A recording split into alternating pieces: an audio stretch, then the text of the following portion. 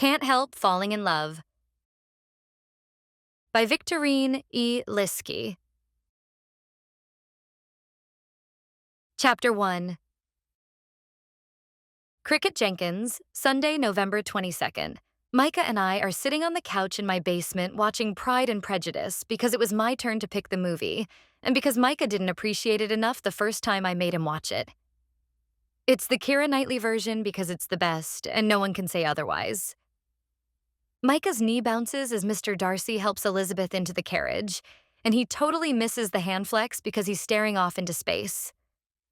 I pause the movie and turn to him, frustrated. All right, spill it. He glares at me. Spill what? You know what? You've been acting fidgety and weird ever since that text you got at dinner.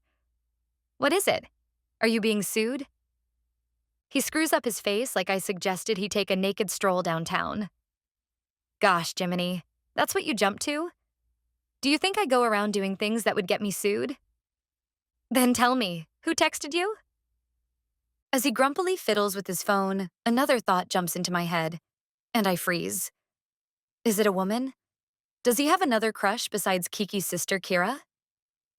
My insides twist as I wait for him to confess he's once again in love with some woman I can't compete with. He always goes for the beautiful brunettes. Someone he will moon over and pine for while I stab my eyeballs with a fork. I thought he was still all about Keira, but maybe he's moved on since she doesn't seem to be into him. He sighs and slides his phone over to me. Just read it. I look at his screen. It's a text.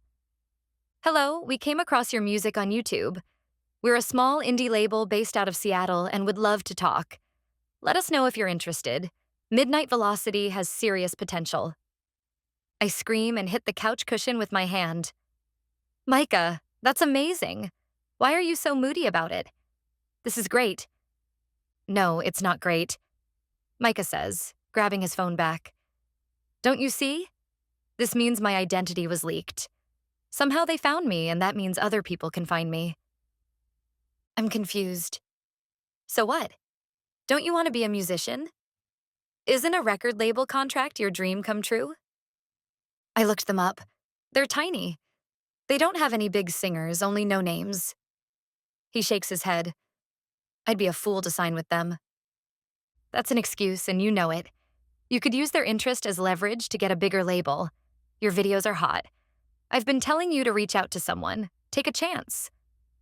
Micah shakes his head again. Can't I just keep doing what I have been? What's wrong with singing on YouTube? I twist my hands together. Nothing's wrong with it. He gives me a flat look. But? I shift on the couch and pick at a thread.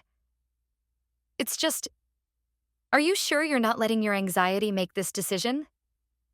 Don't do that. Do what? He rolls his eyes. Act like my therapist. Ouch. That hurts. Then get a real therapist. Stop it. I don't need one. I can handle it. Right. And that's why you're going to give up this amazing opportunity. He huffs. I made $2,000 last month. My last video hit 100,000 views in 48 hours. I don't think I need some no-name label. Then let me contact some bigger labels. I blurt out. You? He sits up. Why would you contact them? I rub my thumb against my palm in a lame attempt to calm my racing heart. I've thought a lot about this, but this isn't the way I wanted to start the conversation. I'd mostly just daydreamed about how I could stay close to Micah, even after he gets super famous and becomes the singer-songwriter he's meant to be. I know it will happen. It's only a matter of when. I could act like your manager. He squints at me. Manager? You know, negotiate contracts and take care of the business end of things while you write the songs and produce the music. I know what a manager does, but why would you want to do that? I bite my lip. Yeah, stupid of me to want to be near Micah. I've just been in love with him for years, and he doesn't even think of me as a woman. I shouldn't want to. I should go get a real boyfriend. Someone who adores me and treats me like Mr. Darcy treats... Well, maybe not someone who thinks I'm barely tolerable. But Mr. Darcy adores Elizabeth by the end of the book. Someone like that. I shake my head to snap myself out of my thoughts. You need a manager. You're only going to grow in popularity, and I know you're nervous about negotiating contracts. He grabs a throw pillow and hugs it to his chest. That's not what I'm nervous about. I already know what his issues are. I could deal with all the people for you, I say quietly. Then all you'd have to do is perform. He gives me a side eye. You'd do all the people things? I'm an introverted book nerd, but I can force myself to talk to people, especially if it means I get to stay near Micah. Yeah, I'd do all the people things. Then I'm fine with you being my manager. He slides his phone to me. First, find out how these guys found me. Okay. Do you care if I ask to see a contract? I don't care about that. I want to know how they found out my name and phone number first. Then you can find out contract terms. And do that thing where you contact bigger labels and stuff. I press my lips together to hide a smile. Micah does want to be a rock star. I knew it. All right, I'll do all that. Okay then, you're hired. Good, how much will you pay me? He glares at me. Wait, was this all a ploy to get at my money? Yes, I deadpan. You're going to be worth millions and I want my share. He lets out a bark of a laugh. Oh, you're funny. I grin at him. I am. He pokes me in the side, making me squirm away from him.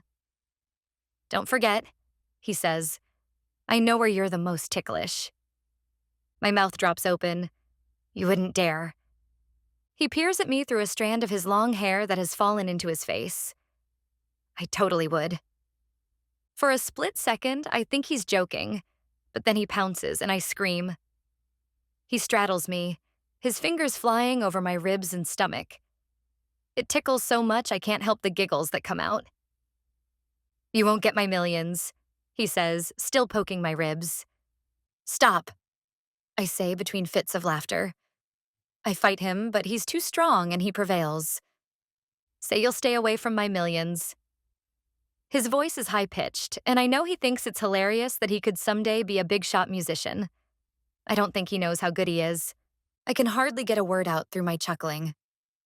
Uncle, I finally manage to say, and Micah stops. I grab his hands as I try to catch my breath. A shock of awareness races through my veins as I hold his hands still. Touching him is like holding a live wire. Electric. Dangerous. I swallow. You're so mean, I say to distract myself from the softness of his skin and this feeling of being so close to him. He grins down at me. You're so cute when you're begging for mercy. I look at his signature Barrett brother dimple, and all the air rushes from my lungs. I can't breathe. I can't think. My heart thumps in my chest as I stare at Micah. How can he not feel this? How can he practically sit on my lap, holding my hands and not feel anything? It hurts. Not physically. It hurts me deep inside. Get off me, I say quietly. He threads his fingers through mine. I don't know. I think I have the advantage here. His smile, his touch, it all pains me deeply because I know he doesn't feel the same about me. Get off, I say more forcefully. He lets go of my hands and jumps up. What's wrong? Was I hurting you? Yes, I mumble, knowing but not caring he will take it the wrong way.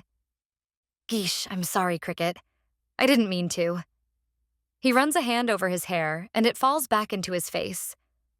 It's okay, I say, grabbing the remote. I press play on the movie, then hit rewind. You missed the good part. Pay attention. He plops down next to me. All right, don't get feisty. I'll watch your romantic crap. I whack his leg for calling my favorite movie crap, but I'm not really mad. This is what we do.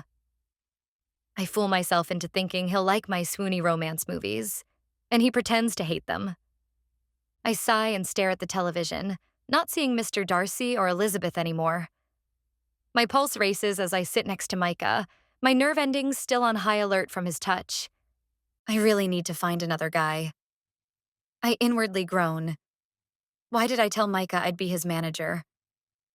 I need to get a life. Chapter 2. Micah Barrett, Sunday, November 22nd. As I sit on the couch next to Cricket, I wonder why she reacted like that to me goofing off with her. I know I wasn't hurting her. My weight wasn't even on her. She seemed upset, but we play around like that all the time. She's never gotten mad about it before. It's just what we do, so now I'm confused. It's really nice of her to let me stay in the guest bedroom in her parents' basement, but I can't stay here forever. They'll be home from Asia in a month. I've got to tell my brother I've quit school, but he will totally freak out on me. So I'm leaving it as a problem for future Micah. Maybe I can find a place of my own and delay telling him for just a little bit longer.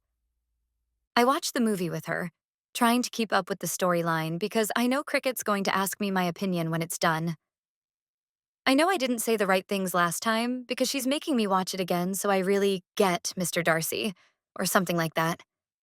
Just before it ends, I covertly pick up my phone and Google why women like Mr. Darcy.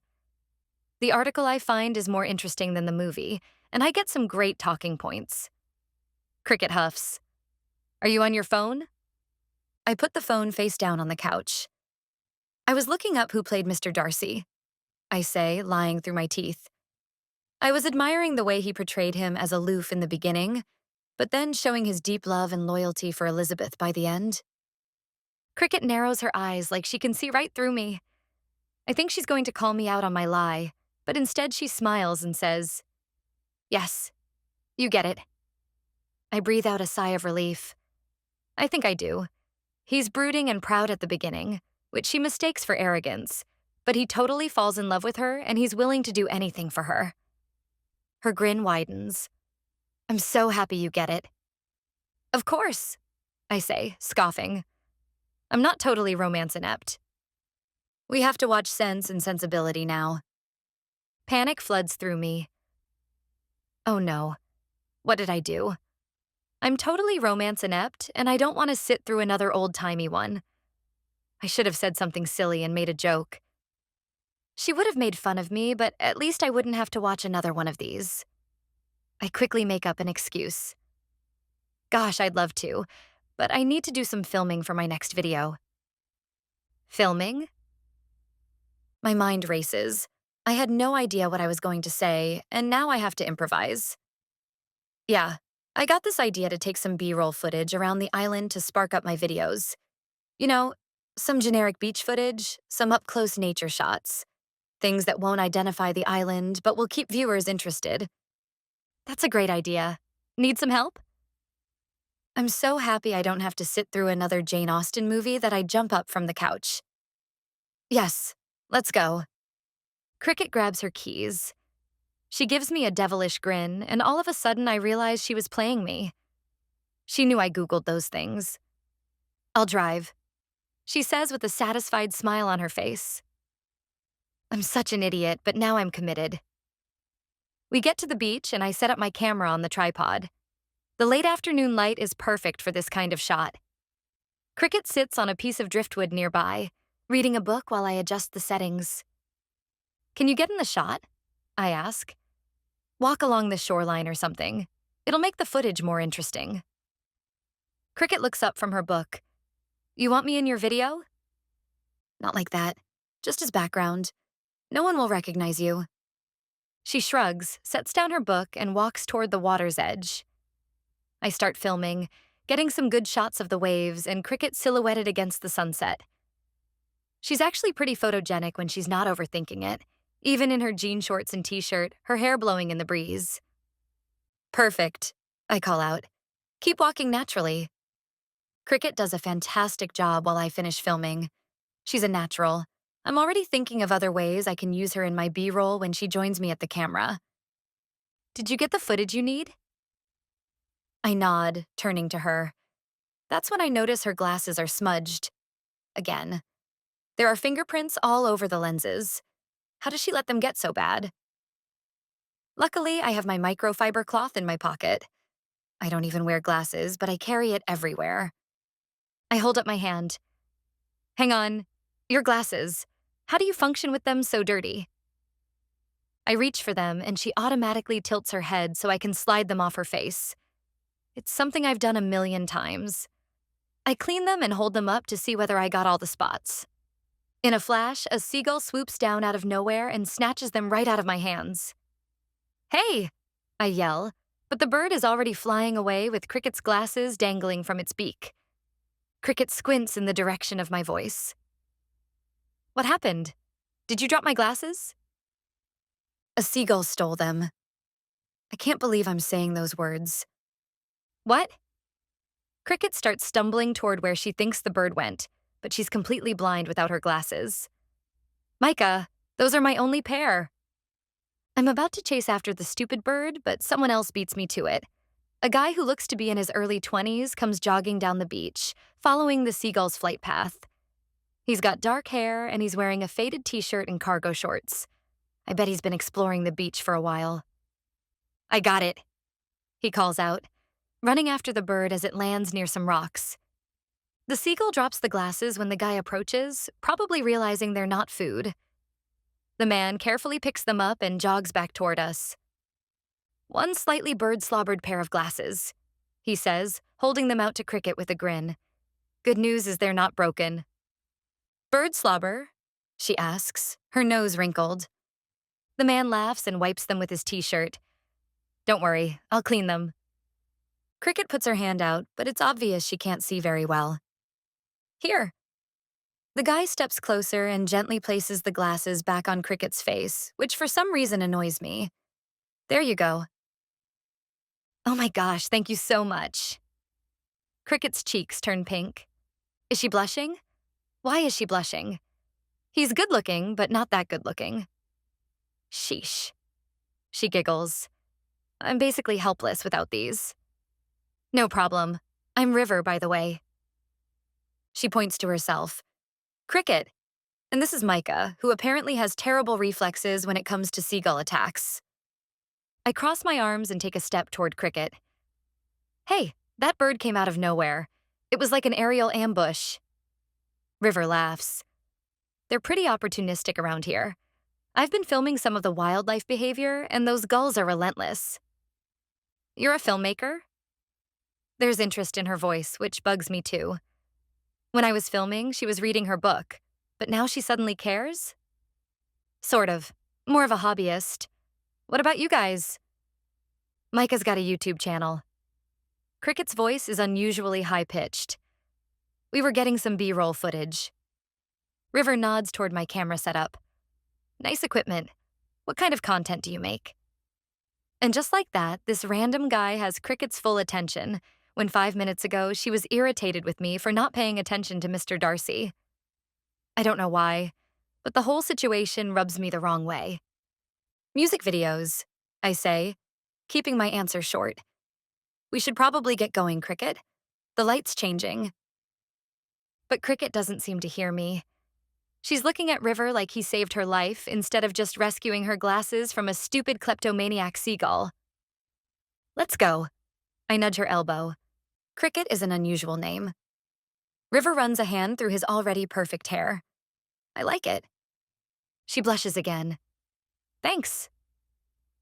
Weren't you going to go by Christine from now on? I say.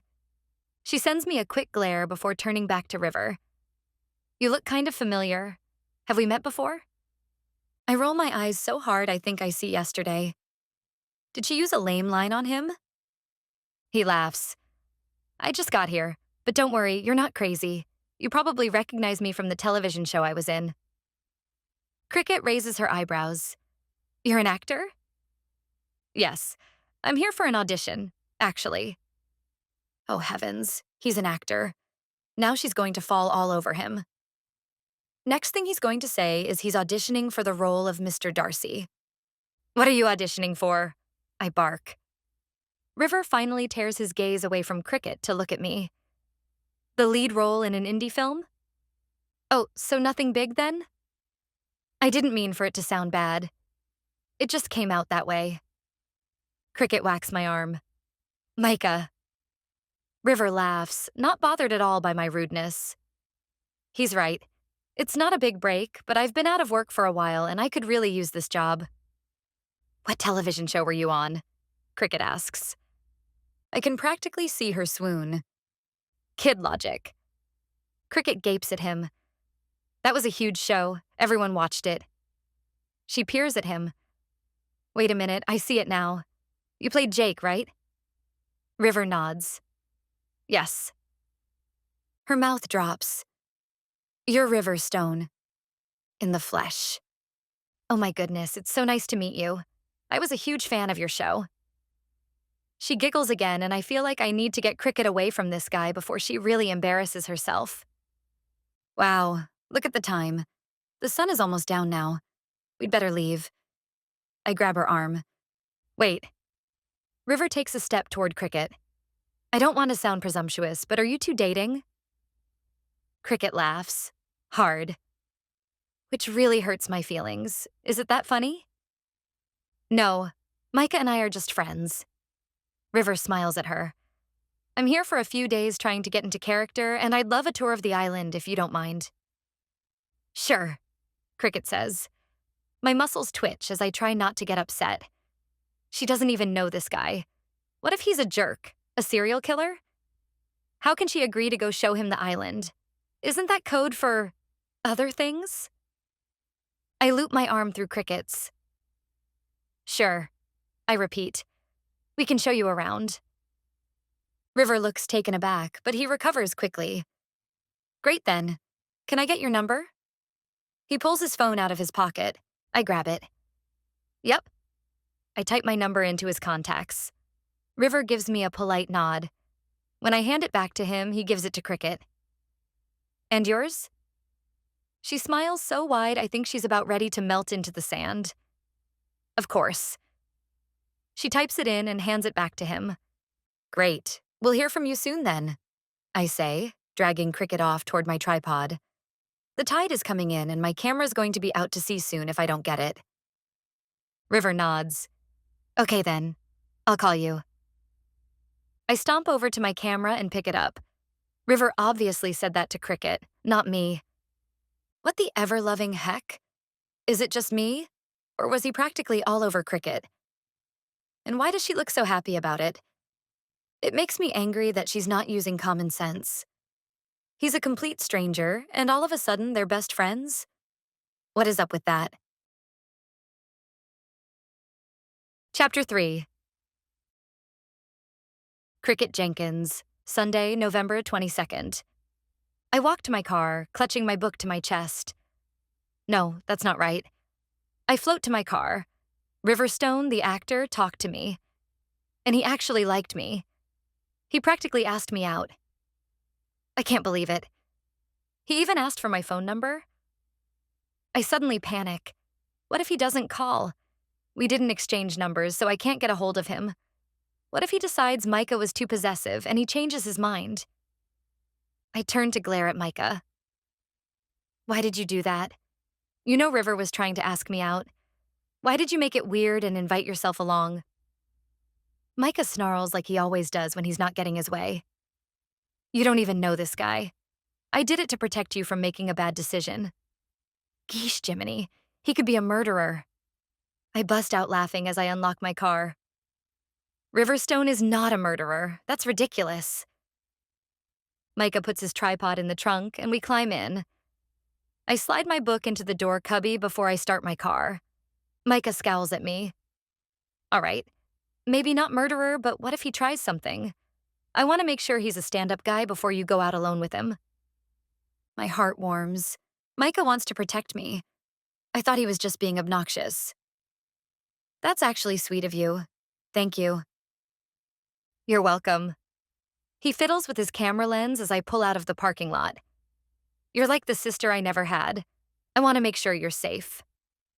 My warm feeling turns cold in an instant. Sister? That's how Micah sees me? Is that why, in all these years, he's never made a move? I could not believe that Seagull took off with your glasses. That was insane. I switch on my turn signal and change lanes. I'm so glad River got them for me. You should have seen him take off after that bird. Micah chuckles. It was something else. My heart warms again. A total stranger did that. For me. I still can't believe he turned out to be Riverstone. Well, you know you can't go out with him. Why? Because Cricket and Riverstone? Sounds like a nature documentary or a summer camp. I make a PFT noise and stick out my tongue. You're just jealous. Jealous? His voice cracks. As if. Yeah, I know he's not jealous. The knife stabs a little deeper into my chest. If only he were jealous. If only Micah saw me as anything other than a sister. I want to die. I pull into my parents' driveway and park the car. It's a 3-car garage, but it's full of my father's precious Mustangs. He's got 3 of them, so I have to park in the driveway. As Micah and I walk to the door, my phone chimes, and my heart stutters. Micah's the only one who ever texts me, but he's right beside me, his tripod taking up both hands, so I know it's not from him. It can't be from River already. Can it? I hold my breath as I fish my phone out of my pocket while trying not to let my book fall. Hey, is this Cricket? I'm making sure you didn't give me a fake number. It's followed by a squinty, grinning emoji. I squeal and drop my keys in the grass. It's him. He texted me. Micah bends down to search for the keys. Holy buckets, Jiminy. Calm down. He's just a guy. I hug my phone to my chest, along with my book. So now he's a regular guy? Not a serial killer? Micah grunts as he grabs my keys and stands. Funny. I whack his shoulder. Let me be happy. He slides the key into the door lock, then turns to me. Be careful. That's all I'm saying. Of course I'll be careful. You're coming with us anyway. Micah still doesn't look happy. Yeah. I go down the stairs to the basement with Micah and text River back. Yes, it's me. I send a smiley emoji with it.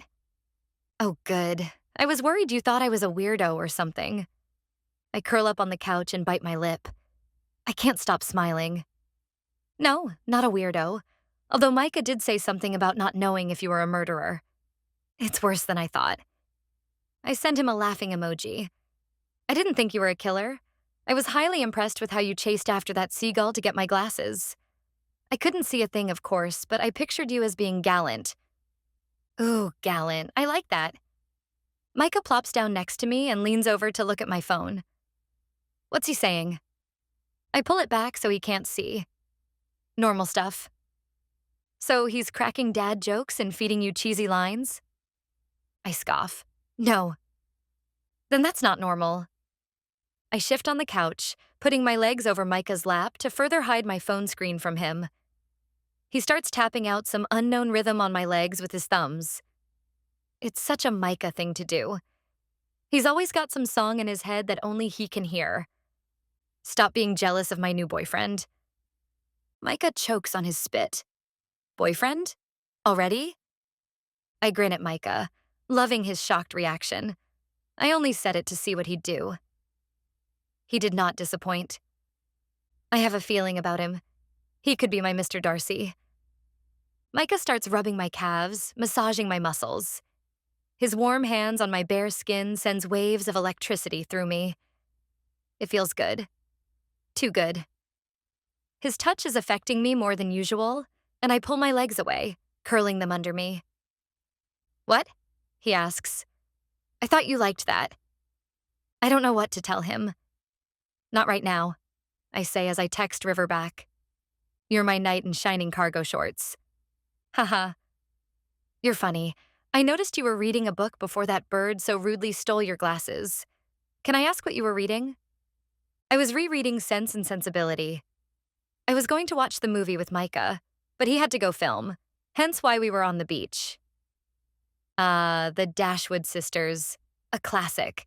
And I like that you use the word hence in regular conversation. I about swallow my tongue. You've read Sense and Sensibility? Yes, but it's not my favorite Jane Austen book. I hold my breath as I type. What is? Emma. I can't believe Riverstone is an Austen fan and not afraid to admit it. And Emma is a great book, but not as good as Pride and Prejudice, and I'm not afraid to pick a fight about it. You almost had me. What does that mean? It means you were almost the perfect man for me. But sadly, I can't be with someone who can't see the absolute perfection in Mr. Darcy and Elizabeth. Meh. She's tolerable. I laugh out loud at that, and Micah raises his eyebrows so high his forehead disappears. What's he saying? He reads. And not only that, but he also reads Jane Austen books. And he's funny. I think I'm in love. That last part slipped out without me thinking. Micah's eyes go wide. Hold on. You can't be in love. You just met the guy. Micah jumps up from the couch and starts pacing the floor. You know nothing about him. I don't trust this guy. He could be a total jerk. I don't like this Jiminy. Not one bit. He rakes a hand through his hair. I bust out laughing. Relax, Micah. I was kidding. Micah walks back to me. Really? I nod. Yeah. He puts a hand on his chest and exhales. Good, because I was seriously worried. I grin at him. I promise not to fall in love until tomorrow.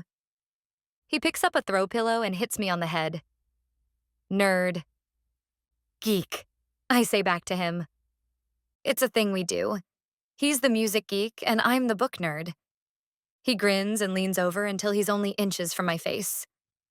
Let me make sure he's not a jerk first before you go falling in love. Okay? I think it's sweet that he cares that much. In fact, it's more care than he usually shows for me, which makes my heart race. That, and he's really close to me. I don't know why he's so close, and it's making my body all tingly. Okay, I say, suddenly sounding breathless. Micah smooths my hair back and leans even closer. I have no idea what he's doing until I feel his warm lips on my forehead. Thanks, he whispers. My heart stops. Micah's never kissed me before. Not on the forehead, not anywhere. It sends my ovaries into shock. What the heck? Micah goes into the room where he's been staying and closes the door. I sink into the couch, my entire body melting. Micah kissed me. I want to scream. I want to run around the block 5 times because my body is so full of energy I feel like bursting. But as I stare at his bedroom door, I realize he didn't kiss me because he likes me in that special way. He kissed me like he'd kiss a sister, like he kisses Skylar. Depression seeps into my bones and I close my eyes. I really need to forget about my crush on Micah. It's killing me. Chapter 4. Micah Barrett, Monday, November 23rd. I strum my guitar and grab my pencil to write down a chord. A melody has been running through my head, and I need to get it down before it leaves me. I stick my pencil in my mouth and pick out a few notes.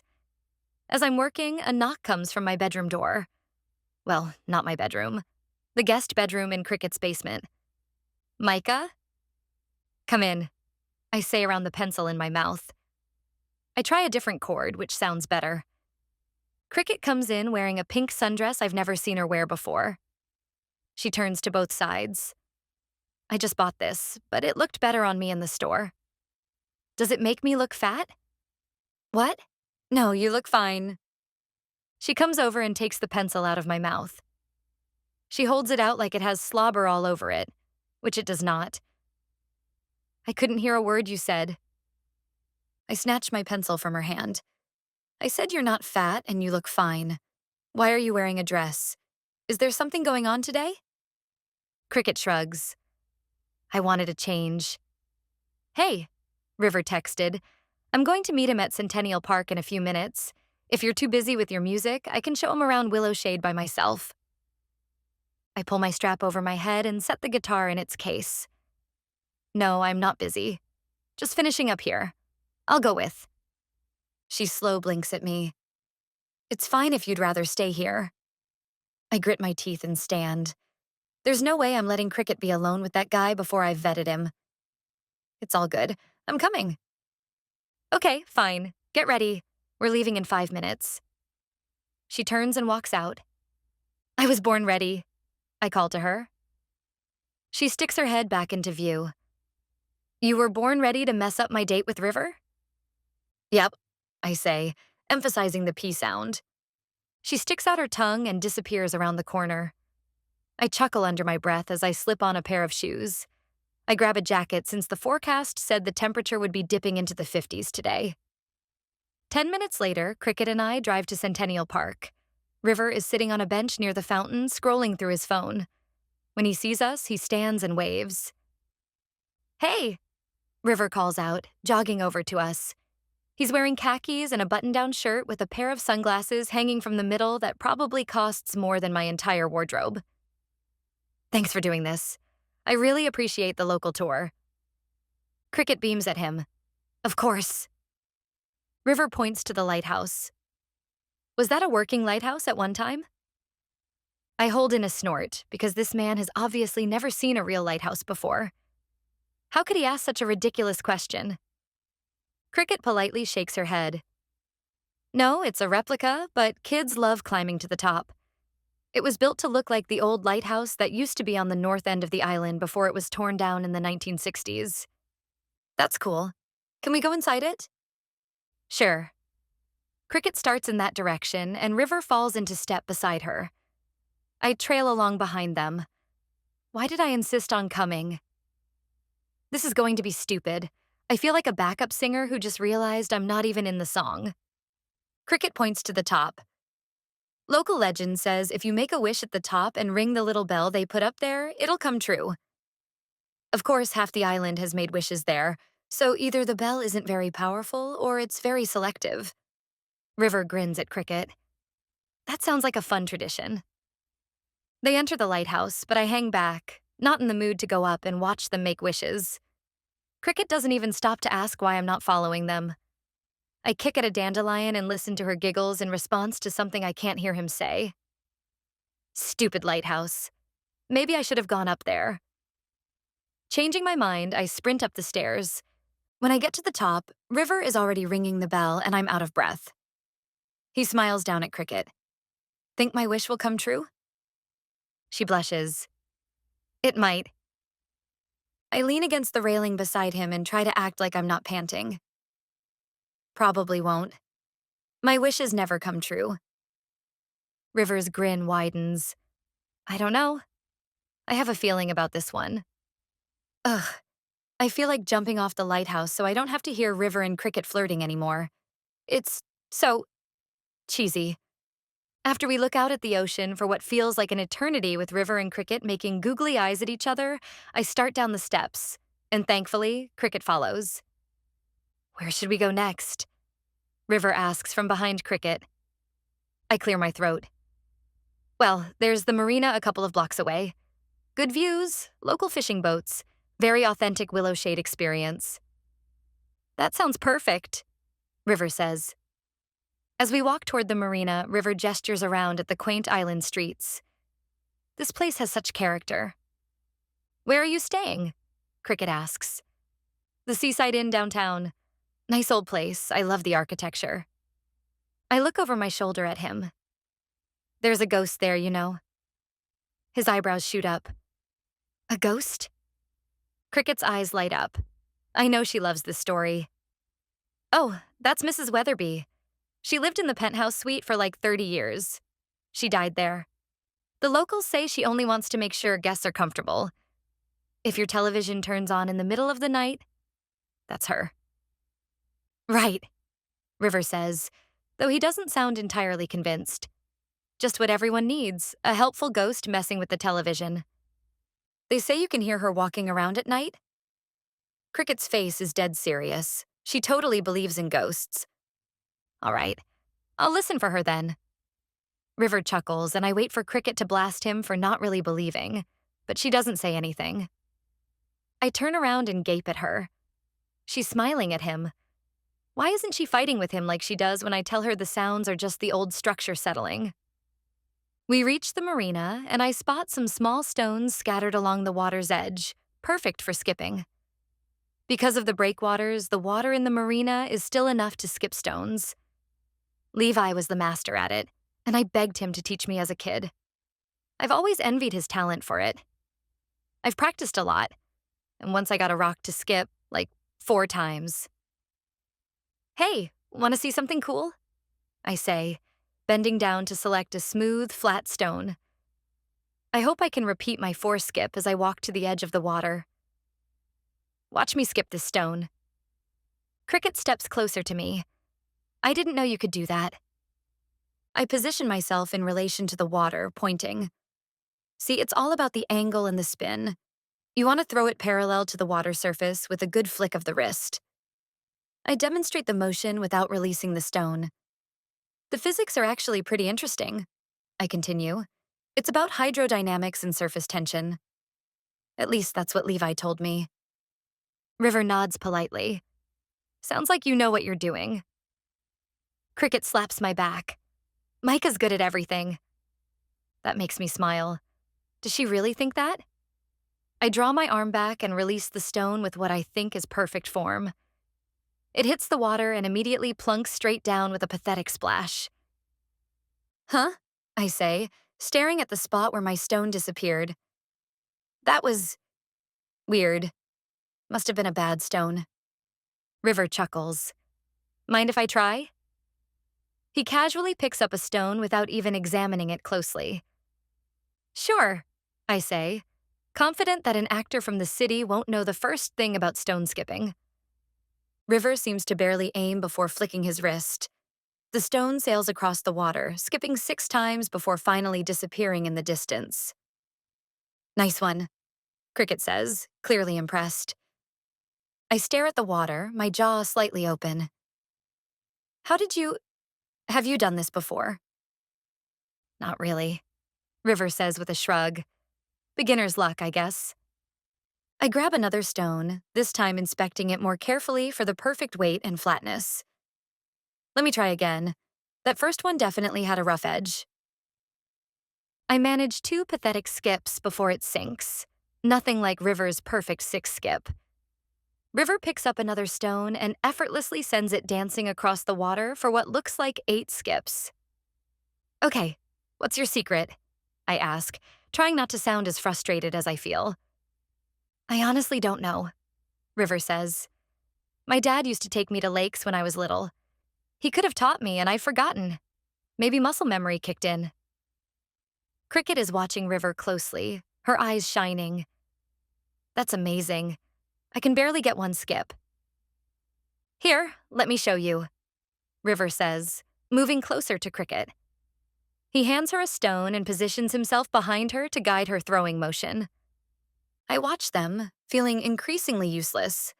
My one chance to show off my island skills, and this Hollywood pretty boy makes it look effortless. Plus, I gave him the perfect reason to put his arms around Cricket. I'm an idiot. Chapter 5. Cricket Jenkins, Monday, November 23rd. River guides my hand to show me how to throw the stone and make it skip. I've never had a guy this close to me before.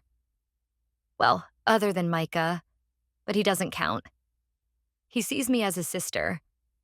River places a hand on my hip and warmth spreads through me. I know he's showing interest in me, and I have to admit, I love it. It's a feeling I'm not used to. I could get used to it really quickly. Did you see that dolphin? Micah asks, pointing out in a different direction. Sorry, no. I say to Micah as I lean into River's chest. Show me again how to throw it. Like this. He brings my arm back and demonstrates how to flick my wrist as I toss the rock. I love that you know how to do this, I say, following through with the movement again, trying to get it right before I actually try to throw it. I think you've got it, he says, stepping back. Go ahead. I practice once more before I throw it. Once I let it go, it skips 3 times and I clap with glee. I did it. Great job. River holds up a hand and I give him a high five. That was awesome, Cricket, Micah says, and I can tell he's really impressed. He looks good today in his brown leather jacket. It's my favorite. In the winter, it's like a second skin on him, and it suits him well. I feel a full-body blush coming on. I always react this way to Micah when he pays a little attention to me, and it's embarrassing. Thanks. You guys hungry? Micah shoves his hands into his jacket pockets. We could go to Sandwichery, then check out my brother's bakery. That sounds good. Is it far?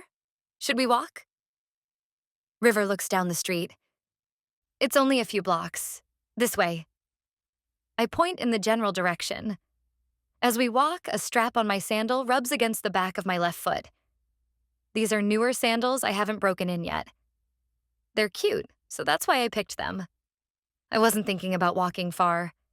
I try to adjust my gait so it doesn't hurt so much. When we get to Sandwichery, River holds the door open for me and Micah, and I make note of it. He's such a gentleman. I'm sure I have hearts in my eyes.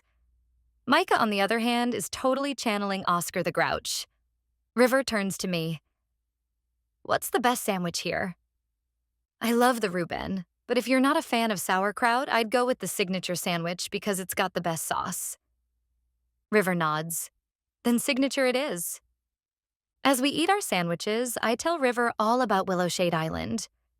I talk about how it was settled over a century ago, how the bridge to the mainland was built in the 1970s, and how everything before that had to come by boat. He listens intently to me, which is amazing. When I'm talking to Micah, he always looks like he's writing song lyrics in his head. That sounds mean. I know he's a songwriter, and it's hard for him to turn it off. Plus, I'm sure I do it too, writing my next chapter in my head while Micah's talking to me. I try to pay attention when River talks, to give him the same courtesy he's giving me. After lunch, we walk down Main Street and stop inside Levi's bakery. Claire grins when we walk in, wiping a hand down her apron that says, "Crumb and get it." Hey, I thought you guys had school today. We're off for Thanksgiving week, I say. Oh. Claire looks at Micah. Are you back home then? I was under the impression you were still at school this week. Crap. We didn't even think about it being break. I quickly improvise. He'll be home tonight. We're showing River around town today. River, this is Claire, Micah's future sister-in-law. Claire, this is Riverstone. He's here to audition for a role in a film. Claire's gaze bounces between me and River, and she smiles. Ah, I see. So nice to meet you, River. She squints at him. You look familiar. He chuckles, like this happens to him all the time. You probably remember me from my show, Kid Logic. I played Jake. Claire's eyes widen. That's it? Wow, you've grown up. River laughs, and a couple of customers turn to look at him. I get that a lot. Levi comes out from the back, wiping his hands on a towel. Hey, good to see you guys. I introduce him to River, and we pick out some treats for later because we're too full to eat them now. We leave the bakery, and River carries the pastry sack as we continue along the downtown strip. I point out various shops and local landmarks to River, trying to be a good tour guide. Micah's quiet, trailing along behind us. Serves him right. I hope he feels awkward because he's the one who insisted on coming with us. He knew it was supposed to be a date. I think it's kind of funny now that he's so sullen. Oh, we should go in here, I say, stopping in front of a large storefront with elegant gold lettering that reads, Tidewater and Company. They have really nice things. You might find a souvenir. River nods as he takes in the signage. Sounds perfect. We walk through the glass doors. The smell of expensive perfume permeates through the air, and fall decorations are everywhere. A massive banner stretches across the entrance. Bridal Bliss Weekend. Register now and save 20%. Before we can even look around, a woman in a crisp white blazer and pearls approaches us with a clipboard and the biggest smile I've ever seen.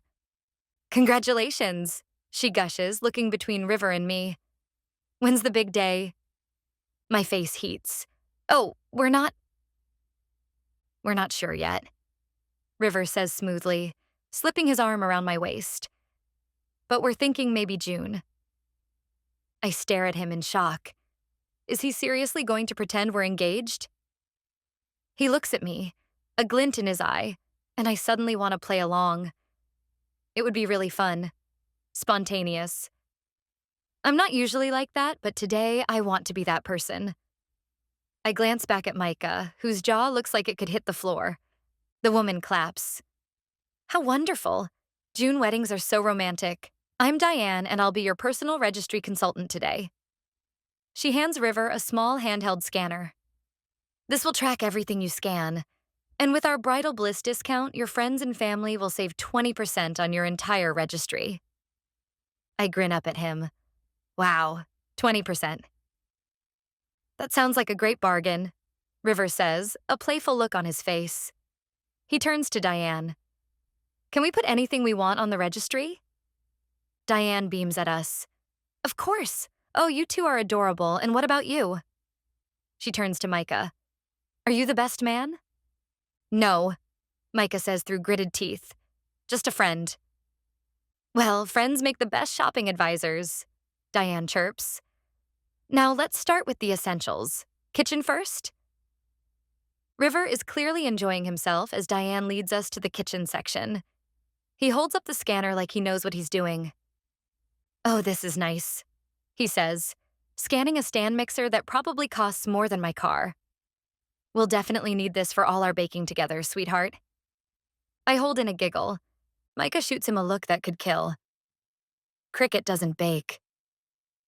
Then I'll do all the baking when we're married, River says with a wink, and Diane actually sighs like it's the most romantic thing she's ever heard. I glance at Micah, who looks like he wants to throw the mixer at River's head. And China, Diane exclaims, dragging us to the next section. You simply must have a good China pattern. Something timeless. River picks up a plate that looks like it belongs in a museum. What do you think, honey? The roses or the gold trim? The gold trim, I say, grinning at him and sliding my arm through his. Excellent choice, Diane says. Very classic. Your children will treasure these someday. Children? River doesn't miss a beat. We're already talking about names. Gip if it's a girl and Thor if it's a boy. I try really hard not to let out any laughter, but a single haw slips out. I press my lips together as River totally keeps his cool, not even a snicker. Okay, two can play at this game. River hands me the scanner. Want to pick out the crystal, honey? I take the scanner and the challenge of trying to make him laugh. I start going crazy as I scan everything from crystal wine glasses to matching bathrobes. His and hers, I announce, holding up two fluffy white robes. For lazy Sunday mornings. River's facade doesn't crack. He nods enthusiastically at me. Perfect. You two are precious, Diane gushes. I can tell you're going to have such a happy marriage. I'm barely holding in my laughter. Behind us, I hear Micah make a sound that's somewhere between a scoff and a growl. What about towels? River asks, moving to the next display. We need good towels, don't we, darling? Oh, yes. I pick up a hideous fuchsia-colored one. We should add these. River makes a small snorting sound before he quickly recovers and nods. That color will go great with this shower curtain. He holds up one with bright sea animals that kind of looks like the ocean threw up on it. Can we be done yet? Micah asks. Oh, but we're just getting started, Diane says, walking to the next section. We haven't even looked at small appliances yet. Every couple needs a good blender, coffee maker, waffle iron. River grins at Micah. Micah, what do you think? The 12-cup coffee maker or the espresso machine? Micah glares at him. I think this whole thing is stupid. The espresso machine it is, River says cheerfully, scanning it. Micah's right. Go big or go home. I can tell that's not what Micah meant, and from the way River's grinning, he knows it too. Diane continues leading us around the store, oblivious to the fact that we're just trying to make each other laugh and not actually planning a wedding. River and I keep making jokes about our future home and trying to one-up each other on the most ridiculous items. Salt and pepper shakers in the shape of toilets, a pineapple lamp wearing sunglasses, a doormat that says, "Come back with tacos." This is perfect for entertaining, he says, scanning a whale-shaped cheese board. For all our dinner parties. Micah sighs loudly. You won't have dinner parties. Not with that attitude, River says, and Diane laughs like he's a comedian. By the time we finish our registry consultation, River has laughed a total of 2 times, but I'm up to about 16. Diane hands me a folder full of wedding planning brochures. Congratulations again, Diane calls as we head for the exit. You two are going to have the most beautiful wedding. The moment we're outside, I crumble. Okay. You totally won the whole no laughing thing, but you're an actor, so you had the clear advantage. River finally cracks. That was so funny. I about lost it when you scanned those toilet salt and pepper shakers. I mean, who buys those? I have a hard time breathing. I know, right? Micah frowns. Are we done here? Because I'd rather be literally anywhere else. I slap Micah on the back. Sorry, we were just playing around. I didn't mean for it to take that long. I'm sure you were bored to death. A muscle in Micah's jaw twitches. Yeah, bored. I kind of feel bad for Micah, but not totally, because he did this to himself. I loop my arm through River's. Okay, honey, we should go to the square next. I want to show you the courthouse and the fountain. As we walk, I try to ignore the pain in the back of my left foot. I'm going to have a blister soon if I don't already. I keep trying to adjust how I walk, but it's not working, and the strap is rubbing my skin raw. Excuse me, a woman says, coming up to us. I'm so sorry to bother you, but are you Riverstone? Chapter 6. Micah Barrett, Monday, November 23rd.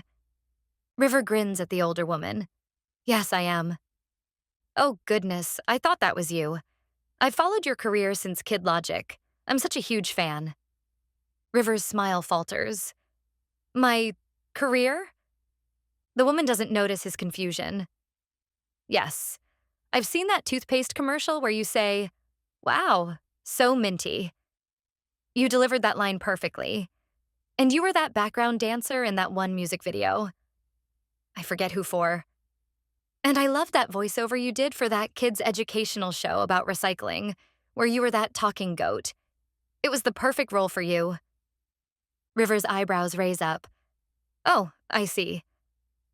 Can I have your autograph? River nods. Sure, of course. The woman whips out a grocery list from her purse and flips it over. There, this is perfect. As River attends to his fan, I glance over at Cricket, who is rubbing her arms while still trying to hold the bridal folder and the treats from the bakery.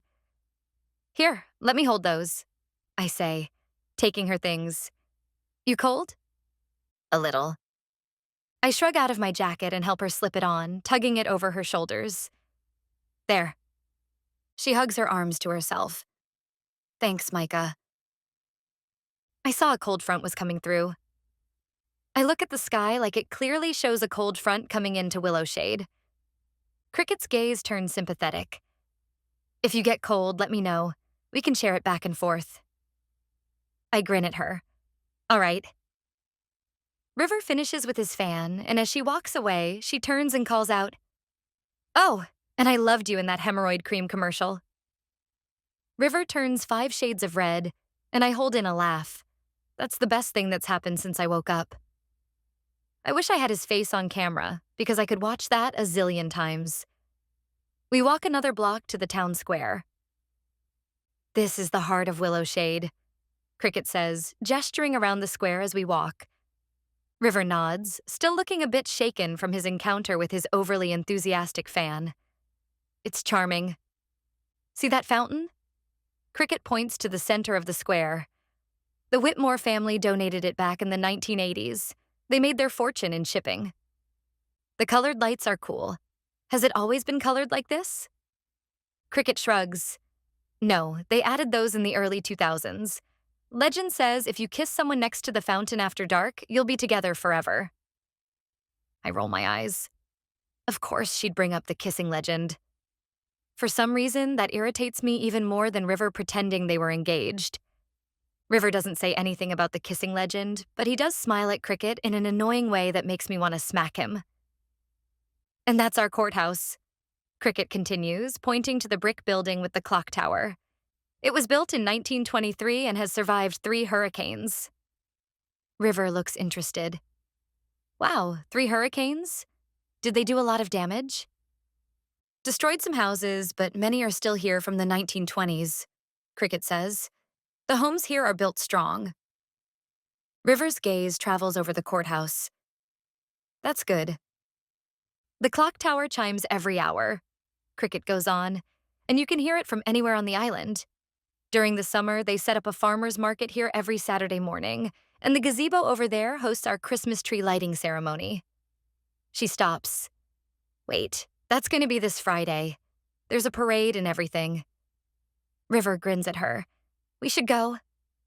Of course he leaves me out completely, which bugs me more than it should. I know he likes her, and I should butt out. He's obviously a nice guy, not a killer. Cricket looks pleased. I'd love to go with you. River sighs and looks around the square. This sounds like a really close-knit community. It is. Sometimes too close-knit. Everyone knows everyone's business, I say. As if to prove my point, an older man walking his dog waves at us. Good afternoon, Cricket. How are your parents doing? They're touring Asia right now, aren't they? They're good, Mr. Henderson. Having a blast. Tell Mrs. Henderson I said hi. River chuckles. I see what you mean. This used to be where the old market was, back when everything came by boat. Cricket explains. The whole area is decorated for every season. Pumpkins in fall, lights in winter, flowers in spring. The steps of the courthouse are where all the high school seniors take their graduation photos, I add, remembering my own awkward senior portrait session there. Including this guy, Cricket says, nudging me, though he spent the whole time complaining about having to wear a tie. River grins. I can picture that. Great. Now they're bonding over my hatred of formal wear. I want to duck out of this day, but I made such a big deal out of coming with them, I feel like I can't. As we walk back toward the car, Cricket talks about some of the things we didn't get to walk by on the island, and about the famous annual Willow Shade Festival.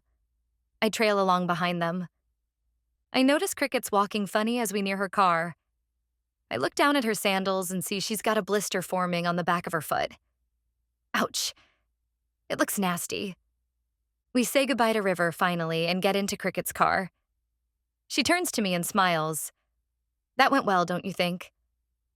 I grudgingly admit it did. Yeah, he's a nice guy. She gives me the side eye. So you no longer think he's a murderer? All right, he's not. You can date him. You've already registered for your wedding. Sheesh. She laughs as she pulls on her seatbelt. Good, because I was going to date him whether you said I could or not. I know. You've already made plans for the Christmas tree lighting ceremony, the one we always go to together. Cricket stares at me. I'm sorry. I didn't even think about it. Do you want to come with us? Her eyes glint, and I know she's kidding. No, I huff. I've had enough of hanging around you two. She pulls out into traffic. I'm sure you'll manage. Why don't you ask Kira if she wants to come with you? Sure, maybe. I say it, but I don't mean it. I'm pretty sure she doesn't like me that way. At least that's the vibe I'm getting from her. And I'd rather be wrong than humiliated. When we enter the house, Cricket motions toward my room. Gather up your stuff. You've got to go home like you're home from college this week. Oh, right. I set the pastries we purchased on the kitchen counter with the bridal brochures. As I head to the basement to get my stuff packed, I remember her foot and veer off into the bathroom. I come back with a Band-Aid and some ointment. Sit first. Cricket looks at me funny. What? Just sit down. I gently guide her to the couch. She sits. I take her left foot and undo the strap on her sandal. Then I look at the blister. Dang, girl, this looks painful. You should have taken your sandals off. I would have carried you on my back. I see something in the way she looks at me, but I'm not sure exactly what it is. Doubt? Gratitude?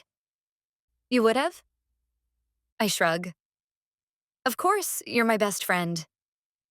I put some ointment on her blister, then I place the Band-Aid on top and smooth it gently. There. I look up at her, and she has tears in her eyes, but I have no idea why. What's wrong? I turn to sit next to her. She blinks and one tear slides down her cheek. Nothing. I cup her face, catching the tear with my thumb. I don't like seeing her cry. Something. She smiles through her tears. No, it's just, you're sweet. That's all. I have this incredible urge to kiss her, which is ridiculous. Why would I kiss Cricket? We're friends. We've always been friends. Am I jealous right now of Mr. Child Actor swooping in and kissing my best friend? Because I'm sure he's going to try it on Friday when they're on the square for the lighting ceremony. Cricket made a whole point to tell him about the legend and everything. I'm annoyed that he's going to kiss her. But why? I'm not sure. I've never thought about Cricket getting a boyfriend. Having her first kiss. Falling in love. Thinking about it kind of drives me insane. I lean forward and place my lips on her cheek, kissing off one of her tears. I don't know why I do it. It just feels right. I kiss her other cheek and pull back. Don't cry, I say, which is dumb. She's already crying. It's okay, she says, looking down.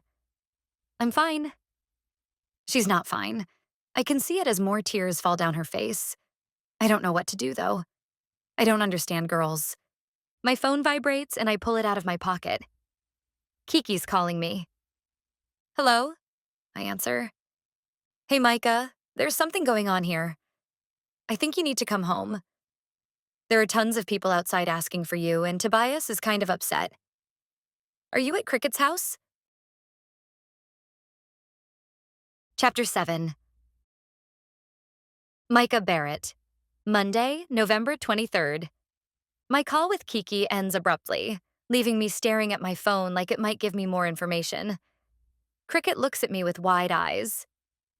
What's wrong? She asks. I'm already pacing the floor. I have to go home. Something's happening. My hands are shaking as I stuff my phone into my pocket. There are people at my house looking for me. Lots of people. Cricket jumps up. I'm coming with you. You don't have to. I'm coming. Her voice is firm in that way that means arguing is pointless. She slips on her sandals and grabs my hand. All traces of her tears are gone. We look out the window to get a view of the situation. There have to be at least 30 people crowded on my front lawn and spilling onto the sidewalk. Some are holding phones, recording videos. Others have signs. I can't read what they say from here, but my stomach drops anyway. There's even one with a microphone who looks like a reporter. What do they want? Cricket asks. My heart is racing so fast I can hear it in my ears. A woman turns and I finally see her sign. It says, Midnight Velocity. Cricket gasps. They're here because of your YouTube channel. Oh my gosh. They know who I am. They know my address. I know I need to go in there and deal with things, but I can't move. I'm staring at all those people and my skin feels like it's crawling. My chest is getting tight and I can't get enough air. Cricket squeezes my hand. Okay, we'll figure this out. I can't breathe. This is exactly what happened at the dorm party, but worse. So much worse. I can't, I say, my voice coming out all shaky. I can't do this, Cricket. Look at them all. She takes my shoulders and turns me to face her fully. Hey, focus on me. I force myself to meet her eyes instead of staring at the crowd. Take a deep breath, she says. Then she demonstrates. I try to copy her, but it comes out shaky. Another one. Slower this time. I follow her breathing, and my heart rate starts to slow a tiny bit. That's better, she says softly. Now, we don't have to go over there right now. We can take as long as you need. But Tobias will be fine. Don't think about him. She keeps her voice calm and steady. What do you need right now? I run my hands through my hair. I don't know. All those people, they're going to want to talk to me and ask me questions, and I don't even know what they want. Okay, so we'll figure out what they want first. Then we'll make a plan. Cricket pulls out her phone and calls Kiki. I can hear Kiki's voice but can't make out the words. Hey, it's Cricket. We're coming, but Micah needs to know what's going on before he comes to the house. Okay. Autographs? Okay, we'll be there in a few minutes. She hangs up and looks at me. Apparently, your latest video exploded, and you have over 3 million views. Someone figured out your real name and posted your address online. They want to meet you and get autographs. The tightness in my chest gets worse. I knew it. They know who I am. Yeah. Cricket's voice is gentle. Can't I go out to the beach and sneak home out back and then call Noah to get them to go home? Cricket squeezes my shoulder. Is that what you want? To call the police on your fans? My heart sinks. She's right. I can't do that. No.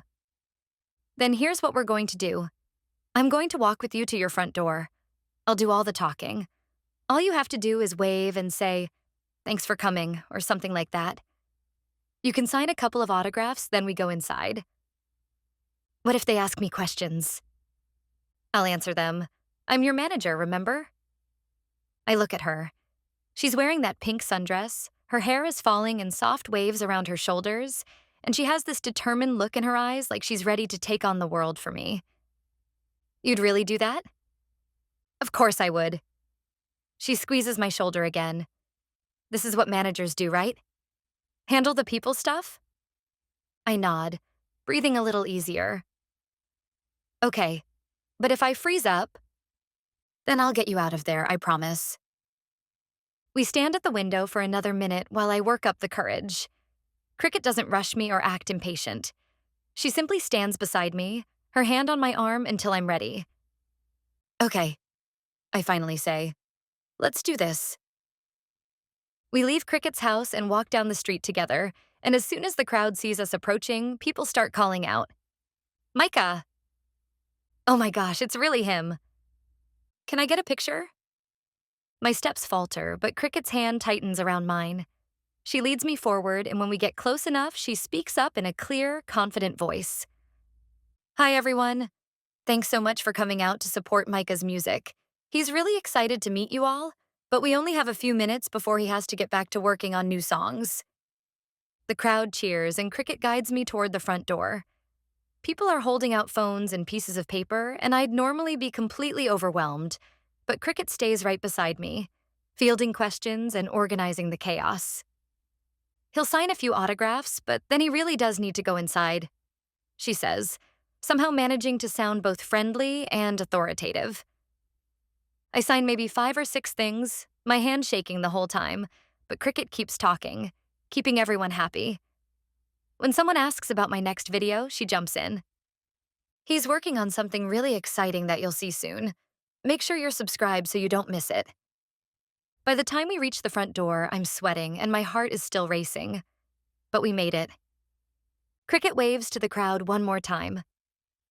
Thanks again, everyone. Micah really appreciates your support. We slip inside and I lean against the door, closing my eyes. You did great, Cricket says softly. I open my eyes and look at her. She handled that entire situation like a pro, never leaving my side, never making me feel stupid for being scared. Thank you, I say, and I mean it more than I've ever meant anything. I couldn't have done that without you. She smiles, and there's something in her eyes I can't quite read. That's what I'm here for. Tobias appears from the kitchen, his eyebrows knit together. There you are. Where have you been?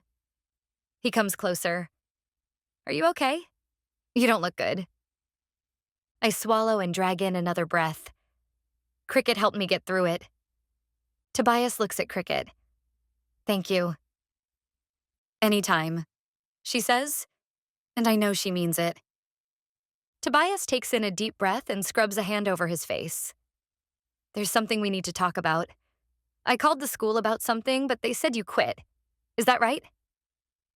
I close my eyes, not wanting to have this conversation. Yeah. I can practically see the steam coming from Tobias's ears, even with my eyes closed. Cricket loops her arm through mine. Micah has social anxiety, which makes it nearly impossible for him to be at school. But Georgia University has an online program. I can help him get enrolled. My eyes fly open and I stare at her. What? She elbows me. Right, Micah. Online school would be much better for you. Yeah, right, I say, going with it. Tobias looks like he took a hot sauce challenge and failed. We can get you help for this. You don't have to quit school. I straighten my spine. I'm making a lot with my YouTube channel now, and a record company wants to talk to me. I want to focus on my music career. The seconds tick by as Tobias stares at me. He lets out a breath and shakes his head. All right. My hope rises. All right? Tobias pulls me into a tight hug. I just want what's best for you. I hug him back, emotion rising in me. I admit, I spent a lot of time resenting Tobias and his demands on me. He's not my father, but I do love him, and he's really trying here. I guess I can try too. Thanks, I say, my throat tight. Chapter 8. Cricket Jenkins, Monday, November 23rd. Are you sure you're okay now? I ask Micah for the third time. We're on the couch in his family room while Tobias and Kiki finish washing the dinner dishes. Skylar is playing with Barbies on the floor in front of us. Yes. He squeezes my hands, his gray eyes showing sincerity. My heart flutters at his touch and the intensity of his gaze. You were a massive help. He sighs. I'm fine now. All the people went home. We're good here. Okay. Come over tomorrow and I'll help you with your socials. I'm sure they've blown up. Micah groans and closes his eyes. I don't even want to look. Good idea. Don't look. I'll deal with it tomorrow. He pulls me into a hug. Thanks, Jiminy. I say goodbye and leave. As I walk the 2 houses down to my parents' house, my phone vibrates. I go to pull my phone out of my pocket and realize I'm still wearing Micah's jacket. I snuggle deeper into it and pull the collar to my nose. It smells of sandalwood and warm spice, like Micah, and it makes my insides tingle. Micah kissed me. Again. Not my lips, but he kissed my cheeks. I practically died and went to heaven. I have no idea how I would handle his lips on mine. It's probably a good thing he didn't kiss me for real. I might not have lived through it. I check my phone screen, expecting it to be Micah sending me something silly, but it's River. My heart sinks. Oh, River. I totally forgot about him. Hey, it was fun hanging out with you and Micah today. But I was wondering if you wouldn't mind going out with me? Just the 2 of us? You know, like a date? As I contemplate what to say back to him, another text comes in. Sorry if I'm coming on too strong. I like you, Cricket. And I kind of felt like we had something going today. I bite my lower lip. River is a nice guy. And I did have fun with him today. Micah doesn't feel that way about me. I should be allowed to go find someone who adores me like Mr. Darcy. I text him back. I would love to go on a date with you. Great. How about tomorrow evening? I could pick you up around 6. I unlock my front door and slip inside, grateful my parents are still touring Asia. The house feels nice and quiet after all the chaos at Micah's. I answer River. That sounds perfect. Any preferences for where we go? I kick off my sandals and head upstairs, still wrapped in Micah's jacket. I should probably give it back to him, but not tonight. Tonight I want to keep it. Surprise me. I'm pretty easygoing. I like that about you. You're not high maintenance like most women I've dated. I frown slightly at that comment, but shake it off. He's probably trying to give me a compliment. Thanks, I think? I add a smiley face to that, so he knows I'm kidding. It's a good thing, I promise. So, tell me something about yourself that I don't know yet. I step into my bedroom and think about how to respond. What do I tell him? That I'm secretly in love with my best friend? That I'd do anything to be near him, even volunteer to be his manager? I shake my head. I'm majoring in marketing, but I really want to be a novelist someday. That's cool. What kind of novels? I start getting ready for bed. I set my phone down to brush my teeth, then pick it up again to respond. Romance. I'm writing one now set in a small town about two people who have known each other forever, but one doesn't realize they're perfect for each other. Like enemies to lovers? More like friends to lovers. She's been right there all along, but he's too blind to see it. I realize what I typed and quickly send another text. Sorry, that probably sounds cheesy. Not at all. It sounds romantic. Maybe you'd let me read it? My heart stops. It's sweet that he's interested. Micah's never asked to read anything I've written? Maybe. I keep my answer non-committal. What's your favorite book? Pride and Prejudice. I've read it about 1,000,000 times. I should have guessed that, given our discussion yesterday. What's your favorite non-Jane Austen book? I have to think about that. I love everything written by Michelle Pennington. Ooh, name your favorite. That's a hard one. Probably A Man Worth Shaving For. It's hilarious. I change into my pajamas, an old t-shirt that might actually be one of Micah's from high school, and climb into bed. I pull his jacket over me and sniff it again. Great. I'll read it. I stare at my phone. That's so sweet. Micah would never do that. I cringe. Why do I keep comparing River to Micah? I must stop that. I like River. I repeat it in my head several more times before texting him back. What about you? Any hobbies besides acting? I like making videos and hiking, and I collect vintage movie posters. That's really cool. What do you do for fun? Besides reading. I pause, trying to think of something interesting to say. The truth is, most of my free time is spent with Micah, watching movies with Micah, helping him with his YouTube channel, just being around Micah. Gah, I need a life. I like movies and music. I think I told you Micah has a YouTube channel. I help him with that sometimes. He's actually a really good musician. That's an understatement, proven by the crowd outside of his house this evening. Kiki said his latest video has blown up. I switch over to YouTube to check on it. Kiki was right. It's got 5.5 million views, and the likes are going up even as I stare at my screen. Another text from River pulls me away from YouTube. That's nice that you're so supportive of your friend's dreams. He's really talented. I think he's going to be super famous someday. He actually had fans outside of his house today. Wow, good for him. And you're a good friend to him. It's rare to find people who believe in their friends like that. I stare at my phone, feeling a strange emptiness in my chest. River is saying all the right things. He's complimentary and sweet and genuinely seems interested in getting to know me. So why am I still clutching Micah's jacket? I should probably get some sleep. Tomorrow's going to be a busy day. Of course. Sleep tight. I'm really looking forward to our date tomorrow. Me too. Good night. I set my phone on my nightstand and lie back against my pillows, pulling Micah's jacket tighter around me. River is perfect on paper. He's handsome, successful, charming. He actually wants to date me, which is more than I can say for a certain gray-eyed musician. But as I close my eyes, it's not River's face I see. It's Micah's. The way he looked at me when I helped him through his panic attack. The way his eyes crinkled when he smiled at me. The way his lips felt on my cheeks, so soft and warm and perfect. I shake away the image of Micah. I should get excited about my date tomorrow.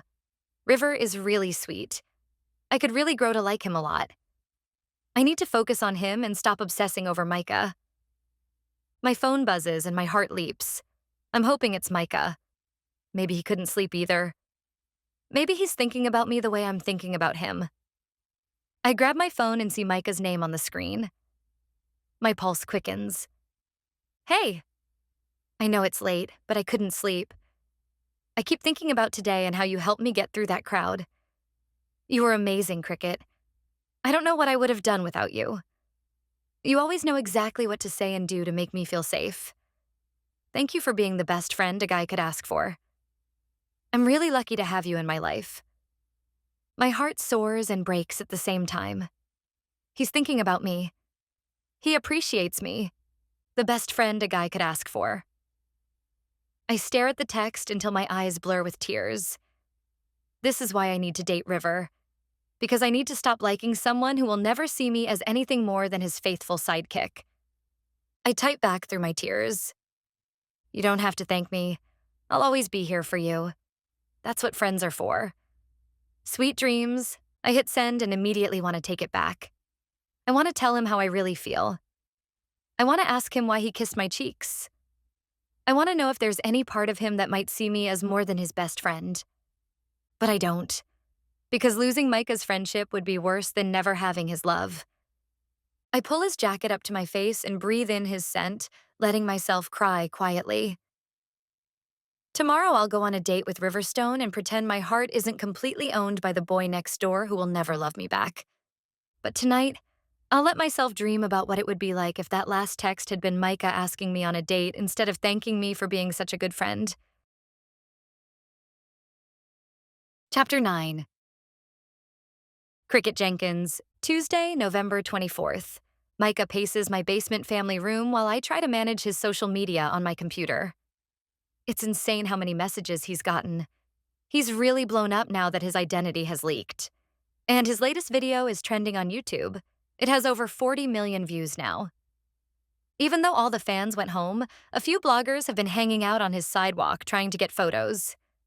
Micah had to sneak over here from the beach wearing a hoodie and sunglasses. I copy and paste the official response I came up with to his socials. Basically, it says, "Yes, I'm Midnight Velocity. I will have new content coming out soon. While I can't respond to everyone, I thank you all for your support." Next, I wade through all the emails that came to him overnight. I see one from Sterling Records, and I freeze. There's another one from Apex Entertainment, and yet another from Atlantic Coast Records. All of the major record companies are emailing him. I scan the contents of the emails. "Micah," I whisper, "you've done it." He stops pacing and comes to me. "What? What did I do?" "You've got all the major record labels after you." His eyes grow wide. "I do?" "This is it. You have your pick. They all want to Zoom with you." I can hardly breathe. I look at him and see the color drain from his face. He looks like he's going to pass out. I jump up from my chair. "Micah, sit down." I guide him to the couch. "I don't feel so good," he says quietly. Take in a deep breath. I sit beside him on the couch, watching as he follows my breathing pattern. His hands are shaking, and I reach over to take them in mine. I ignore all the electric pulses. Micah needs me. "Better?" I ask softly. He nods, but I can see the panic still swimming in his eyes. "Cricket, I don't know if I can do this." "Talk to me." He pulls a hand away and runs it through his hair, making it stick up in different directions. This is all happening so fast. Yesterday, I was just some guy making YouTube videos in his bedroom. And now, he gestures toward my laptop screen. Now, Sterling Records wants to sign me? And Apex Entertainment? These are huge companies, Cricket. They have billion-dollar artists. "And they want you," I say, squeezing his hand. "That should tell you something about how talented you are. Or how much money they think they can make off me." I hear the fear underneath his statement. I turn to face him fully. "Micah, talk to me. What's really scaring you?" He's quiet for a long moment, staring down at our joined hands. When he finally speaks, his voice is barely above a whisper. "What if I sign with one of these labels and they try to change everything about me? What if they want me to write different music or perform in ways that make me uncomfortable? What if they want me to do interviews and red carpet events and..." He swallows hard. "What if they want me to show my face?" I hate to break it to him. His face is already all over the internet. But my heart aches for him. I can see how terrified he is, how the weight of these possibilities is crushing him. "And what if I'm not good enough?" He continues, his voice breaking slightly. "What if I sign this big contract and then I can't deliver? What if I freeze up in a recording studio with all those people watching me? What if..." "Hey!" I reach up and cup his face with my free hand, forcing him to look at me. Stop. You're spiraling. Tears are starting to form in his eyes, and it breaks my heart. I don't know how to be famous, Cricket. I don't know how to be around all those industry people. I can barely handle a crowd of fans on my front lawn without having a panic attack. You won't be alone, I say firmly. I'll be there with you, every step of the way. He shakes his head. You're busy with college, and now you're dating Riverstone, so you'll probably… Micah, stop. Understanding dawns on me. Is that what this is really about? You think I'm going to abandon you? He looks away, but I can see the answer in his face. My insides turn to jelly. He needs me. He wants me with him. Not in the way I've always wanted, but at least he's not shoving me away. Look at me, I say gently. When he does, I make sure my voice is clear and certain. I am not going anywhere. Do you hear me? If you sign with a major label, I will be right there beside you as your manager. If you need me to go to online school to make that work, then that's what I'll do. You can't do that, he protests. You love college, you love your dorm roommates and campus, and I love you more, I say without thinking. Then quickly clarify as my face heats to 1,000,000 degrees. I mean, I care about you more. You're my best friend, Micah. This is your dream. I've watched you work toward this for years, and I'm not going to let you face it alone. He stares at me, and I can see him processing what I'm saying. Besides, I continue, I think you should seriously consider online classes too. You're so smart, Micah. You could easily handle college coursework while pursuing your music career. A lot of musicians do both. Having that education will only make you more well-rounded as an artist. I already quit college, he reminds me quietly.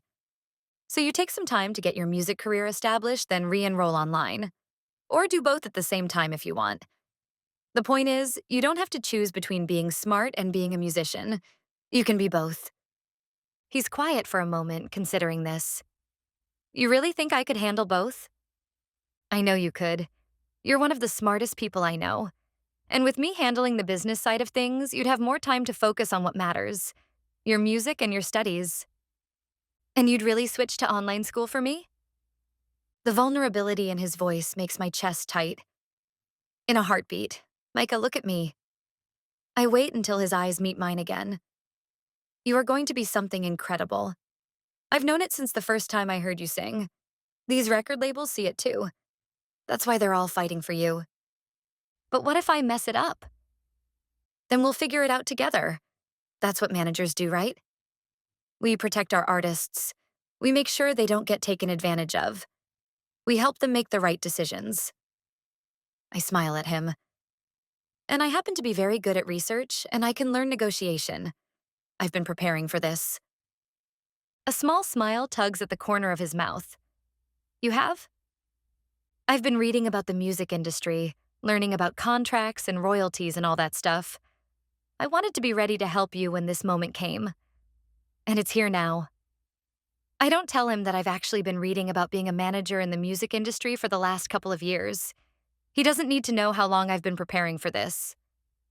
He takes a shaky breath. I'm still scared. That's okay. Being scared means this matters to you. But don't let fear make your decisions for you. I lean closer to him. These labels wouldn't be reaching out if they didn't believe in your talent. Trust them. Trust yourself. And trust me. Together we can beat your anxiety. He nods slowly, and I can see some of the tension leave his shoulders. What if we start small? I suggest. We don't have to sign with anyone right away.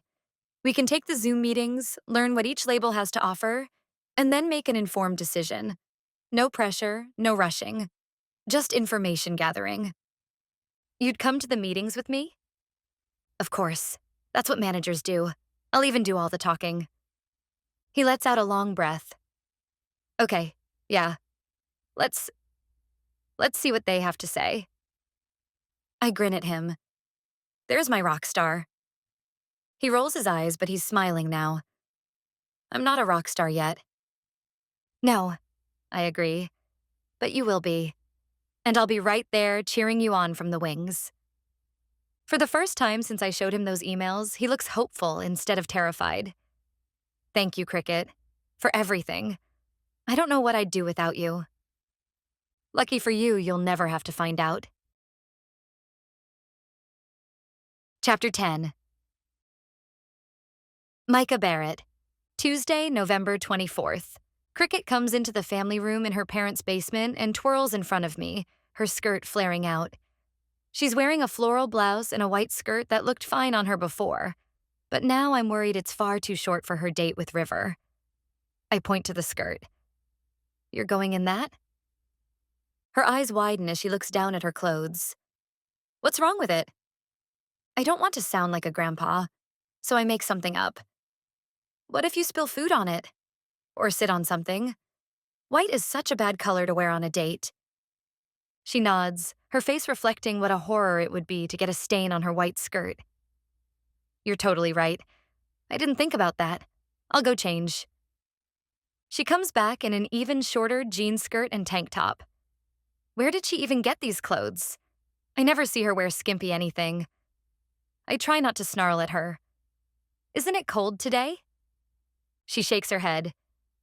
Nope, it's warmed up again. It's in the 70s. Where is he taking you again? She shrugs like it doesn't matter. I told him to surprise me. What if you feel overdressed? Don't you think your normal t-shirt and jeans would be better?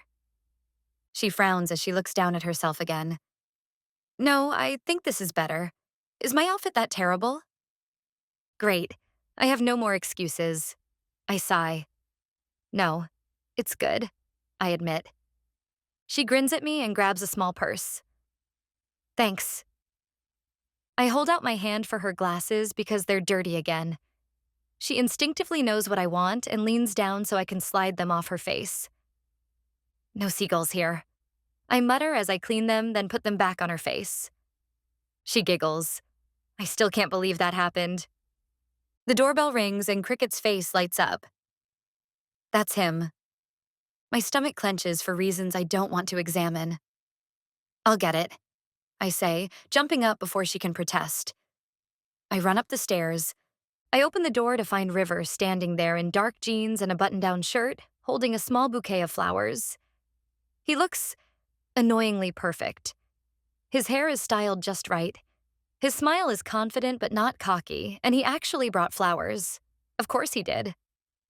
Hey, Micah, he says with that easy charm. Is Cricket ready? Almost. I step aside to let him in, then immediately regret it. Now he's in Cricket's house, looking comfortable and at home. Nice flowers, I add, though it comes out more sarcastic than I intended. Thanks. I wasn't sure what her favorites were, so I went with daisies. They seemed Cricket-like, you know? Actually, he's right. Daisies are perfect for Cricket. They're simple, cheerful, and natural. The fact that he picked up on that after knowing her for 2 days irritates me more than it should. Cricket appears and River's whole face changes. His smile gets softer, more genuine, and his eyes follow her as she enters the room. You look beautiful, he tells her, handing her the flowers. She blushes and buries her nose in them. Thank you, they're perfect. She takes them into the kitchen to get a vase. I clear my throat. So, where are you taking her? River glances at me, probably picking up on the edge in my voice. I thought we'd grab dinner at that new Italian place downtown, then maybe walk around the harbor if the weather holds. It sounds nice. Romantic, even. Exactly the kind of date Cricket will love. Cricket comes back into the room. Sounds good, I say, though my jaw feels tight. Just, I look between River and Cricket, suddenly feeling awkward. Be a gentleman, okay? River's eyebrows raise slightly, and Cricket stares at me like I've grown a second head. Micah, she says, her voice carrying a warning. I mean it, I continue, even though I know I should stop talking. She's important to me, so treat her right.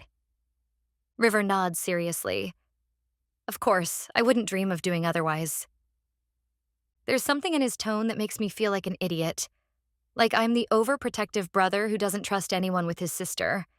Except Cricket isn't my sister, and I have no right to be giving River lectures about how to treat her.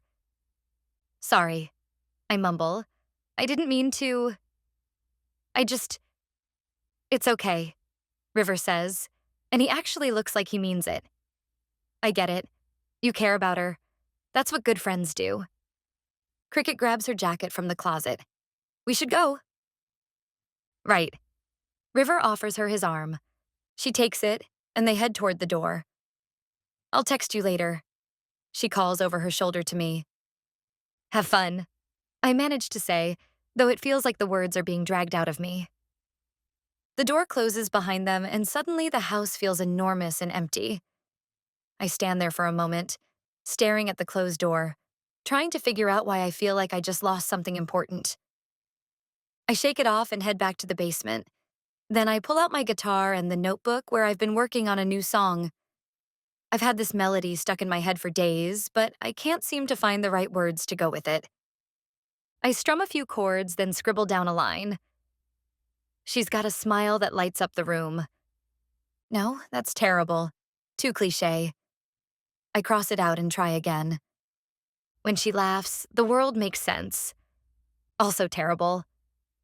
I work on it another 15 minutes before I throw my pencil down and lean back against the couch. This is useless. I can't concentrate. I pick up my phone and start to text Cricket. How's your date going? I stare at the text, feeling terrible for thinking about interrupting their date. I'm being rude. I delete it and set my phone down, trying to figure out why Cricket going out with River makes my chest feel tight. I should be happy for her. He seems like a decent guy, and she deserves someone who appreciates her. I pick up my guitar again, but 5 minutes later I'm checking to see if Cricket has texted me. She hasn't. I try working on the song again, but all I can think about is Cricket sitting across from River, probably laughing at his jokes and looking beautiful in that tank top and skirt that shows way too much skin. I grab my phone again and type out another text. You enjoying your date? I know I shouldn't, but I hit send. I'm too curious. If River isn't treating her right, I need to know. She doesn't answer back for a few minutes, but when my phone chimes, I grab it and read her text. River stepped away from the table for a second. He was telling me about the indie film he's auditioning for. It's actually really interesting. I stare at my phone. She's having a good time. That makes my throat feel tight, but I don't know why. I send a one-word response. Great. Are you okay? You seem weird. Am I okay? I don't know. I feel restless and irritated and like I want to drive to that restaurant and... What? Interrupt their date? Demand that Cricket come home with me instead? I'm fine. Working on a song. Ooh, can I hear it when I get home? It's not finished yet. Well, when it is, I love hearing your new stuff. I smile despite myself. Even when she's on a date with another guy, she still wants to hear my music. She still cares about my dreams. Sure. Have fun on your date. I will. Talk to you later. I set my phone aside and force myself to focus on the song. But 20 minutes later, I realize I've been strumming the same 3 chords over and over while thinking about Cricket. About how she looked when River handed her those flowers. How her face lit up when he complimented her. How natural they were together walking out the door. I try a different approach with the song, starting with a minor chord progression that matches my mood better. She's slipping away, and I don't know why. I pause, my fingers frozen on the frets. Where did that come from? Cricket isn't slipping away. She's just on a date. One date. It doesn't mean anything. Except, what if it does? What if River really is as perfect as he seems? What if Cricket falls for him? What if she starts spending all her time with him instead of me? She told me she wouldn't leave me, but how realistic is that? I can't help it. I pick up my phone and text again. Did you eat dessert yet? Again, it takes her a while to answer. We finished dessert. I'm in the bathroom. The tiramisu was incredible. I told River we need to try the gelato place down the street next time. She said next time. This date must be going really well. Sounds fun. I wait for her to respond, but she doesn't. She's probably too busy getting lost in his perfect blue eyes to text me back. I look down at my notebook, at the few pathetic lines I've managed to write, and I know what the song is really about. It's not about some random girl. It's about watching someone you care about fall for someone who might take them away from you. It's about realizing you might lose the most important person in your world and not understanding why that thought terrifies you so much. I start writing, the words flowing faster now. She's slipping away and I don't know why. All I know is I can't say goodbye. To the way she makes everything right, when she's here by my side. I stop, staring at what I've written. These aren't just song lyrics, they're how I actually feel about Cricket. Not that I want her for myself. It's not like that, even though the lyrics kind of imply that. We're just friends. I look at the lyrics again, confusion making my head hurt. The lyrics are too intimate. This song can't be about Cricket after all, which is good, because no one would understand my true feelings for her. Speaking of which, she should have come home by now. I glance at the clock. It doesn't take that long to eat dessert. I pick up my phone again without thinking. Before I know it, I'm texting Cricket again. Are you still at the restaurant? I wait for her to text back, but no text comes. I imagine they're too busy talking for her to even notice my text, and my insides turn to stone. I don't want Cricket to fall for River. I don't want her to start spending all her time with him. I'm afraid of losing her. As a friend. Chapter 11.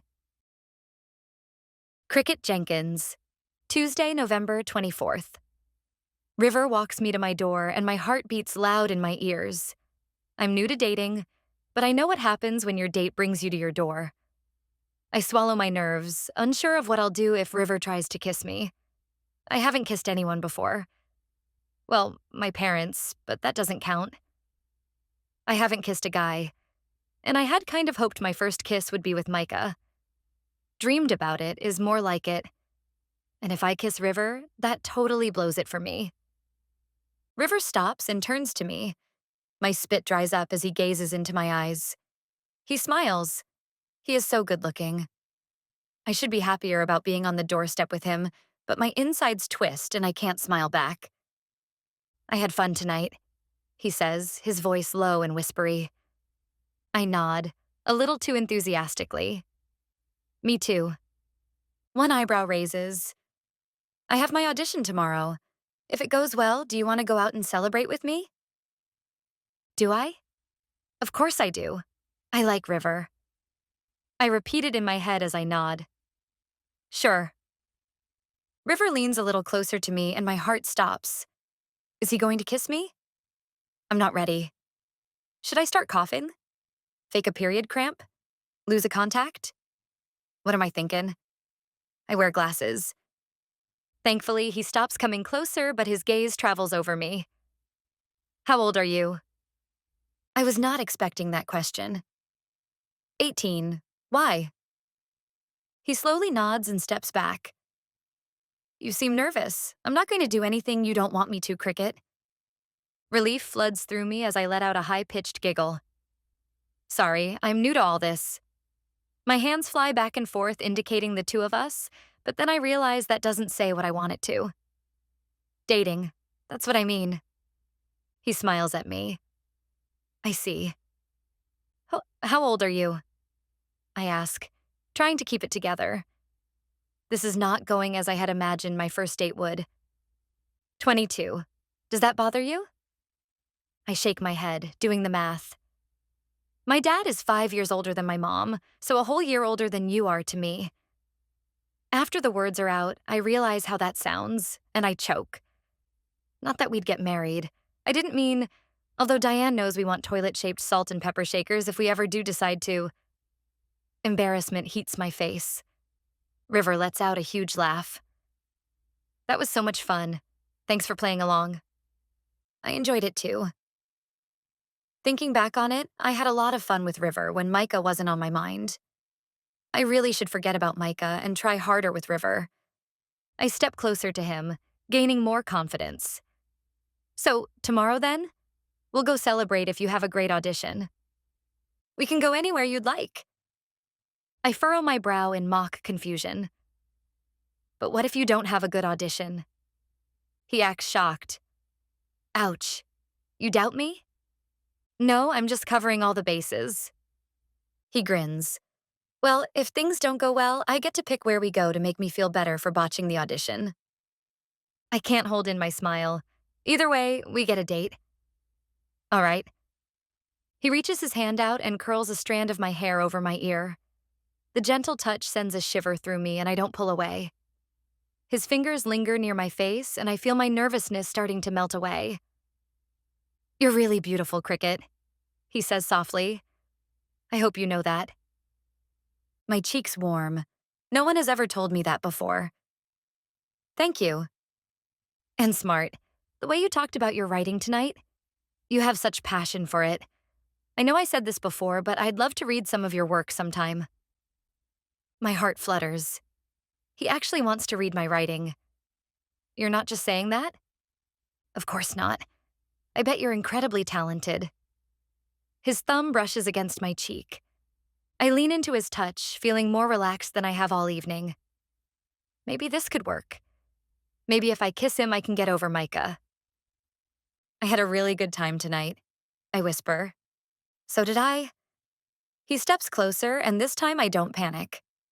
Cricket? Yeah? I'd really like to kiss you. Is that okay? My heart hammers, but I nod. I want to get over Micah. I want to try with River. And maybe if I kiss him, I'll finally understand what all the fuss is about. I close my eyes and tilt my face up toward his. I can feel his breath on my lips, feel him leaning down.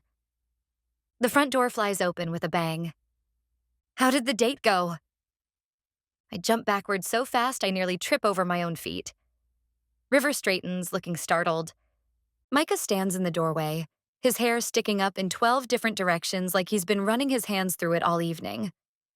His eyes dart between River and me, and I'm sure he noticed how close we were standing. Micah, I say, my voice coming out higher than normal. What are you doing? I heard you guys talking and thought. He trails off, looking embarrassed. I wanted to make sure you got home safe. River clears his throat. She did, safe and sound. An awkward silence stretches among the three of us. I can feel the tension radiating off Micah, though I'm not sure why he looks so agitated. River turns to me and takes my hand, lifting it to his lips. He presses a gentle kiss to my knuckles, his eyes never leaving mine. Thank you for a wonderful evening, Cricket. I'll call you tomorrow after my audition. I swoon. It's like something straight out of Pride and Prejudice. So elegant and romantic and gentlemanly. That sounds perfect. River nods politely at Micah. Good to see you again. Yeah, Micah mutters, though he doesn't sound like he means it. River walks to his car, and I watch him go with a dreamy smile on my face.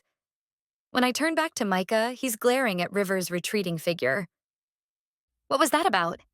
I ask as we go inside. What was what about? You bursting through the door like the house was on fire. Micah shrugs and closes the door behind us. I was just checking on you. It's late. It's 9:30. Exactly. Late. I roll my eyes and head toward the stairs. It's a perfectly normal time to come home from a date. You've come home later than that on your dates, I mutter. So, how was it? Micah follows me, and I can tell he's not going to let this go. Did you go anywhere else besides the restaurant and the beach? What did you talk about? Did you have fun? Yes, I had fun. We didn't go anywhere else. I stop at the bottom of the stairs and turn to face him. Why are you interrogating me? I'm not interrogating you. I'm curious about my best friend's first real date. That's all. The way he says, first real date, makes me defensive. It was great, okay? River is really sweet and thoughtful.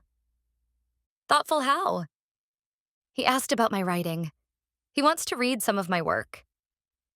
Something flickers across Micah's face. He does? Yes. And he listened when I talked about it. Really listened. I head upstairs to my room and Micah follows me. He's going to call me tomorrow after his audition to make plans for another date. Another date? Already? Yes, Micah. That's what people do when they like each other. I grab my laptop from my desk. They go on multiple dates. What's the laptop for? I'm going to email River some of my writing. Micah is quiet for a moment, then asks, like what? That book you're working on? Yes, I'm sending him a few chapters. I plop down on my bed. He's standing awkwardly in my doorway, shoulders hunched. You've never let me read any of your writing. I pause in opening my laptop and look at him. You've never asked. What do you mean I've never asked? I mean exactly that. In all the years I've been writing, you've never once asked to read anything I've written. You've never shown any interest in it at all. Micah's face falls. That's not, I knew you liked to write, but you never cared enough to ask about it. The words come out sharper than I intended, but they're true. River spent half the evening asking me about my stories and what inspires me and about all my favorite authors. You've known me for years and you've never asked me any of those things. I care, Micah says quietly, about your writing. Emotion rises in my throat. Then why have you never asked to read it? He runs his hand through his hair, making it stick up even more. I don't know. I guess I thought. If you wanted me to read it, you would have offered. I blink back tears, which surprises me. I didn't realize how much it hurt me that Micah's never paid attention to my work. I was waiting for you to show some interest, to ask, to care enough to be curious about this huge part of my life. Whenever you write a song, I always ask to hear it. The hurt in my voice seems to hit him because his expression changes to something almost stricken. Cricket, He takes a step closer. I would love to read your work. I've always wanted to, I just didn't know how to ask. I was worried you'd think I was being nosy or something. I study his face, trying to determine if he's sincere or just saying what he thinks I want to hear. Really? Really, can I? Read something, I mean. I look down at my laptop, then back at him. Which would you rather read? Some of my short stories or part of my novel? What's your novel about? I hesitate, realizing how this is going to sound. It's a romance novel. Friends to lovers. Kind of a silly trope, really. You might not want to read it. Micah goes very still. Oh. The short stories might be better, I say quickly. No, he says, his voice soft. I want to read the novel, if you're comfortable sharing it. I stare at him, surprised by the intensity in his voice. He's reaching out and I can't say no. Okay, I'll email the first few chapters to you. Thank you. He moves toward the door, then pauses. Cricket? I'm sorry I never asked before. That was really thoughtless of me. My throat gets tight, and I have a hard time looking at him. I can't say anything for fear it will sound funny. Your writing is important to you, which means it should be important to me too. He meets my eyes. I promise to do better. After he leaves, I sit on my bed with my laptop, staring at the document that contains my novel. The story of a woman hopelessly in love with her oblivious best friend. I wonder what Micah will think when he reads it. Will he recognize himself in the male character? Will he figure out that every word is about him? Chapter 12. Micah Barrett. Wednesday, November 25th. Cricket signs us out of the last Zoom meeting, and I let out a long breath. The meetings weren't as bad as I thought. The music executives were just people, and Cricket took control of each meeting. I barely had to say anything, and she kept her word. We were simply information gathering. She turns to me, her eyes shining. She's wearing a nice button-down shirt with a pair of slacks, and I wonder if she bought them for these Zoom calls. I've never seen her in this outfit before. You got 3 really great offers. Do you want to talk about them now? I nod, feeling a nervous energy pulsing beneath my skin. Yeah, we can talk about them. Cricket pulls out a notepad where she's been scribbling notes during each call. Okay, let's break this down. Sterling Records offered the highest advance, $150,000. I swallow, my pulse racing. That's crazy money. It is. They want to produce every song you've put out.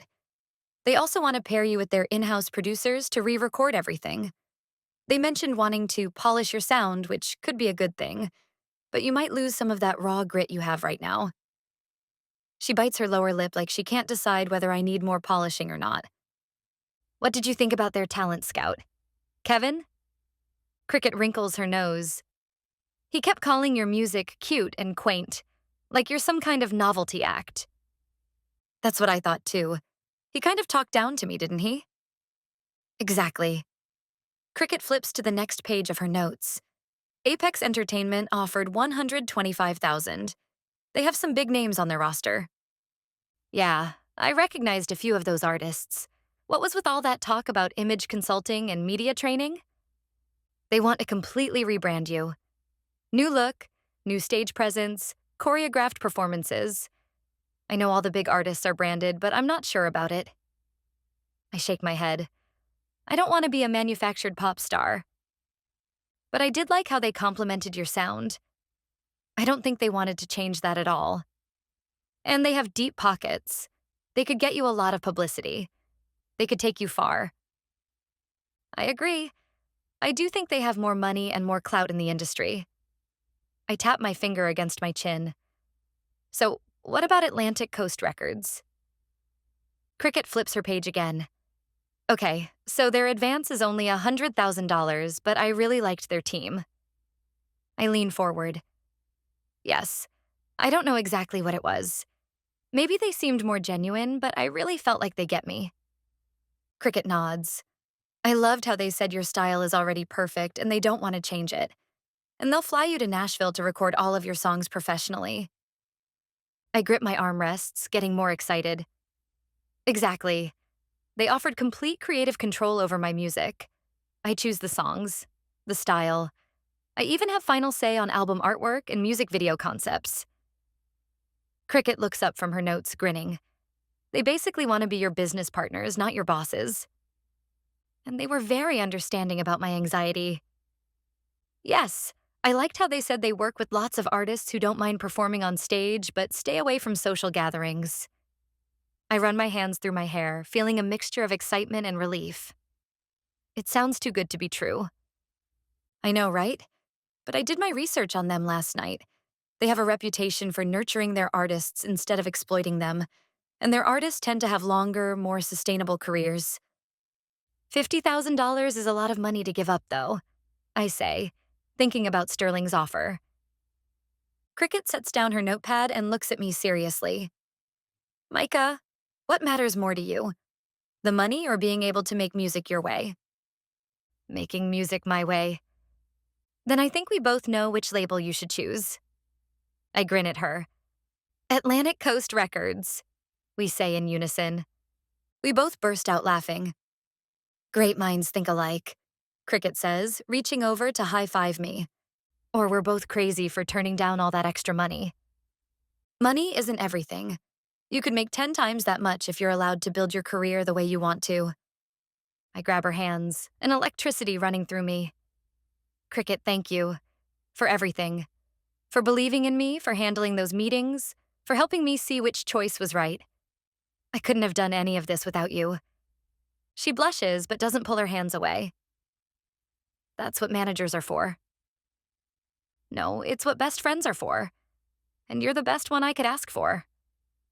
An emotion I can't quite read flickers across her face, but then she smiles.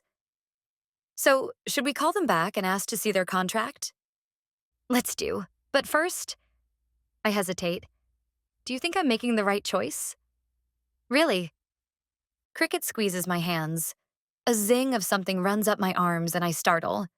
It feels like attraction, but that's ridiculous. I'm not attracted to Cricket. She doesn't seem to notice. Micah, this is your dream. You're about to become a professional musician with a record deal and creative freedom. How could that be anything but right? She makes sense. This is everything I've wanted. I try to focus back on what we're doing. So why do I still feel terrified? What if I mess it up? I ask quietly. Then we'll figure it out together. That's what we do. I nod, feeling some of my anxiety ease. With Cricket by my side, maybe I really can do this. Okay, I say, taking a deep breath. You can call Atlantic Coast Records. I'm ready to look at their terms. Cricket makes the call, and 15 minutes later, we're sitting on the couch going over the contract. I have no idea what this says, I admit, a bit overwhelmed by all the pages and legal jargon. I think we should have an IP attorney look it over before signing it. I wrinkle my nose. Where are we going to get one of those? She blushes. I've already contacted one, actually. When I gape at her, she shrugs. I told you, I've been reading about being a manager. This is one thing managers do. Okay then, send it to your attorney. How much will that cost? 300 or 400, depending on how long it takes her to look it over. But that's the standard rate, I checked. And this will give you the peace of mind that they're not trying to take advantage of you. I nod and lean back against the couch. Okay. Cricket takes over her laptop and her fingers fly over the keys. Done. She stands. Now I have to get ready for my date. I try to smile, but it falters. I really should be the supportive friend, but I'm not feeling very supportive of her and River. Where are you going? She grins at me as she heads toward the stairs. Depends on how his audition went. I'm not sure yet if he gets to pick the place or I do. If you pick, where are you going? I call to her. The gallery and then out to eat at the Salty Claw. She disappears up the stairs and I take in a deep breath. This is fine. She's only going out with River again. It's no big deal. She deserves this. He makes her happy. I saw that clearly last night when they almost kissed. Guilt floods through me. I interrupted their kiss. I don't even know why I did that. It was a horrible thing to do. I'm a terrible friend. I go into the guest bedroom where I've been leaving my guitar even though I moved back home. I'm keeping my recording equipment in Cricket's basement because it's quieter. As I look around, I realize I can get my own place soon. I'll have the money as soon as I sign the contract. I grab my music notebook so I can finish my song while Cricket is out with Mr. Gorgeous. It's totally fine she's going out with him instead of celebrating with me. It's only the biggest thing that's ever happened to me. I close my eyes and shake my head, tossing my notebook down. I should spend the evening reading Cricket's chapters instead of writing my music. That way, when she comes home, I can talk to her about her writing. She would like that. Chapter 13. Cricket Jenkins, Wednesday, November 25th. I get into River's rental car and he shuts the door for me. It's cooler this evening, so I'm wearing a sweater with a midi skirt and ankle boots I purchased last winter, but hadn't worn yet. River slides into the driver's seat and grins at me. You look great. Where to? I pull my seatbelt on. The audition went well? Yes, I have a good feeling about this one. I think I'll get the part. He rubs his hands together. That's fantastic. I'm so happy for you. I point up the street. Go up 3 blocks, then turn left. He starts the car. Where are we headed? To the gallery. I thought it would be fun to see some local art before dinner. Nice. And where do you want to do dinner? How do you feel about seafood? I was thinking we could go to our local crab shack, the Salty Claw. Seafood sounds perfect. I love trying local places. We drive through downtown, and River asks me more questions about Willowshade.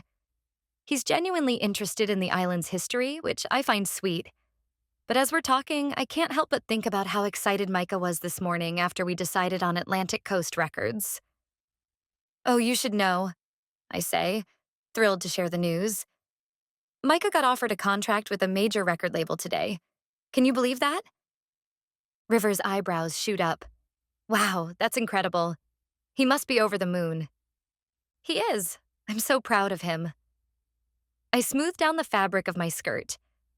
I've been telling him for years that he's talented enough to make it big, and now it's actually happening. You're a good friend. Micah deserves this. He's worked so hard, and his music is it's amazing. He writes all his own songs, plays all the instruments, does his own production. He's incredibly gifted. River glances at me with an unreadable expression. He's lucky to have someone who believes in him so much. The way he says it makes me think I'm talking about Micah too much, and I pinch my lips together. I don't want to ruin our date by talking about another man. We pull up to the gallery, and River comes around to open my door. As we walk inside, I slide my arm through his. The paintings in the first room are all modern, and as we stare at a white canvas with one red dot on it, River holds his hand up to the card on the wall and asks, "What do you think this one is named?" I stare at the one red spot and contemplate. Is it called Oops? I dripped paint? River laughs and shakes his head. Nope. Guess again. Rudolph in a snowstorm? We laugh so hard I start wheezing. River holds his sides. I think it should be named I Sneezed While Painting. A couple of ladies enter the room and we straighten up, hiding our laughter. I look at the real name of the painting and it's called Red Dot Number 16. Boring. I like the sneeze one best. We walk into the next room, which is full of watercolor paintings. We walk past several that look like the beach behind my house. They have the same rock formations. The waves are crafted masterfully. They mesmerize me. The next painting is a watercolor of a lighthouse. I love the way the shadows are painted in this one, I say, pointing to the darker areas. River slips his arm around me. Look how they captured the light hitting the water. Those subtle reflections are so realistic. This artist is talented. Thank you, a voice says from behind us. We turn around to see Kiki standing there, a huge grin on her face. My mouth drops. Are these your paintings? She gives me a shy nod. Yes. Wow, they're incredible, River says. Thank you. She looks curiously at River, and I realize she has no idea who he is. Sorry, where are my manners? Kiki, this is River, my date. River, this is Kiki, Micah's sister-in-law. Kiki holds out her hand. So nice to meet you, River. I didn't know you were dating anyone, Cricket. River takes Kiki's hand. This is kind of new.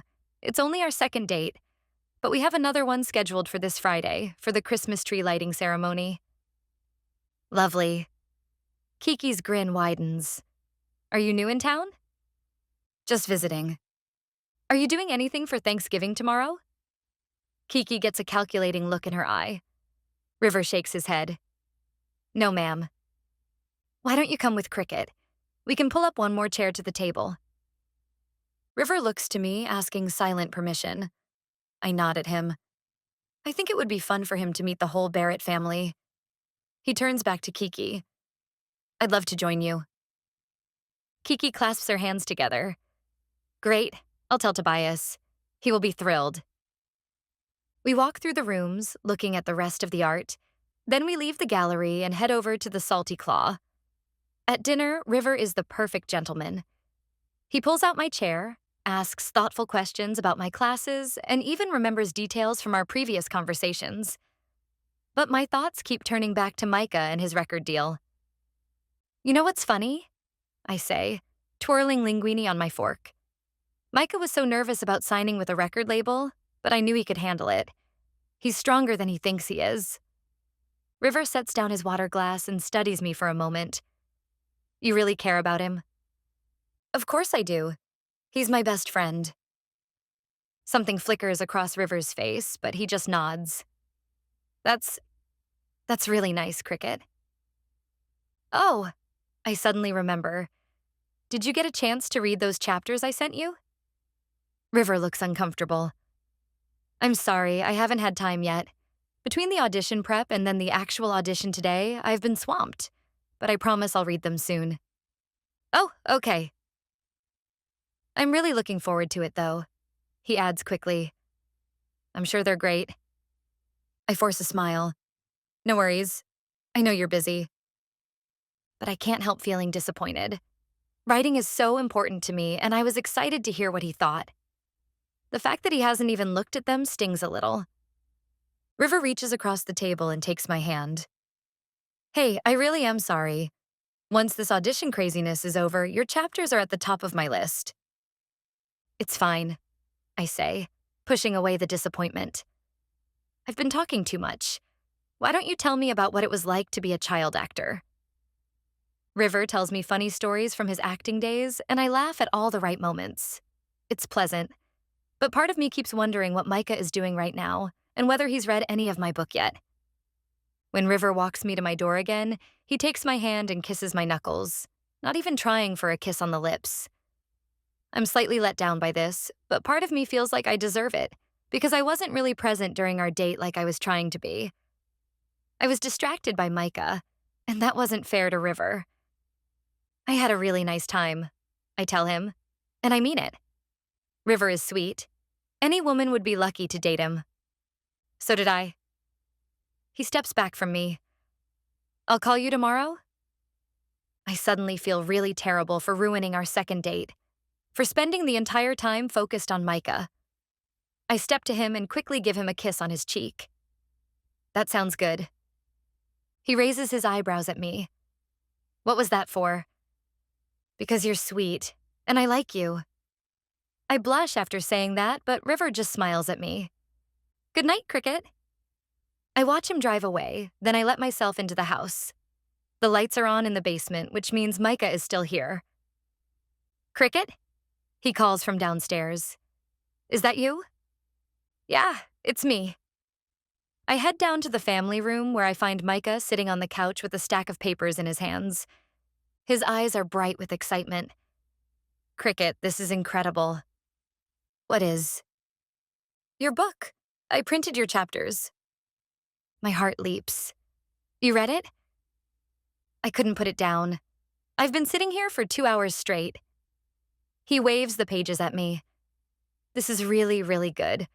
Like, professionally good. I sink onto the couch beside him, feeling a warmth spread through my chest. Really? You're not just saying that? Are you kidding me? I had no idea you were this talented. He shakes his head, looking almost dazed. I mean, I knew you liked to write, but this is on another level. You sound surprised, I say, giving him a look. I am surprised. Not because I didn't think you were good, he adds quickly, but because wow, this is like real novel good. Despite my mock indignation, I'm glowing from his praise. This means more to me than any review from a professional editor could. Do you have more chapters? He leans toward me. Because I need to know what happens next. Does she ever tell him how she feels? Does he figure it out? Because honestly, this guy is an idiot. I stare at him. An idiot? Yeah, I mean, come on. His best friend is clearly in love with him and he has no clue. How oblivious can one person be? Micah flips through the pages again. She's always there for him. She supports his art even when no one else does. She knows him better than anyone. And he just sees her as a friend. It's driving me crazy. My mouth falls open slightly. He has no idea. None whatsoever. You think he's oblivious? I manage to ask. Completely blind. This poor girl is so obviously in love with him, and he's just... Micah gestures helplessly at the pages. How does he not see it? The signs are all there. I'm speechless. I've literally written our entire relationship down on paper, and Micah reads it like it's about two completely different people. Cricket? He's looking at me strangely. You okay? You look weird. I'm fine, just tired from my date. Right. Your date. How was it? Good. River's really nice. Micah's expression shifts slightly. Great. That's fantastic. He didn't have time to read my chapters, though. His loss, Micah says. Seriously, you are amazing at writing cliffhanger chapters. When can I read the rest? I look at his genuine enthusiasm and his complete lack of recognition, and I feel a mixture of joy and heartbreak. I'll email a few more chapters to you tomorrow. Yes. He grins at me. I can't wait to see if this guy ever gets his act together and realizes what's right in front of him. I can't either. Chapter 14. Micah Barrett. Thursday, November 26th. I spoon some green bean casserole onto my plate, then pass the dish to Violet. She smiles at me, her silver hair perfectly styled as always. It's Thanksgiving and everyone is chatting and filling their plates. Kiki invited River, and of course he's getting along great with everyone. Cricket keeps nudging me because she thinks I should spill my news, but I want to wait a little. Sit with it for a tiny bit longer before telling people. Besides, we won't hear back from the attorney until next week, so it's not official yet. Across from me, Skylar is methodically picking all the marshmallows off the top of her sweet potato casserole and eating them one by one, her brown pigtails bouncing as she moves. Kiki guides Skylar's hand toward some actual sweet potatoes. Try some of the orange part too, sweetie. Kira is sitting across from me. She's dyed a pink streak through her hair and it looks good on her. Maybe I will ask her to go with me to the lighting ceremony after all. Even though anything Christmas-related reminds me of my parents, I go every year. It's tradition. Levi takes his spoon and clinks his glass as if it were champagne instead of water. His hair looks damp, like he showered right before coming here, and he's grinning like he's going to cause some trouble. He stands. I have some news. Cricket gives me a look, and I can tell she thinks I should have spilled my news first, but I ignore her and give Levi my full attention. Skylar grabs a roll and takes a big bite, oblivious that everyone has quieted and is waiting for Levi to speak. Claire and I have decided to elope. We are heading to Vegas next weekend to tie the knot. What? Kiki almost falls out of her chair. I mean, I'm happy for you, but I really wanted to be there. Claire, who's been quietly cutting her turkey into precise little squares, looks up at Levi. A small smile on her face like she's holding in a secret. And we want you there. Levi takes Claire's hand. That's why we splurged and got a private jet. We're all flying to Vegas next weekend. The wedding will be next Saturday. I choke on my cranberry salad. We're going to Vegas? In a private jet? Where did Levi get that kind of money? Kiki's mouth drops and she turns to Tobias, who's been sitting quietly at the head of the table, his jaw set in a stubborn line. You knew about this, didn't you? That's why you wouldn't let me make that appointment for next weekend. Tobias frowns, running a hand through his dark hair. Levi told all of us to clear our schedules. He didn't tell me he was spending an insane amount of money to fly us all to Vegas. Noah, who's been leaning back in his chair with his arms crossed, straightens up. His shoulders tense under his button-down shirt as he exchanges a meaningful look with Tobias. Levi, he says in a warning voice. Savannah, sitting beside Noah, reaches over and places a gentle hand on his arm. She has that nurturing quality that always seems to calm whatever room she's in. It's okay, she murmurs to Noah. Levi waves a hand dismissively. Don't worry, this will be our last big splurge. Claire has helped me invest the bulk of the money. What money? I ask. Everyone hushes and the room becomes deathly silent.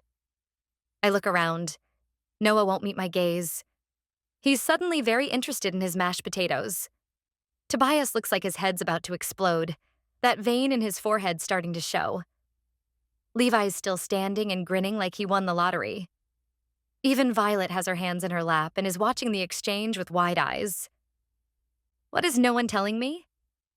I sit forward. Tobias clears his throat and sets down his fork with deliberate control.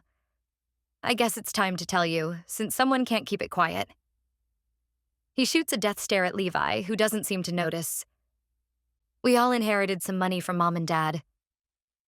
Levi sobers and picks up his water glass as if to toast. I look around the room again. Mom and Dad left us money?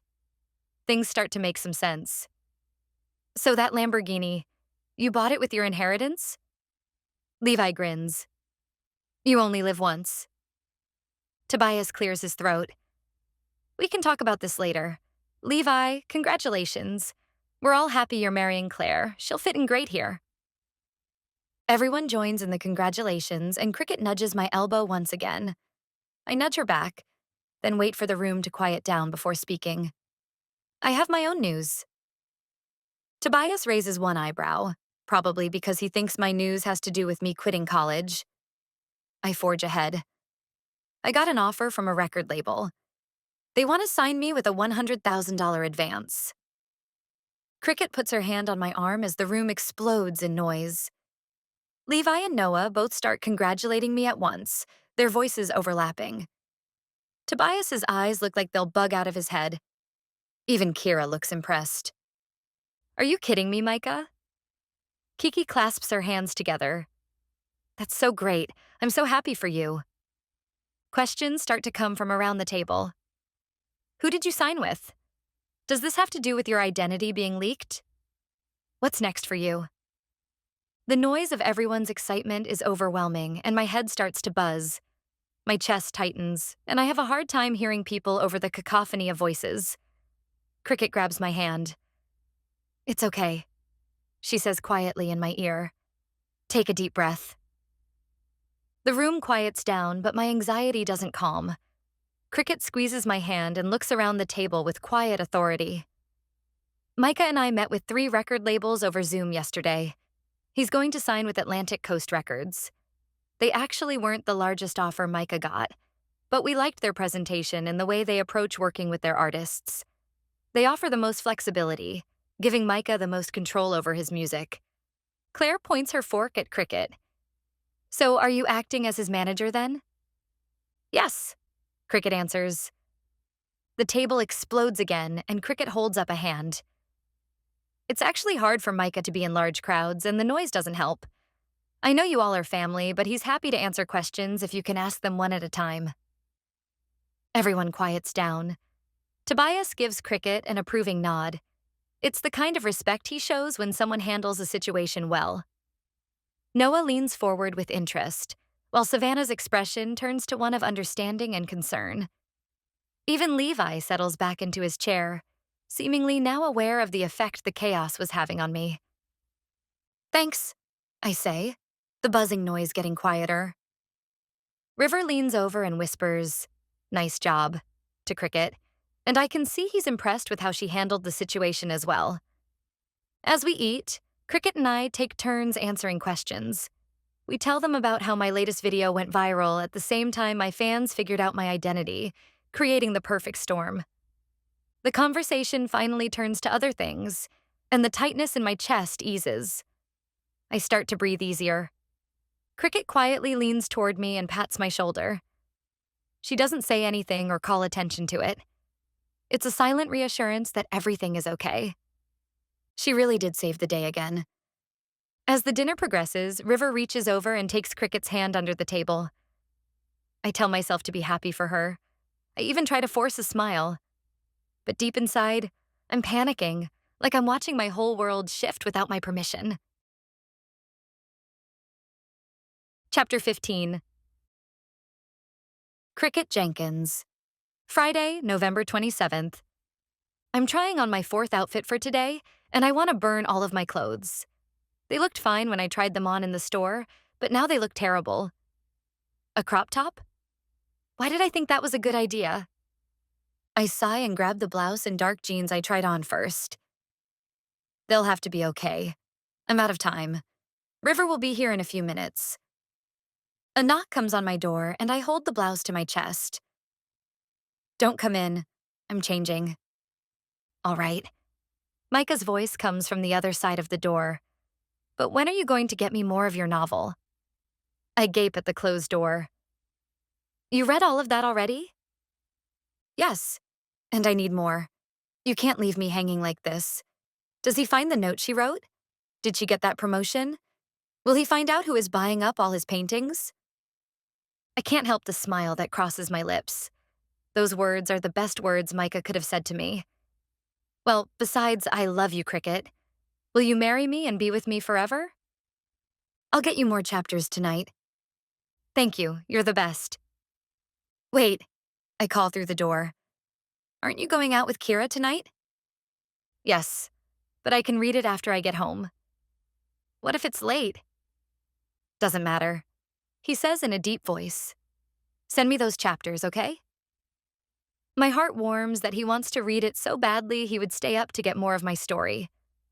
Okay, I say, my throat tightening. His footsteps sound outside the door, then fade, and I know he went back downstairs to get ready for his date with Kira. I turn back to my mirror, but I don't see myself anymore. All I see is Micah and Kira having a great time together. That cold feeling in the pit of my stomach spreads through me. It's the same feeling I always get when Micah's got a crush on some other woman. I force myself to focus on getting dressed. By the time I hear River's car in the driveway, I've managed to apply some mascara and lip gloss without making it look like I'm trying too hard. Ready for some Christmas magic? River asks when I climb into his rental car. He's wearing a button-down shirt under his jacket, and his dark hair is falling over his forehead in that really sexy way. As ready as I'll ever be, I say, buckling my seatbelt. The town square is already bustling when we arrive. Strings of white lights crisscross between the old oak trees, and the smell of hot chocolate and cinnamon donuts fills the air. The parade floats are lined up along Main Street, each one twinkling with thousands of Christmas lights. There's a giant snowman float, complete with moving arms that wave at the crowd, and a sleigh pulled by glowing reindeer. River buys us hot chocolate from one of the vendor booths, and we find a spot near the fountain where we can see both the parade route and the enormous Christmas tree that stands in the center of the square, waiting to be lit. This is nice, I say, wrapping my hands around the warm cup.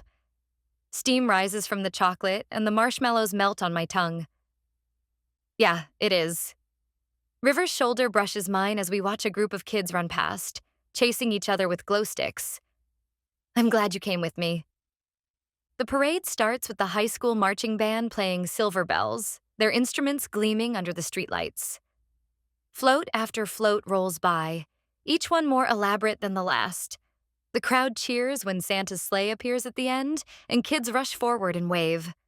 River laughs at the sight of the children, and I grin at him. You like kids?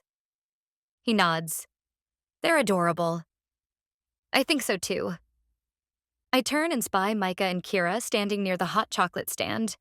She's wearing a jean jacket that makes her look super cute, and her dark hair looks great with that pink streak in it. She laughs at something Micah says. Cricket?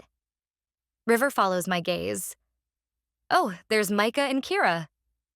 Yeah, I say quickly, but my voice comes out higher than normal. Watching Micah with Kira feels like someone is squeezing my heart with a fist. He's looking at her the way I've always wanted him to look at me, like she's the most adorable person in the world. Kira turns and nods. She waves at us from across the way. Then she and Micah start walking over. Micah has that easy smile on his face, the one that makes my knees weak. Kira looks perfectly put together, like she never has bad hair days or outfit crises. Micah's gaze travels over me, and I wonder what he's thinking. I can't read his expression. Having fun? Micah asks. It's great, River says, grinning. I love the hometown feel of this. It's like a Hallmark movie. How about you two? We're having fun. Kira slides her hands into her jacket pockets. That snowman float is impressive. I'm pretty sure it has more personality than half the people I go to school with. River laughs. I'm not sure if that says more about the float or about the high schoolers. The high schoolers, definitely. Kira's grin widens. I take it you're not loving school here. River raises his eyebrows. It's more fun than a root canal, Kira says. River winces, then chuckles. Ouch. I'm sorry. I had tutors, so I never got the high school experience. I thought it would be fun, but sounds like it's torture for you. It's fine. Kira waves away her words. She looks around at the lights. This celebration is fun, though. I love how everyone suddenly becomes best friends when there's hot chocolate and donuts involved. It's like Christmas magic hopped up on sugar. River laughs again, then nudges Micah. She's funny. Keep this one. We chat for another minute before they start the ceremony. The mayor counts down from 10, and when he hits 0, the massive evergreen erupts in thousands of twinkling lights. The crowd cheers, and someone starts singing Silent Night. The experience brings in a special Christmas feeling. I peer over at Micah because I know he has a hard time around this season. His parents passed away in January, and he's told me that Christmas is bittersweet since it was the last of the time he had with his parents alive. He's staring at the tree, his jaw tight. He was just 7 years old when they passed. After the ceremony, Micah and Kira say goodbye, and most of the crowd starts to disperse. Families with young children head home, and teenagers migrate toward the diner on the corner. River and I walk slowly around the square, and I get the feeling that, like me, he isn't ready to leave yet. The fountain looks pretty at night, River says as we approach it.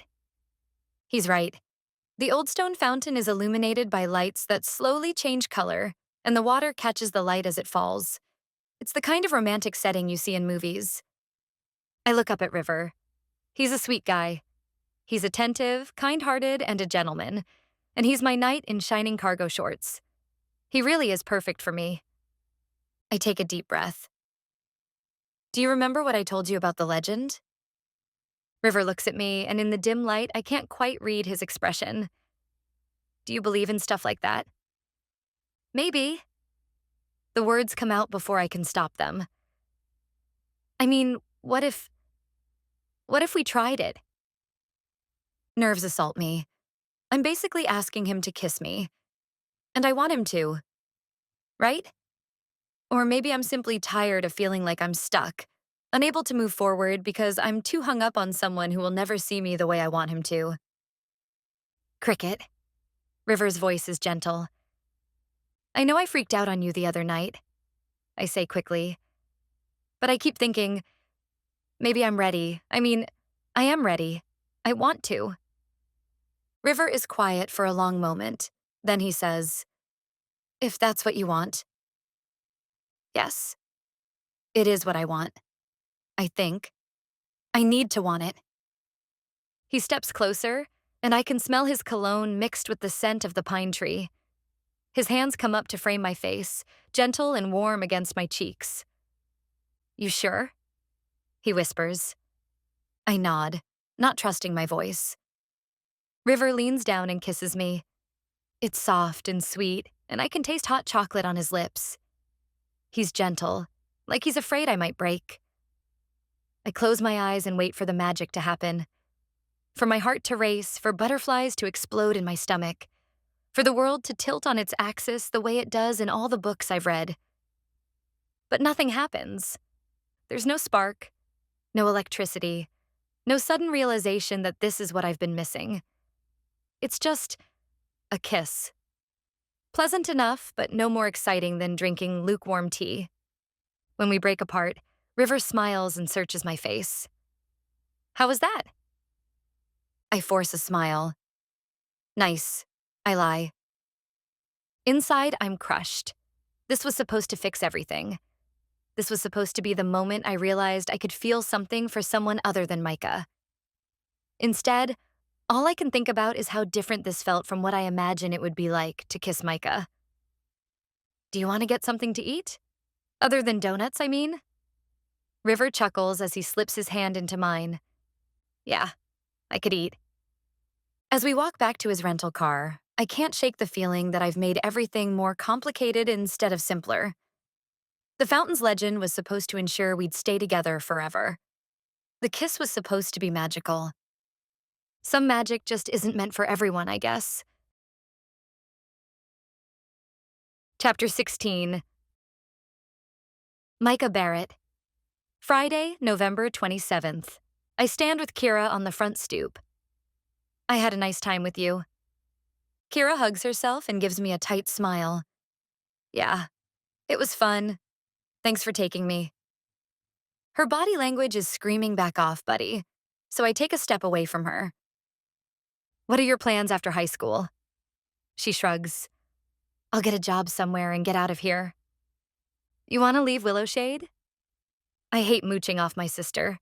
She wants to pay for me to go to college, but I can't let her do that. I think it's better if I go make my own way in the world. I search her face. But isn't your family here? She doesn't meet my gaze. Yes, Kiki's my only family. She blinks like she's going to get emotional, and I inwardly cringe. I didn't mean to make her upset. What's your dream job? I ask to change the subject. I don't know. I like to cook. I could see myself becoming a chef or something. I nod. You could open up your own restaurant. That would be fun. She smiles and folds her arms. Yeah, maybe. I get the feeling she wants to end the date, so I take another step back. Well, see you around. She seems relieved that I don't want to kiss her or ask her out again. Yeah, see ya. I give her a little wave, then walk 2 doors down to Cricket's house. I unlock the door and head down to the basement. It's quiet, and I figure Cricket's not home yet from her date, but I call out anyway. You home? No answer. I walk into the bedroom, get out my guitar, and settle into the familiar chair by the desk. The basement feels too quiet without her chatter filling the space. I strum a few chords, still working on that song from the other day that isn't done. The melody has been stuck in my head all evening, but my fingers feel clumsy on the strings. Every time I close my eyes to focus, I see Cricket and River by the fountain. The way he leaned in. The way she didn't pull away. The kiss they shared. I shake my head as I grab my notebook and flip to a clean page. I hate my lyrics, so I start over. I'm losing her like sand through my fingers. Don't know why it matters. Don't know why I care. Something's changing and I can't stop it. I stare at what I've written and frown. These lyrics are garbage. Dark and whiny. I rip the page out and crumple it up, tossing it toward the trash can. It misses. I try writing more lyrics, this time going for something upbeat. But the words that come out are, watching from the sidelines as she finds someone new. Wondering why my chest feels tight. Like I'm losing something I never knew I had. What is wrong with me? I mutter, tearing out another page. I haven't written anything this depressing since I was a moody 15-year-old. My songs are usually happy and fun, lighthearted, not whatever emotional vomit this is. I don't understand why I can't get it together. Just when I'm about ready to sign a huge contract, suddenly I can't write anything good? Tension sits on my shoulders. The sound of the front door opening upstairs makes me sit up straight. Cricket's voice drifts down as she calls out that she's home, and then I hear her footsteps on the basement stairs. I come out of the bedroom to talk to her. Hey, she says, appearing at the bottom of the steps. Her cheeks are flushed, and she's got that dreamy look girls get after a good date. It makes my stomach twist in a way I don't understand. How was dinner?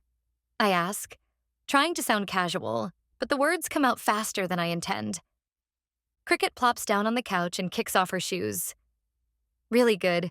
River took me to La Cantina del Sol. Did you know he speaks 3 languages?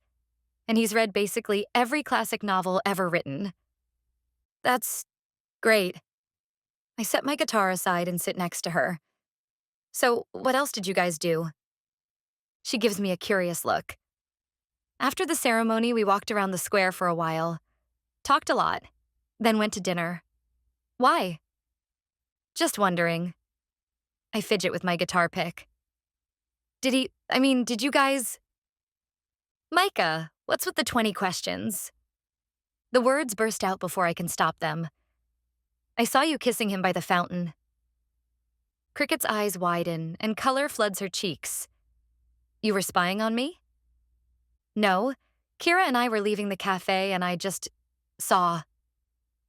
I run a hand through my hair, feeling like an idiot. Look, I'm not trying to be weird about it. I want to make sure you're being careful. Careful of what? Of getting too attached too fast. The words feel heavy as I say them. Cricket, you barely know this guy. What does that mean? You've kissed girls on the first date, and I've been out several times with River. I don't want you to get hurt if he's just, I don't know, a player or something. I have no idea why those words came out of my mouth, but I go with it anyway. He was laughing with Kira. Cricket's expression shifts to one I can't quite read. You think he was flirting with her? I think he's a guy who notices pretty girls, maybe even when he's on a date with one. The words taste bitter in my mouth, and I'm not even sure I believe them. But I want Cricket to be cautious. I need her to slow down. She's quiet for a long moment as she picks at a thread on the couch cushion. You think I'm pretty? The question catches me off guard. Was that all she got out of what I said? I scramble for an answer that makes sense. Well, I wouldn't call you ugly. Cricket studies my face like she's trying to solve a puzzle. I think you're way off base, and River was only being nice. But okay, if it makes you feel better, I'll be careful. Some of the tension in my chest eases. Good. So, she says, gesturing toward my guitar. What were you working on? New song? I glance at the crumpled papers on the floor. Nothing worth keeping. Hey, do you have the next chapters of your book ready? I need something to get my mind off things. Cricket perks up. Oh yeah, I'll print them for you. I know you prefer paper to reading on your screen. She bounds up the stairs, and I'm left alone with my thoughts again. I go pick up one of the crumpled papers and smooth it out, reading the depressing lyrics I wrote. Why do I care so much about Cricket's love life? Is it just because she's never dated anyone before? Am I that overprotective of her? Cricket returns with a small stack of papers, still warm from the printer. Here you go. I plop down on the couch and start reading. Cricket goes upstairs, maybe because she doesn't want to watch me read her novel. It's getting good, and just as the characters are about to kiss, there are no more pages. Cricket! I yell, jumping off the couch. I run up the stairs and find her sitting in the living room on her laptop. She looks up at me. What? Where's the rest? You can't stop there. She laughs. I'm sorry. This is all I have. You'll have to wait until I write more. I let out a huff. Just tell me, does he ever figure it out? That she's in love with him? Cricket shrugs, shifting in her chair. I don't know yet. What do you mean you don't know? You're the author. Sometimes characters surprise you.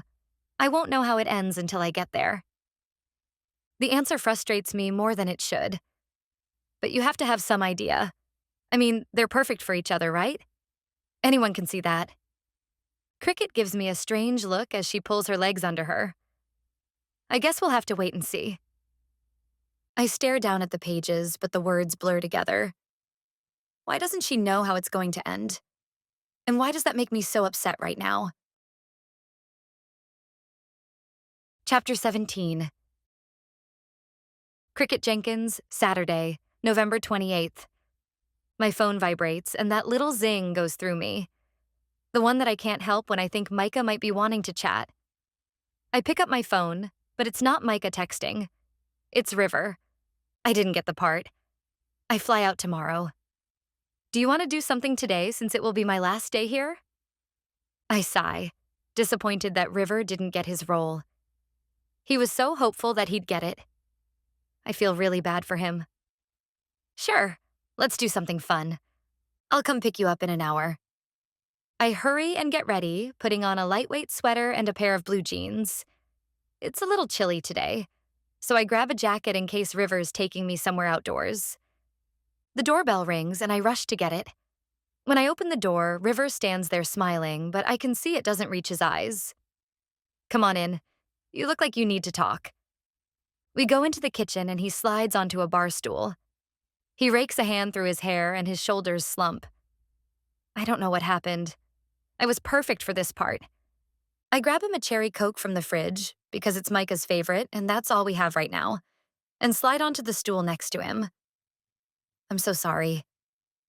He pops open the tab, takes a drink, then sets the can down with a clunk. My agent dropped me this morning. What? Why? I'm too typecast as a child actor, River says, using air quotes, and he said he can't sell me anymore. River stares down at the counter, and I feel the weight of his disappointment. That's terrible. I'm sure you're so much more than just a child actor. I put my hand over his, trying to reassure him. You'll get another agent, someone who gets you better roles. I don't know if I want to try anymore. It's been so long since I had anything of value come my way. I pat his hand. Don't give up. Not if this is your dream. He raises his gaze to meet mine. That's just it. I don't know if this is my dream. I thought it was when I was a kid. I begged my parents to take me to that audition. I don't think anyone expected me to get such a big role. But I don't know anymore. Maybe this is something I've outgrown. If this isn't your dream, what is? River shrugs and takes another drink of his soda. I don't know. Maybe instead of acting, I could explore my filmmaking. I like to do that. It's more of a hobby right now, but I could start taking it more seriously. I think that's a great idea. Will you show me some of your work? Sure. He pulls out his phone and calls up a video. We watch it together. It looks like a short documentary on the life of a crab. I watch as a crab comes out of his burrow and picks along the seaweed for food. When a seagull comes, it quickly burrows itself back in the sand. When it's done, my mouth is hanging open. River, this is really fantastic. Some of those shots you took are so artistic. I never would have thought to film from those angles. He blushes. Thanks. I'm glad you liked it. It's really good. River slides off his bar stool. I need a distraction from today's bad news. Are you up for it? I take in his devilish grin and narrow my eyes. What exactly are you thinking? How about that theme park that's across the bridge? I was reading about it. This weekend is the grand opening. Coastline Adventures? I ask, and River nods. I saw it advertised. It looks like a blast. Great, let's go. I need to blow off steam. He holds out his hand and I slip mine into his. The drive to Coastline Adventures takes about 45 minutes, and by the time we get there, River seems to have shaken off some of his earlier gloominess. The parking lot is packed with families and couples, and I can hear the screams and laughter of people on the rides even from here. Wow, this place is huge, I say, looking up at the towering roller coaster that dominates the skyline. River grins, and this time his eyes crinkle. Perfect. I want to ride everything. We buy our tickets and head inside. The first ride we hit is a spinning teacup ride that leaves us both dizzy and laughing. Then we move on to the bumper cars, where I discover River is surprisingly competitive. You're going down, Jenkins, he shouts as he rams his car into mine. Is that a challenge, Stone? I call back, spinning my wheel to chase after him. I hit him twice, but he gets me 3 more times before the end of the ride. After we climb out of the bumper cars, both of us grinning like kids, I spot a funnel cake stand. Have you ever had one of those? Never. My mouth falls open in shock. Oh, you're missing out. Come on. We order a funnel cake loaded with powdered sugar and strawberries and find a picnic table to share it. After he takes a bite, I ask, So? It's delicious. I can't believe I've been missing out on this my whole life. I laugh. River tears off a piece and I open my mouth on impulse. He pops it into my mouth and I swoon because it's just like something that would happen in one of the novels I read. Of course, just as I start to think this relationship might work, River's set to leave tomorrow. I wonder how a long-distance relationship might work. I push those thoughts out of my head because that's depressing. So tell me, I say after finishing a bite of the sweet, crispy dough. How did you get into filmmaking? Like, when did you first pick up a camera? River leans back, thinking. I was maybe 11, and I was bored on set one day. Kid Logic had this really long shooting schedule, and there was a lot of downtime between takes.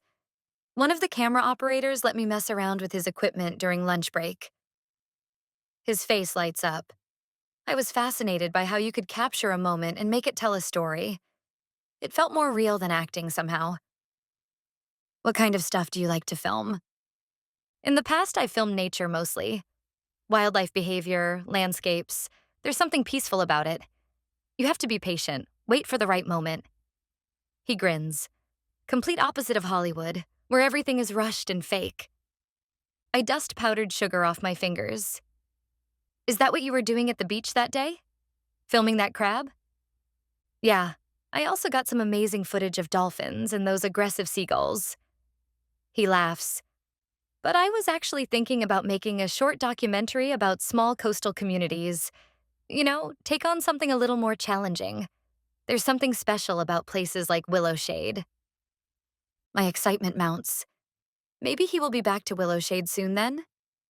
Really? What do you mean? River takes another bite of funnel cake, considering his words. People actually know each other there. They care about each other.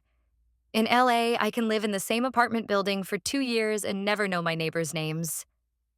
I can see what you mean. I think doing a documentary would be a great idea. Thanks. He licks some powdered sugar from his finger, and I think that makes him look sexy. Once again, exactly like in the books I read. What else do you like to do? I ask, getting more curious about him. I love hiking. Does Willow Shade have any trails? I nod. Yes. In the Seagrass Wildlife Preserve, there are some trails that take you through the marshlands and along the coastline. That sounds perfect. He smiles. Do you want to show me around the wildlife preserve? When will you be coming back? He pauses. Actually, there's something I should probably confess to you. Confess? I really like Willow Shade.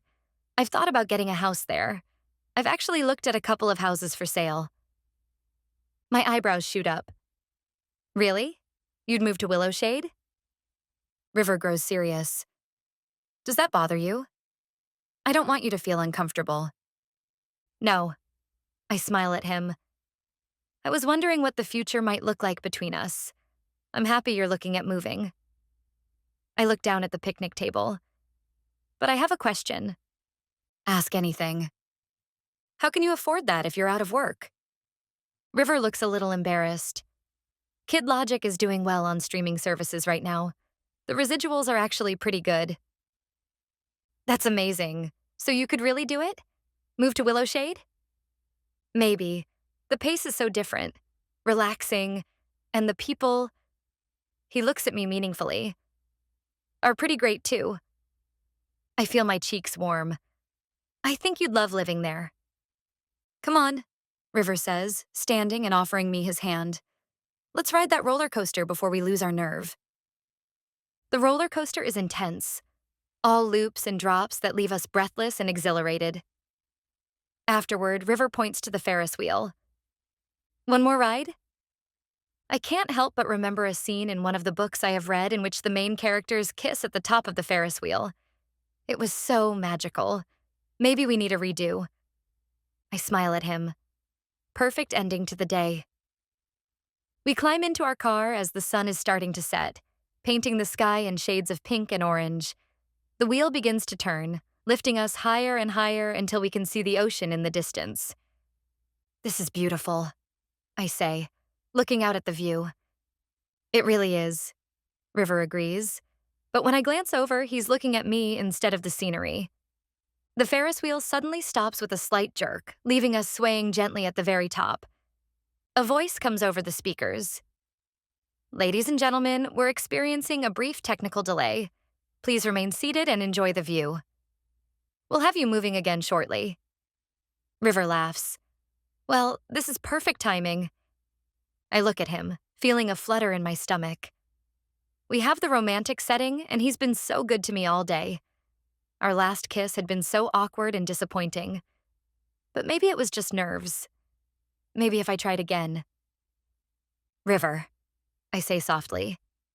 He turns to me and I can see something hopeful in his expression. Before I can lose my nerve, I lean toward him and press my lips to his. For a moment, I think it might be different this time. River responds gently, his hand coming up to cup my cheek. But as the kiss continues, that same hollow feeling settles in my chest. It's nice, but it's just nice. There's no spark, no electricity, none of that breathless excitement I've read about in books or seen in movies. I pull back, trying to keep the disappointment off my face. Cricket? River searches my expression. Everything okay? Yeah, I say quickly, forcing a smile. Of course, just enjoying the moment. But even as I say it, I can't shake the feeling that something is missing. River is wonderful, kind, interesting, handsome, successful. He should be perfect for me. So why does kissing him feel like letting the air out of a tire? River smiles at me, and I can't help but feel like he enjoyed our kiss, and I'm the only one who can't feel any sparks. He looks genuinely happy to be with me. The Ferris wheel starts moving again, and I'm grateful for the distraction.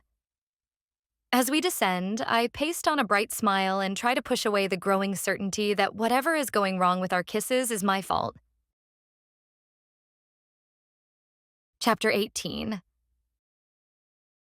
Cricket Jenkins, Saturday, November 28th. An hour later, we're sitting in River's rental car outside my house, and I can't shake that hollow feeling in my chest. River stops the engine but doesn't get out of the car. Instead, he turns to look at me. Okay, what's wrong? Does he feel it too? I turn to him. What do you mean? You've been quiet since the Ferris wheel. You seem, I don't know, distracted. Is something bothering you? I fidget with my seatbelt, not meeting his eyes. Something is bothering me, but want to talk about it? I sigh. What am I supposed to say to him? I don't know how to kiss. I'm broken, and I don't know what's wrong with me. No, it's just personal stuff. I don't really know what to say. River rubs his thumb over the back of my hand. Is this about Micah? I suck in a breath, and my gaze jerks to his. What? No, why would you say that? He gives me a sad smile. I read your book last night. Heat flames up to my cheeks. You did? River slowly nods. I did. And I think I know what's been bothering you. Your book? It's about you and Micah, isn't it? My throat closes up. River, I get it. I really do. You have feelings for him. Anyone can see it when you look at him. And the way you talk about him. I'm not blind. He says softly. Tears spring to my eyes. I'm so sorry, River. I like you. I really do. He takes both of my hands in his, which breaks my heart even more. I know that too. I don't want to like Micah anymore. It's honestly killing me. River reaches up and brushes a strand of my hair back from my face. He doesn't know how you feel, right? The tears come more freely now. I take my glasses off and set them on the dashboard. He doesn't see me as anyone other than a sister. He read my book, you know. He doesn't see it's about him, like at all. He's clueless. I've just liked him for so long, and I don't think he'll ever give me a chance. He cups my cheek, wiping a tear away with his thumb. I'm so sorry. I know how that feels. I had a crush on someone years ago who never returned my feelings. It's heartbreaking. I'm so sorry, River. I didn't mean to hide my feelings for Micah from you. I was just trying to get over him, trying to find happiness for myself. I wasn't trying to use you. He nods and slides his hand down to my shoulder and gives it a squeeze. I know, Cricket. You don't have to explain. I get why you went out with me, why you tried to hide your feelings from me. I wipe at my face, trying to get rid of all the tears. I understand if you hate me. River laughs. I don't hate you. I grab my glasses and put them back on so I can see his expression more clearly. You don't? His smile widens. I don't. We had fun together, didn't we? Yes. I know you don't have feelings for me, and that's okay. I'd like to still do things with you. As friends. Is that okay? I think about it. I do like hanging out with him. Okay, I'd like that. I try to smile at him, even though a part of me is heartbroken. I thought River was going to be the way out of these feelings I have for Micah. Turns out I can't get out. I'm stuck where I am, and that feels sad and depressing. Thank you for telling me what was bothering you. He takes my hand and lifts it to his lips before gently placing a kiss on my fingers. just like Mr. Darcy would do, like a gentleman. It breaks my heart even more because River was supposed to be my Mr. Darcy, but I know this is a goodbye kiss. I can still call you, right? I nod, even though my tears aren't done falling. Sure. All right. River squeezes my shoulder. You going to be okay? Yes?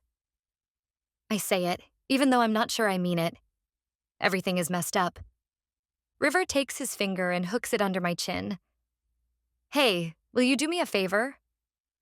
What? Will you not say anything to Micah about us breaking up? I stare at him. Why? You want me to pretend we're still dating?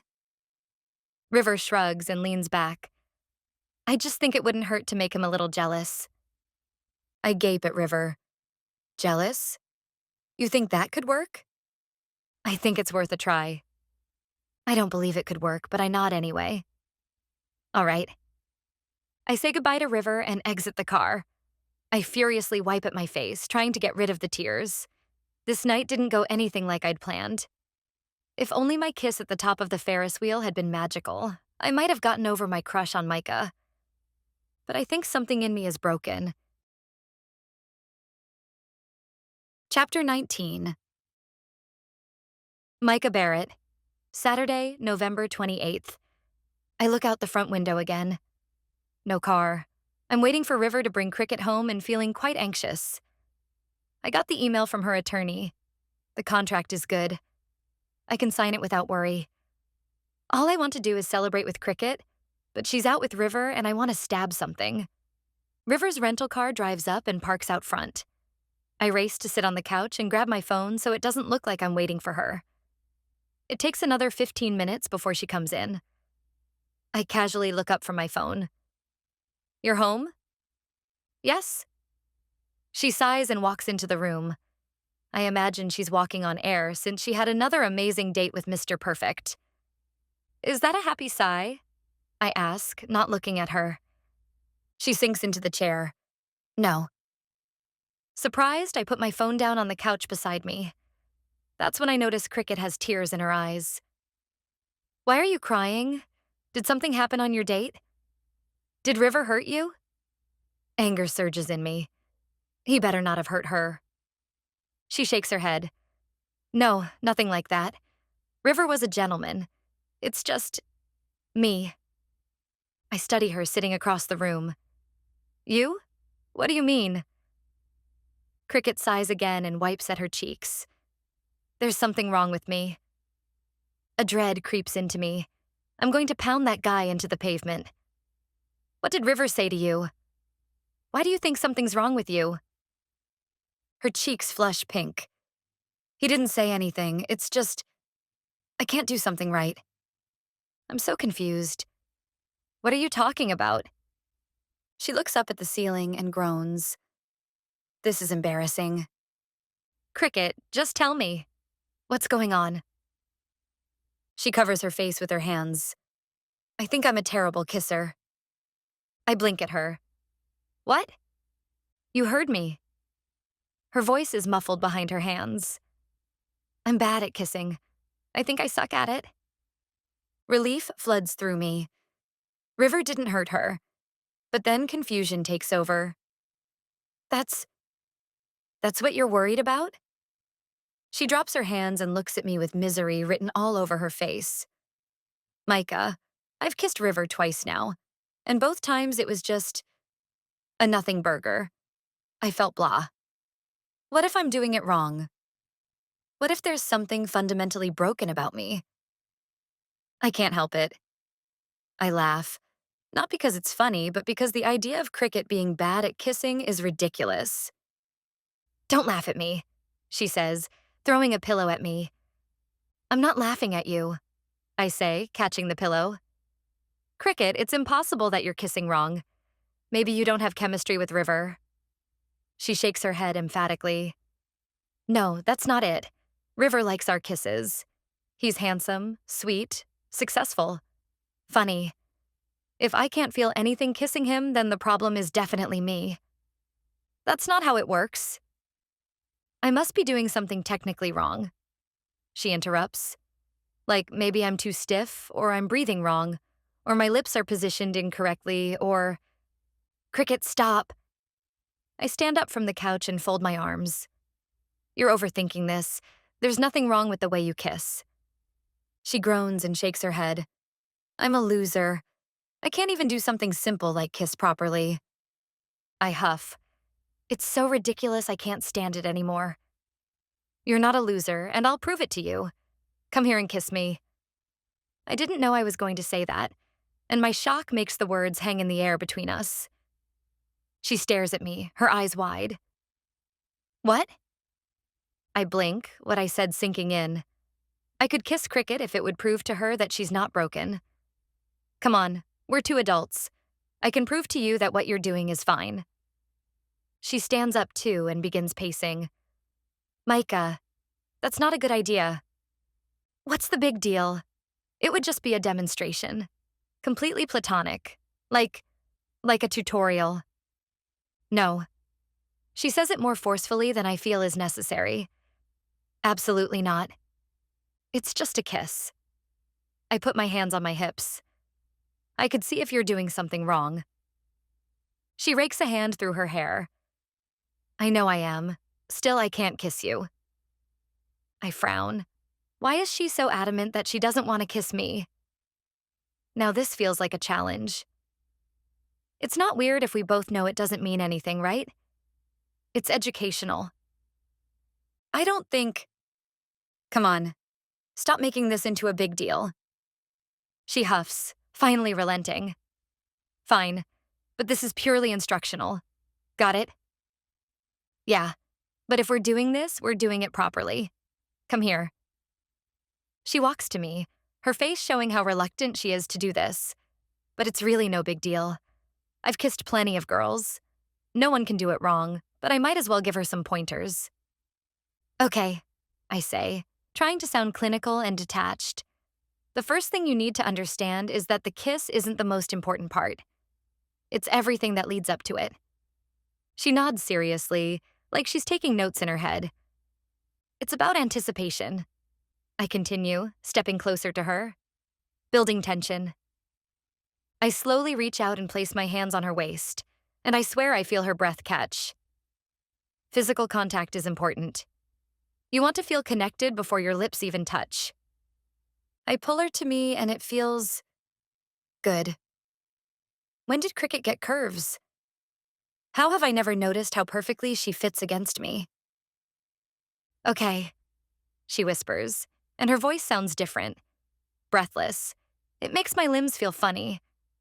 I slide my hands up to frame her face, my thumbs brushing across her cheekbones. Her skin is impossibly soft. Skin contact, I say, though my own voice sounds strained now. Eye contact. She looks up at me, and something in her expression makes my heart start pounding. Her lips are slightly parted, and she's gone completely still, like she's afraid to move. I gently slide her glasses off and set them on the end table. I thread my fingers through her hair. Why haven't I noticed how silky it is before now? It's making a lump form in my throat. The key, I say, leaning closer, is going slow, taking your time.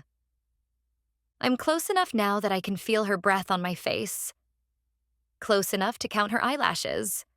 My heart is hammering against my ribs, and I can't figure out why. This is just a silly demonstration. I lower my head until our lips almost touch, but I don't close the distance.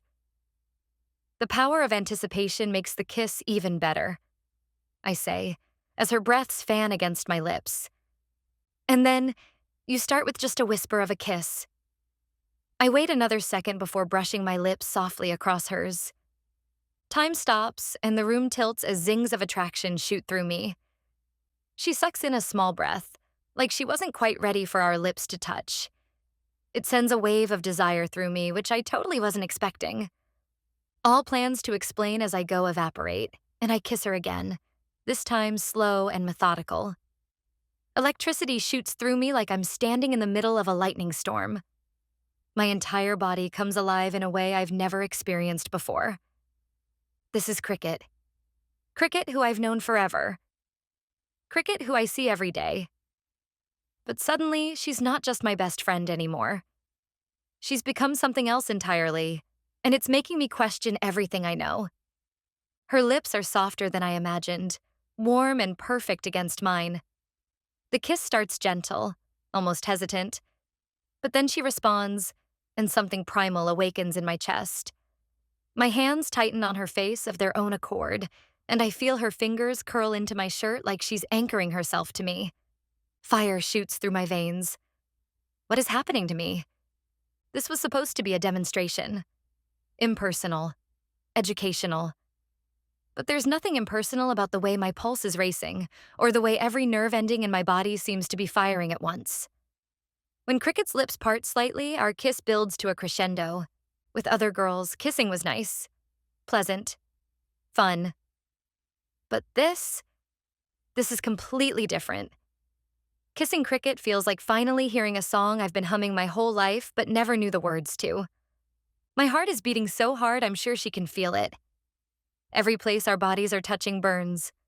My hands on her face, my chest where she grips my shirt. Every place I feel the barely there brush of her body against mine. I want to pull her closer, want to deepen the kiss, want to lose myself completely in whatever this feeling is. But then reality crashes in. I'm kissing Cricket, my best friend who is dating River. I break the kiss and pull back, and I'm completely disoriented. My hands are still cupping her face, and I can't seem to make myself let go. Her eyes are wide and dazed, her breathing as unsteady as mine, and she's looking at me with an expression I've never seen before. "Oh," she whispers, and that one word holds a world of confusion and surprise. I stare down at her, my mind reeling. What happened? How did a simple demonstration turn into that? And why do I suddenly feel like everything I thought I knew about myself, about Cricket, about us, is completely wrong? My chest is tight with something I can't name. All I know is that I want to kiss her again. I want to kiss her until we're both breathless, until nothing else in the world matters except this feeling coursing through my veins. But she's dating someone else. She's dating River, and she came to me because she wanted to figure out how to be a better kisser. For him. The realization hits me like a physical blow.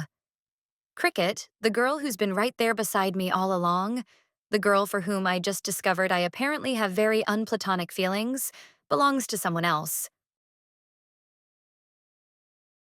Chapter 20.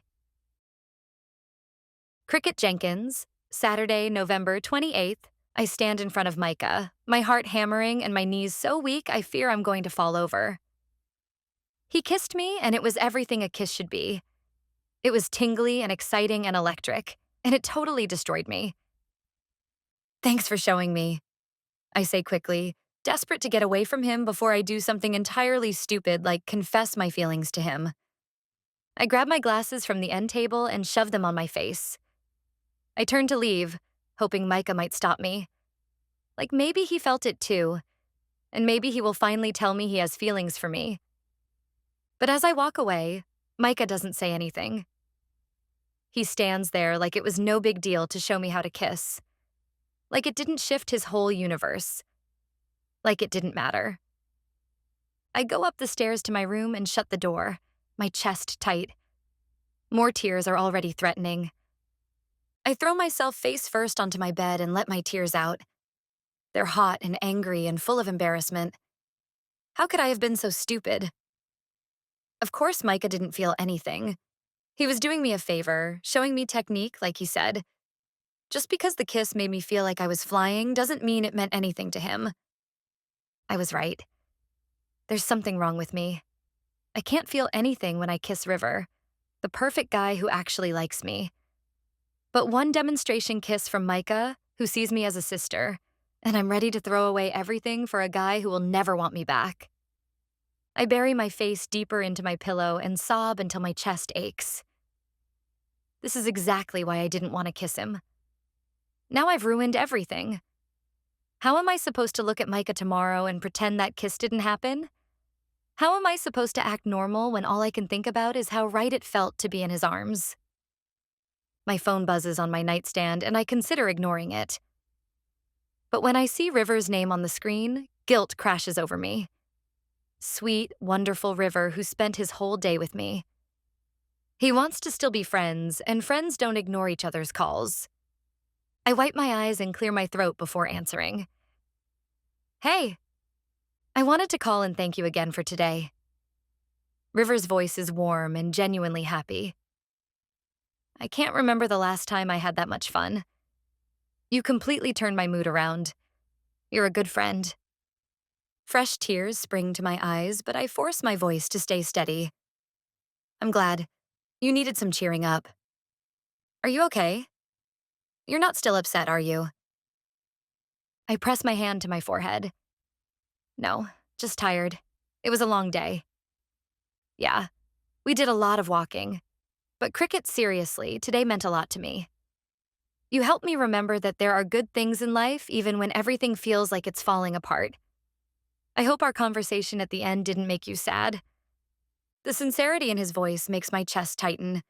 Here's this amazing guy who's been nothing but kind to me, and here I am, obsessing over Micah again. It did, I confess. A little. But I'm glad you still want to be friends.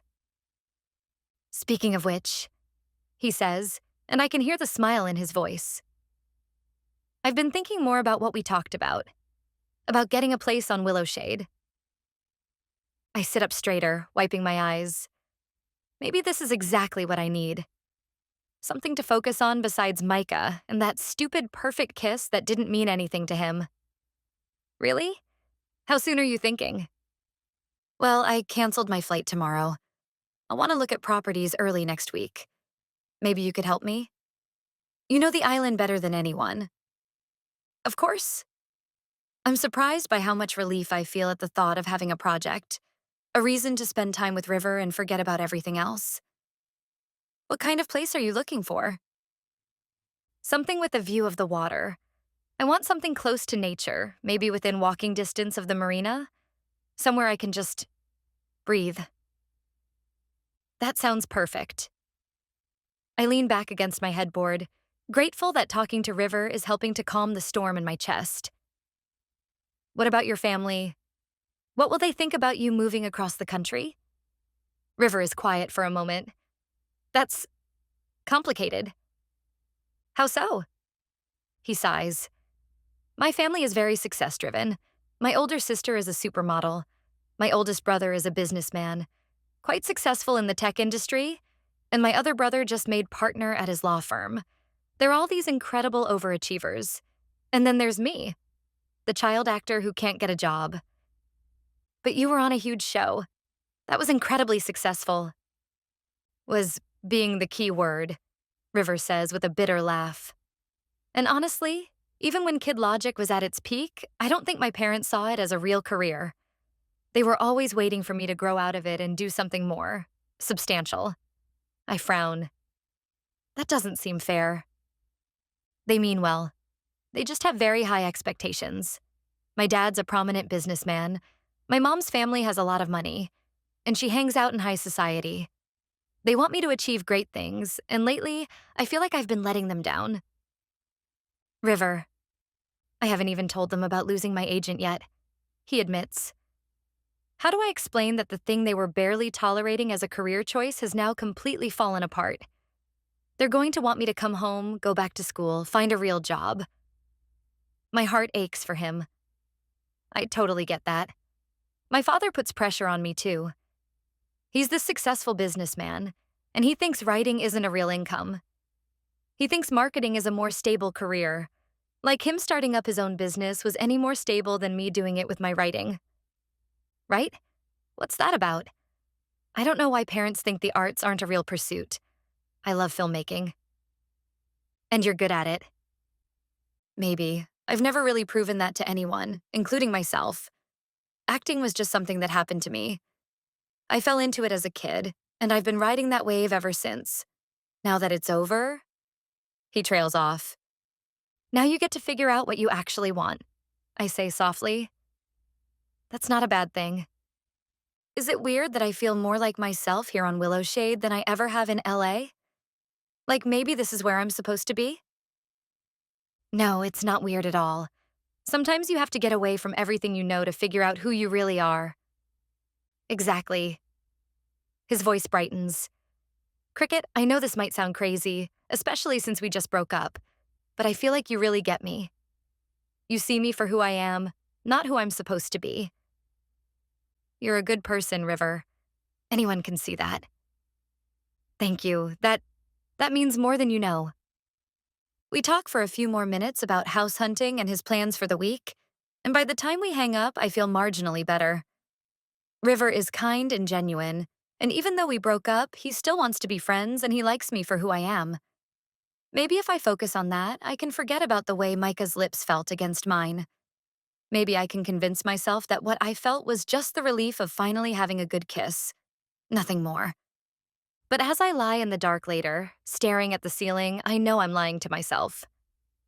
That kiss with Micah was everything I've been dreaming about for years, and the fact that it meant nothing to him is going to haunt me for a very long time. Chapter 21. Micah Barrett, Sunday, November 29th. I stare down at the lyrics in my notebook, the words blurring together. I can't concentrate on anything.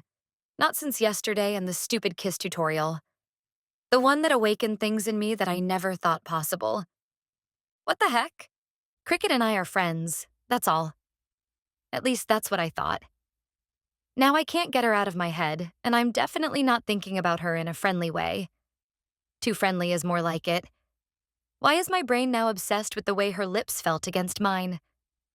I haven't spoken to her since the kiss. I saw her and River at church, but ducked behind a door and didn't greet them when they walked in. I let Skylar tug me over to sit by her, and I rushed out afterward, not staying for donuts or socializing. Not that I ever do, but I'm still embarrassed that I hid behind the bushes so they wouldn't see me. And now I'm sure she's going to be out with River all day. Why did Riverstone, of all people, have to come to Willowshade Island and chase after that stupid bird to get her glasses back? He's too nice. I can't even hate him. He's funny, smart, and I've only ever seen him act like a true gentleman. I grab my pencil, my feelings overwhelming. The words start to flow onto the paper. Words about longing and love and regret. How I've been blind this whole time. I keep writing, the song coming out of me faster than I have ever experienced. The lyrics speaking to me not knowing what was right in front of me all along. How stupid I've been. And all this time, Cricket was the one who stood by me. Who's still beside me, but it might be too late. She might be slipping away. The verses, the chorus, and the bridge all come out in a whirlwind of words and feelings. I title it, Right Here. And now it's time to find the melody. I grab my guitar, slinging the strap over my head. I start my recording equipment and strum to find the chords that fit the best. The music pours out of me, like a tune I've had in my head all this time but didn't know it. This song is different from my normal love songs. This one hits deeper for me. The words are haunting, about loving someone you can't have. I turn to minor chords that better match the feeling. Once it's all written, I play it back again, singing the lyrics. It startles me how different it is from my regular music, almost like someone else wrote it. I freeze. Atlantic Coast Records wants me to write more songs that are like the ones I usually write. What if they don't like this one? What if they tell me it's all wrong? My phone vibrates, and I realize I've worked into the late afternoon.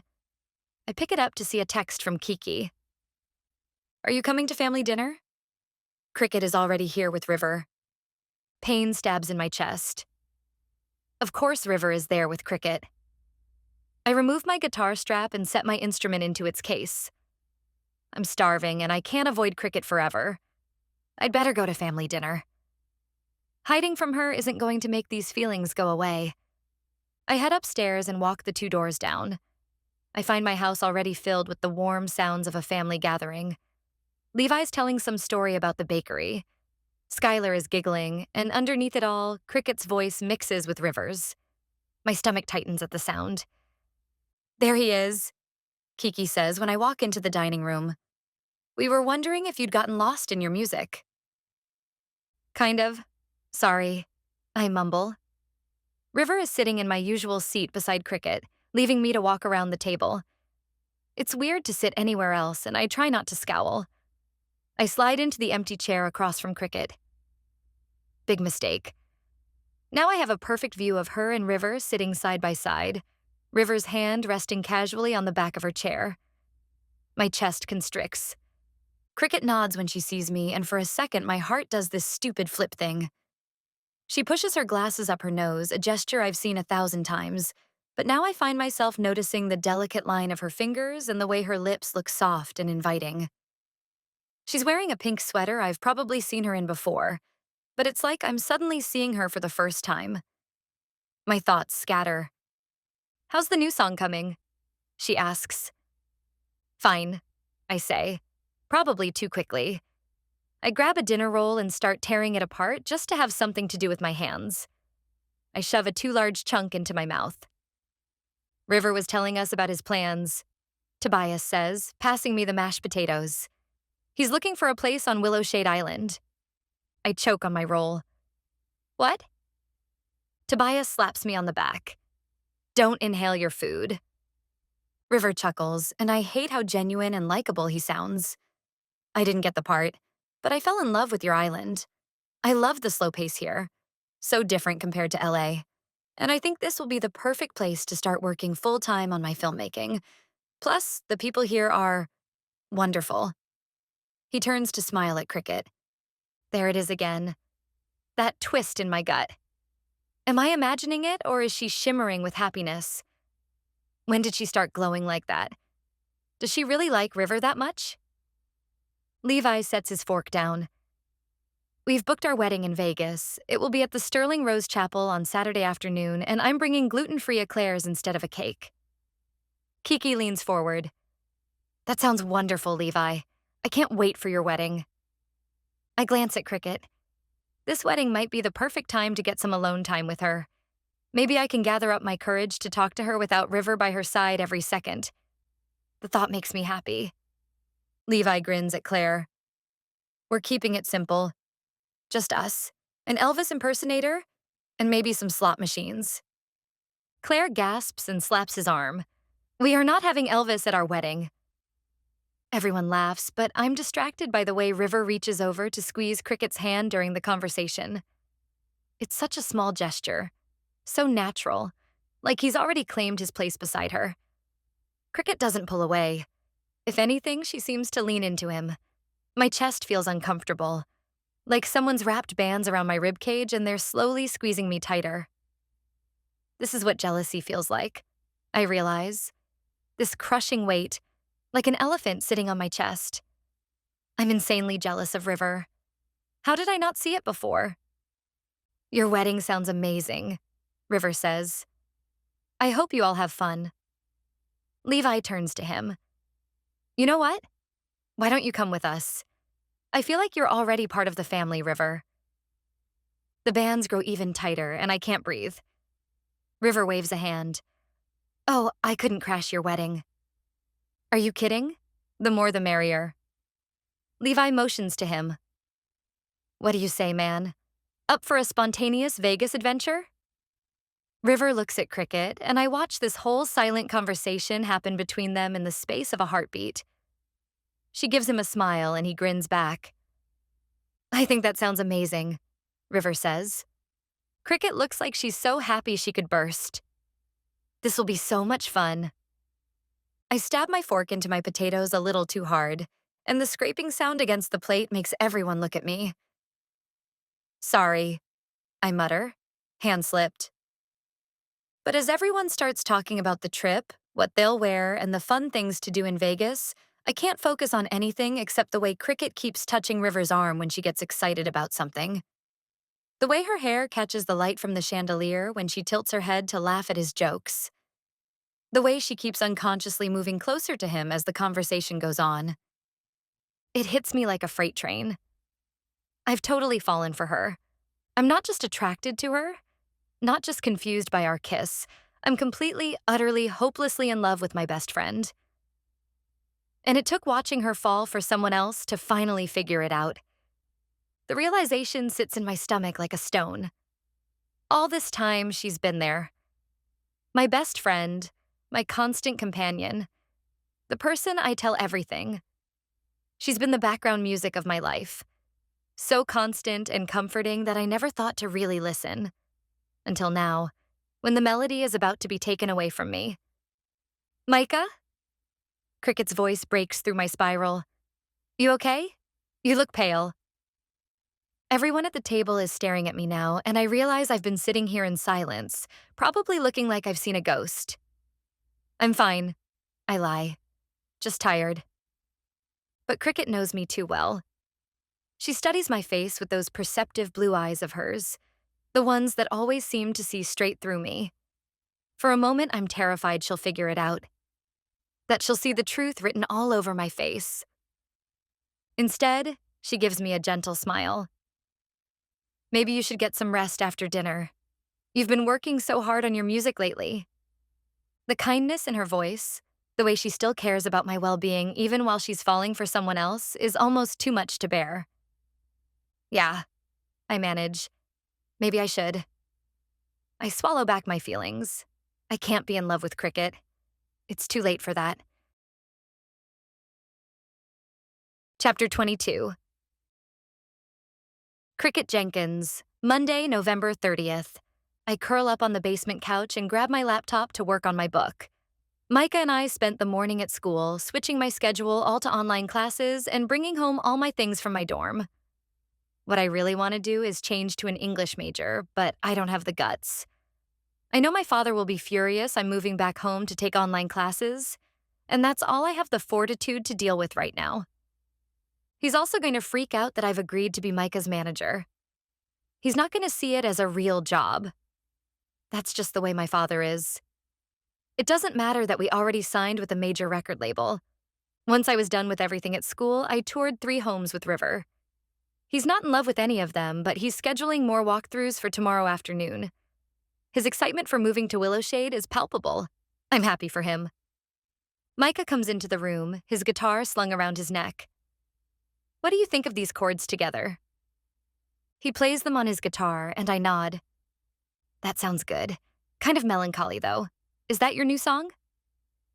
He rakes a hand through his already sticking up hair. Yeah, I can't get the melody quite right. Why is it so sad? You usually write happier songs. He shrugs and won't meet my gaze. It's just something I'm playing around with. Can I hear it? He frowns and toes the carpet. It's not done yet. I stare at him, not comprehending. You always let me hear your half-written songs. What gives? Micah shakes his head and tosses me an annoyed look. I don't know. It's not to the sharing point yet. All right, fine. I go back to my laptop. Are you writing more of your novel? Yes. He comes over to the couch and plops down next to me. Can I read it? I close my laptop. Not yet. It's not to the sharing point yet. Micah groans and stands up. Whatever. He plays some chords and returns to the bedroom where he's been working. I listen to him tinker around with the melody as I reopen my laptop and try to get back into the writing headspace.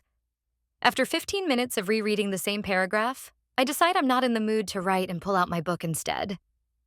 20 minutes later, the music stops. I hear Micah's footsteps in the hallway, then he appears again, this time without his guitar. He hovers there for a moment like he wants to say something but doesn't know how. Everything okay? I ask, lowering my book. He runs both hands through his hair, making it stick up even worse. Can we talk? There's something in his voice, vulnerability mixed with frustration, that makes me close my book and pat the couch beside me. Of course. What's going on? He sits down heavily, slumping forward with his elbows on his knees. For a long moment, he just stares at the floor. Micah? I think I made a huge mistake, he says quietly. My stomach drops. Does he regret the kiss? Is he coming to tell me that he wishes we'd never done it? If that's what he tells me, it will kill me. I swallow and try to keep my voice light. What do you mean? He lowers his head, still not looking at me. What if I'm not good enough? What if Atlantic Coast realizes they signed some nobody kid who got lucky with a few viral videos? Micah, no, listen. He finally looks up and I can see the fear in his gray eyes. They're expecting me to deliver an entire album, professional quality, something worthy of a major label, and I've never even been in a real recording studio before. I shift to face him fully. You've been making music for years. Your songs are incredible. In my bedroom with basic equipment, he says, his voice getting tighter. That's completely different from flying to Nashville and working with producers and sound engineers who know what they're doing. What if I get in there and mess up? What if I can't perform under that kind of pressure? You won't mess up. How do you know? The question comes out more desperate than angry. Cricket, these people are used to working with real artists. People who went to music school who have been performing professionally for years. I'm just some kid from a small town who taught himself guitar from YouTube videos. I reach out and take his hand, even though touching him physically hurts me now. You're not just some kid. You have something special, Micah. That's why millions of people watch your videos. That's why every major label wants to sign you. He shakes his head. What if it was all a fluke? What if I can't recreate that magic when it really matters? I squeeze his hand, warmth shooting up my arm. Talk to me. What's really going on in your head? He's quiet for so long I think he's not going to answer. When he finally speaks, his voice is barely above a whisper. I keep thinking about all the talented musicians who never make it. People who are probably way better than me but just never got the right break. And here I am with this incredible opportunity, and I feel like I'm about to waste it. Like everyone's going to find out I don't actually know what I'm doing. This song I'm working on, what if it's no good? My heart aches for him. Micah, you earned this. Your talent earned this. Did it, though? He looks at me with such raw uncertainty. Or did I just get lucky because some algorithm picked up my videos at the right time? Luck doesn't get you 50 million views on a single video. That's what you're up to now. And luck doesn't make people connect with your music the way they do. But what if I can't do it again? What if I sit down to write songs for the album and nothing comes? What if the pressure kills my creativity completely? I can see him spiraling, the way he does when his anxiety takes over. I take both of his hands in mine, ignoring all the tingles and flutters it sends through me. Look at me. He does, reluctantly. Do you remember when you wrote that song, Midnight Train? Yeah. You were going through that rough patch, fighting with Tobias. You missed your parents so much. You said you didn't think you could write anything good because you felt so messed up inside. His expression softened slightly. I remember. And then you wrote one of your most beautiful songs, the one that made me cry the first time I heard it. That was different. How? Because he struggles for words. Because I wasn't trying to prove anything then. I was just processing my feelings. That's exactly what you need to do now. Stop thinking about what Atlantic Coast expects or what other people will think. Just write from your heart, the way you always have. He's quiet, considering this. Micah, imposter syndrome is normal. Even the most successful artists deal with it. But that fear that you're not good enough, it doesn't mean you actually aren't good enough. It just means you care about doing well. What if I let everyone down? You won't. But even if something doesn't go perfectly, that doesn't make you a fraud. It makes you human. I lean closer. And I'll be right there with you, remember? You're not doing this alone. For the first time since he sat down, some of the tension leaves his shoulders. You'll be with me in Nashville? Of course. He bites his lip. You really think I can do this? I know you can. I've always known. I give him a small smile. Would you do something for me? He looks at me, the hesitation gone from his gray eyes. A zing of attraction races through me. Anything, he whispers. I wish he meant it. I wish we were talking about us right now. But we're not. And I forced myself away from those thoughts. Would you ask your doctor about some anxiety meds? I really think they would help you. He drops his gaze and lets out a breath. He's quiet for a moment. But I don't need Micah. I try to show how much this means to me through my voice. Please? He meets my gaze. He doesn't say anything. Just sits there and stares at me. Finally, he sighs. For you. No. Do it for yourself. A small smile crosses his lips. Okay, Jiminy. His gaze shifts and he motions for my glasses. I lean forward so he can slide them off my face. He takes out his microfiber cloth. I still don't know how you can see out of these when they're so dirty. I laugh and nudge his knee. You're good at changing the subject. He takes a deep breath. He finishes cleaning my glasses and slides them back onto my face. Okay, maybe the meds will help. And maybe I should stop overthinking the album and just focus on writing one song at a time. That sounds like a good plan. Micah leans close to me and I can feel his breath on my lips. He's so close and he's moving even closer. My heart starts beating rapid fire, and I can't think. Is he about to kiss me? In a quick movement, he leans closer and kisses my cheek. Thanks, Cricket. I can't move. He kissed me. What does that mean? Was that another friend kiss? Or did it mean more? I can't breathe, but I force myself to speak. Want to play me the song you're working on now? Maybe talking through it will help. He hesitates, biting his lip. Come on, it can't be that bad. It's not that. Then what? He shakes his head. Never mind, I'll play it for you. But I've never seen him so shy about sharing a song before. Tell me what's bothering you. It's just kind of personal. He won't look at me. Don't judge me. When have I ever judged your music? Never, he admits, standing up. That's why I always play it for you first. As he goes to get his guitar, I feel that familiar flutter in my chest, the same one I always get when he trusts me with something important.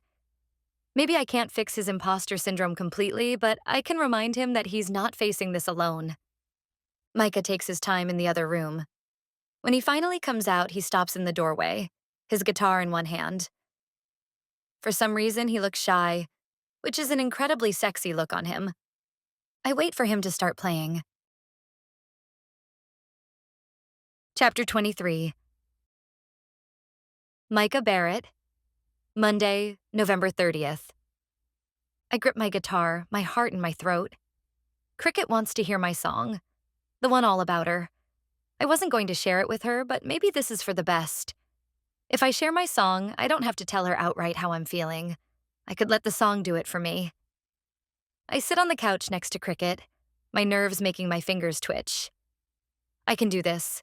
It's just a song. I sing to Cricket all the time. She puts a hand on my knee, and I'm acutely aware of the tingling sensation it causes. Are you ready? Yeah. I sling my strap over my head. I hesitate, not wanting to start, but Cricket waits patiently.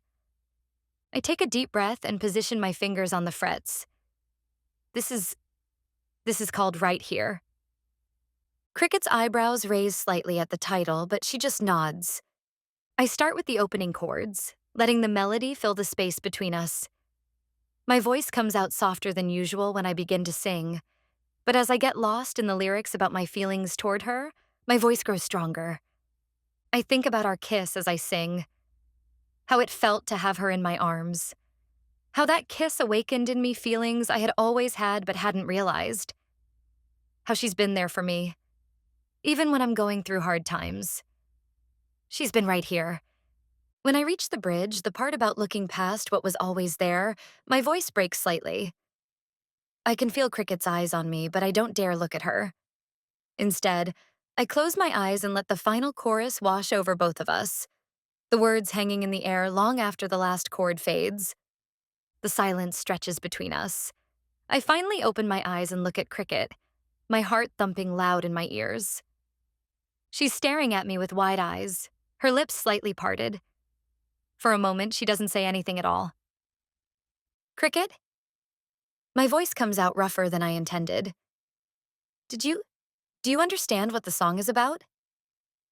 She blinks, as if coming back to herself, and nods slowly.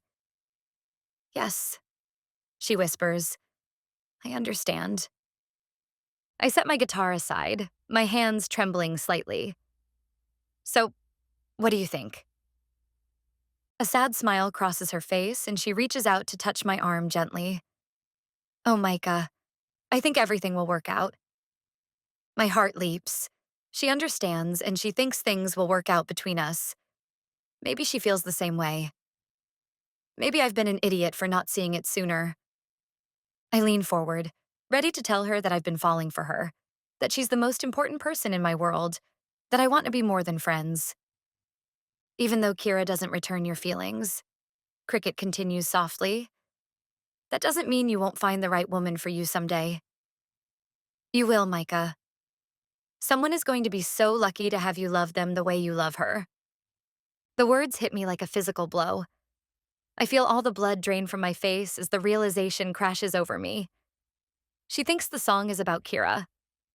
She thinks I'm still hung up on Kira, who barely knows I exist. I should correct her. I should tell her the truth.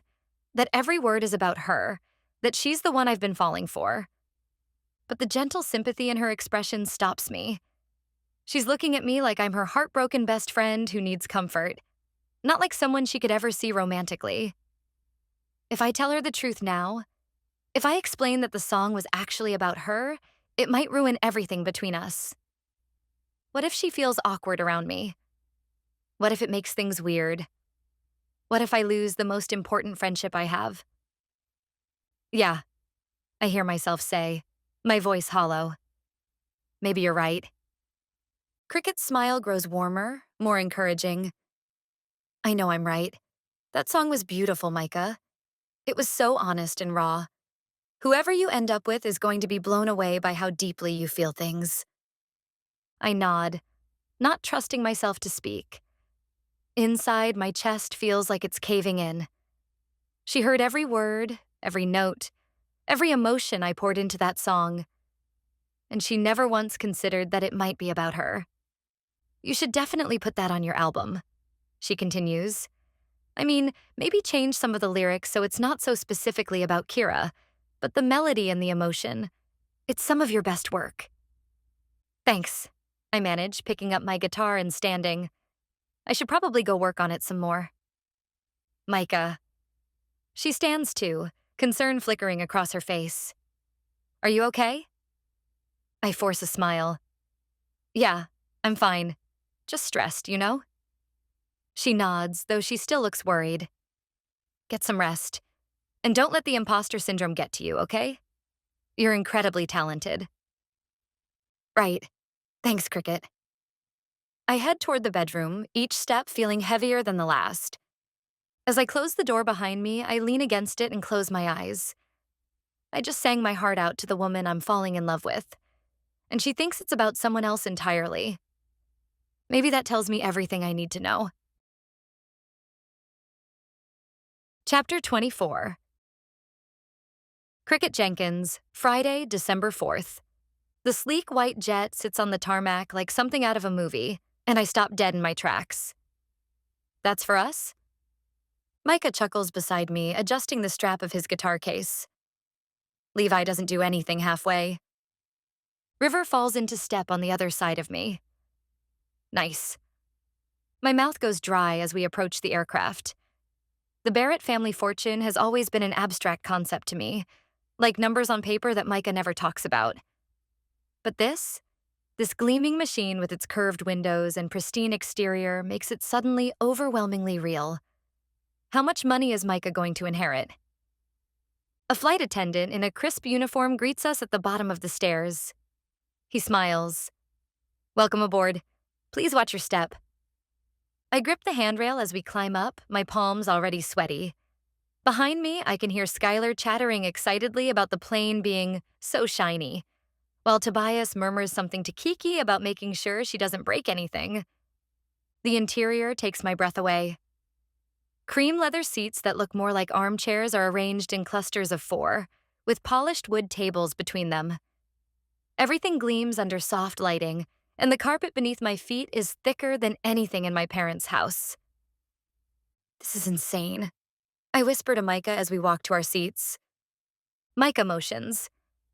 Go ahead and sit by the window. You've never flown before. I slide into the seat and grin at him. How considerate. I try not to swoon, but that's pretty much all I do around Micah. River slides in across from me, looking completely at ease, like private jets are just another regular thing for him. Micah sits next to me and pulls out his phone to show me a voice memo app. Want to hear what I've been working on? A new song came to me last night, and I've been working on it nonstop.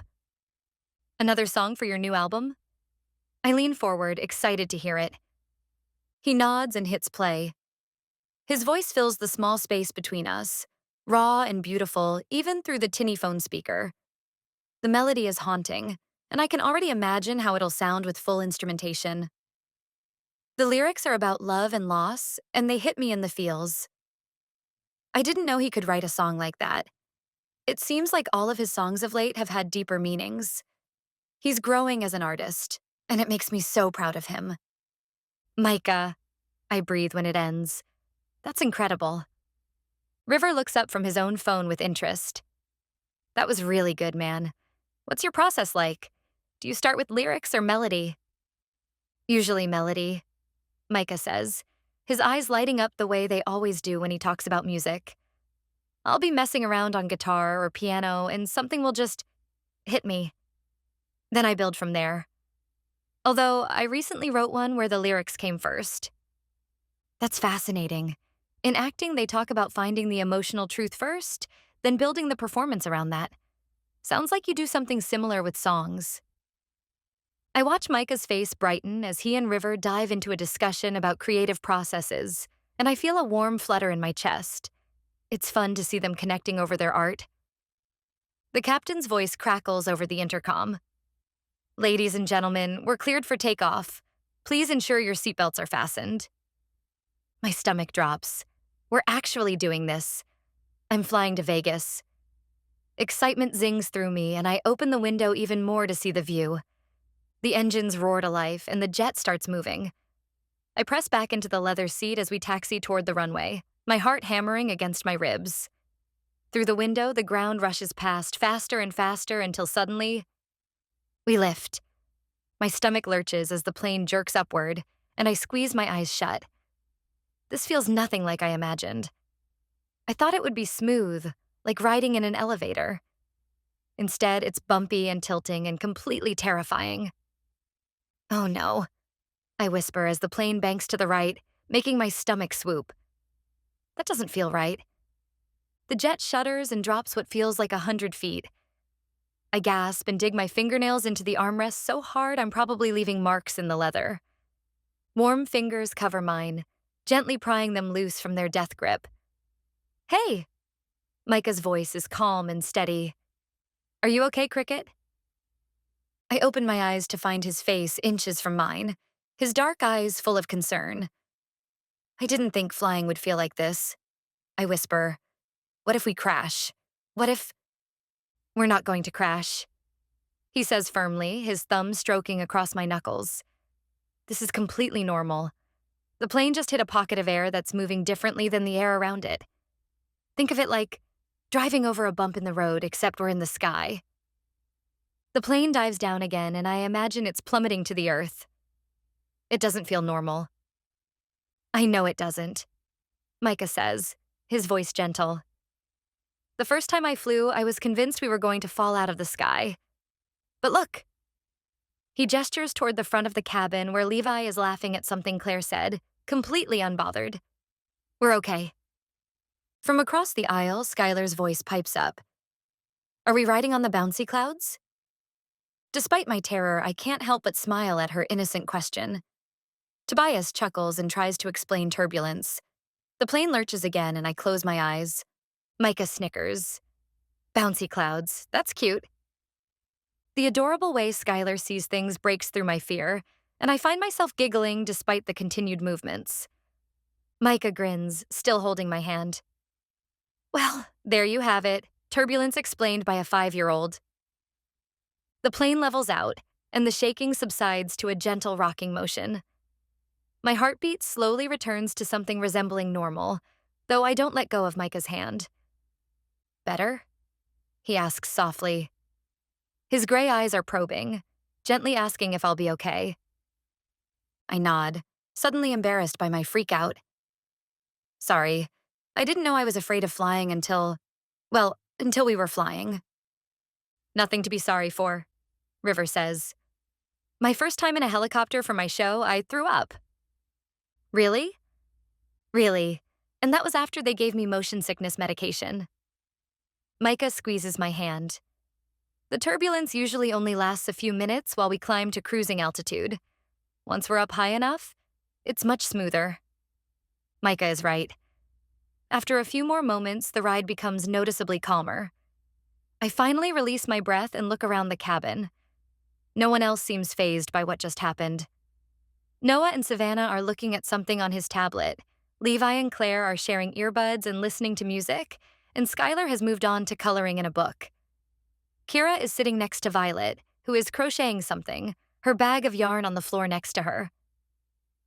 Thank you, I whisper to Micah, finally loosening my grip on his hand. He doesn't let go. That's what I'm here for. I look at our joined hands, then up at his face, and feel something warm unfurl in my chest. Not just gratitude, but something deeper. Something that has nothing to do with flying, and everything to do with the way he knew exactly what I needed to hear.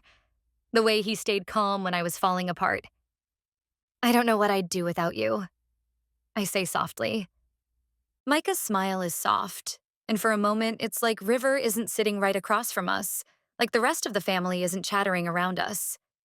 It's just him and me, and the steady hum of the engines carrying us toward Vegas. Lucky for you, he says, echoing words I said to him once before.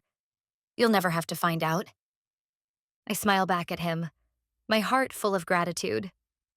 Outside the window, the world spreads out below us like a patchwork quilt, and for the first time since we took off, flying doesn't seem so scary after all.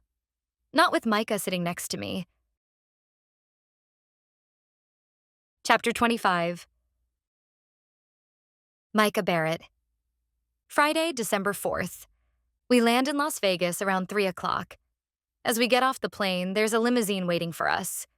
Cricket's eyes about pop out of her head. I just chuckle because it's so Levi. A few days ago, Tobias pulled me aside and told me how much each of us will inherit. I'm actually surprised Levi didn't rent out half of Vegas for our trip.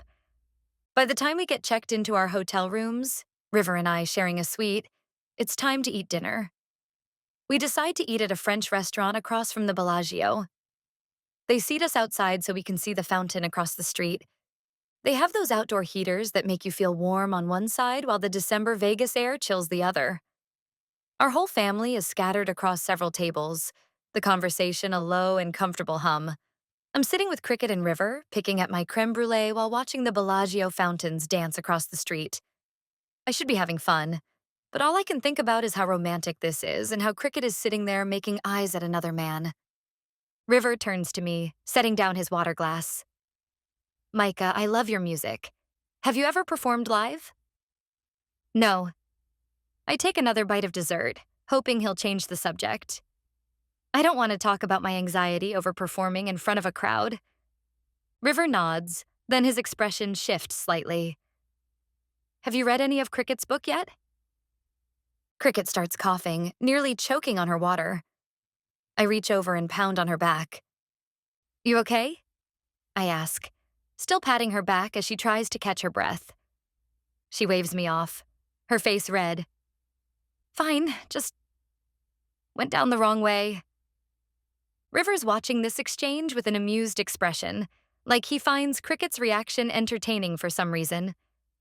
So, have you? Have I what?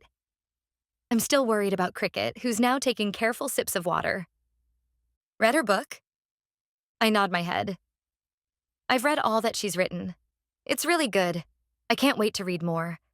The poor main character is completely oblivious to the fact that his best friend is in love with him. Cricket makes a small squeaking sound. You sure you're okay? I ask her again.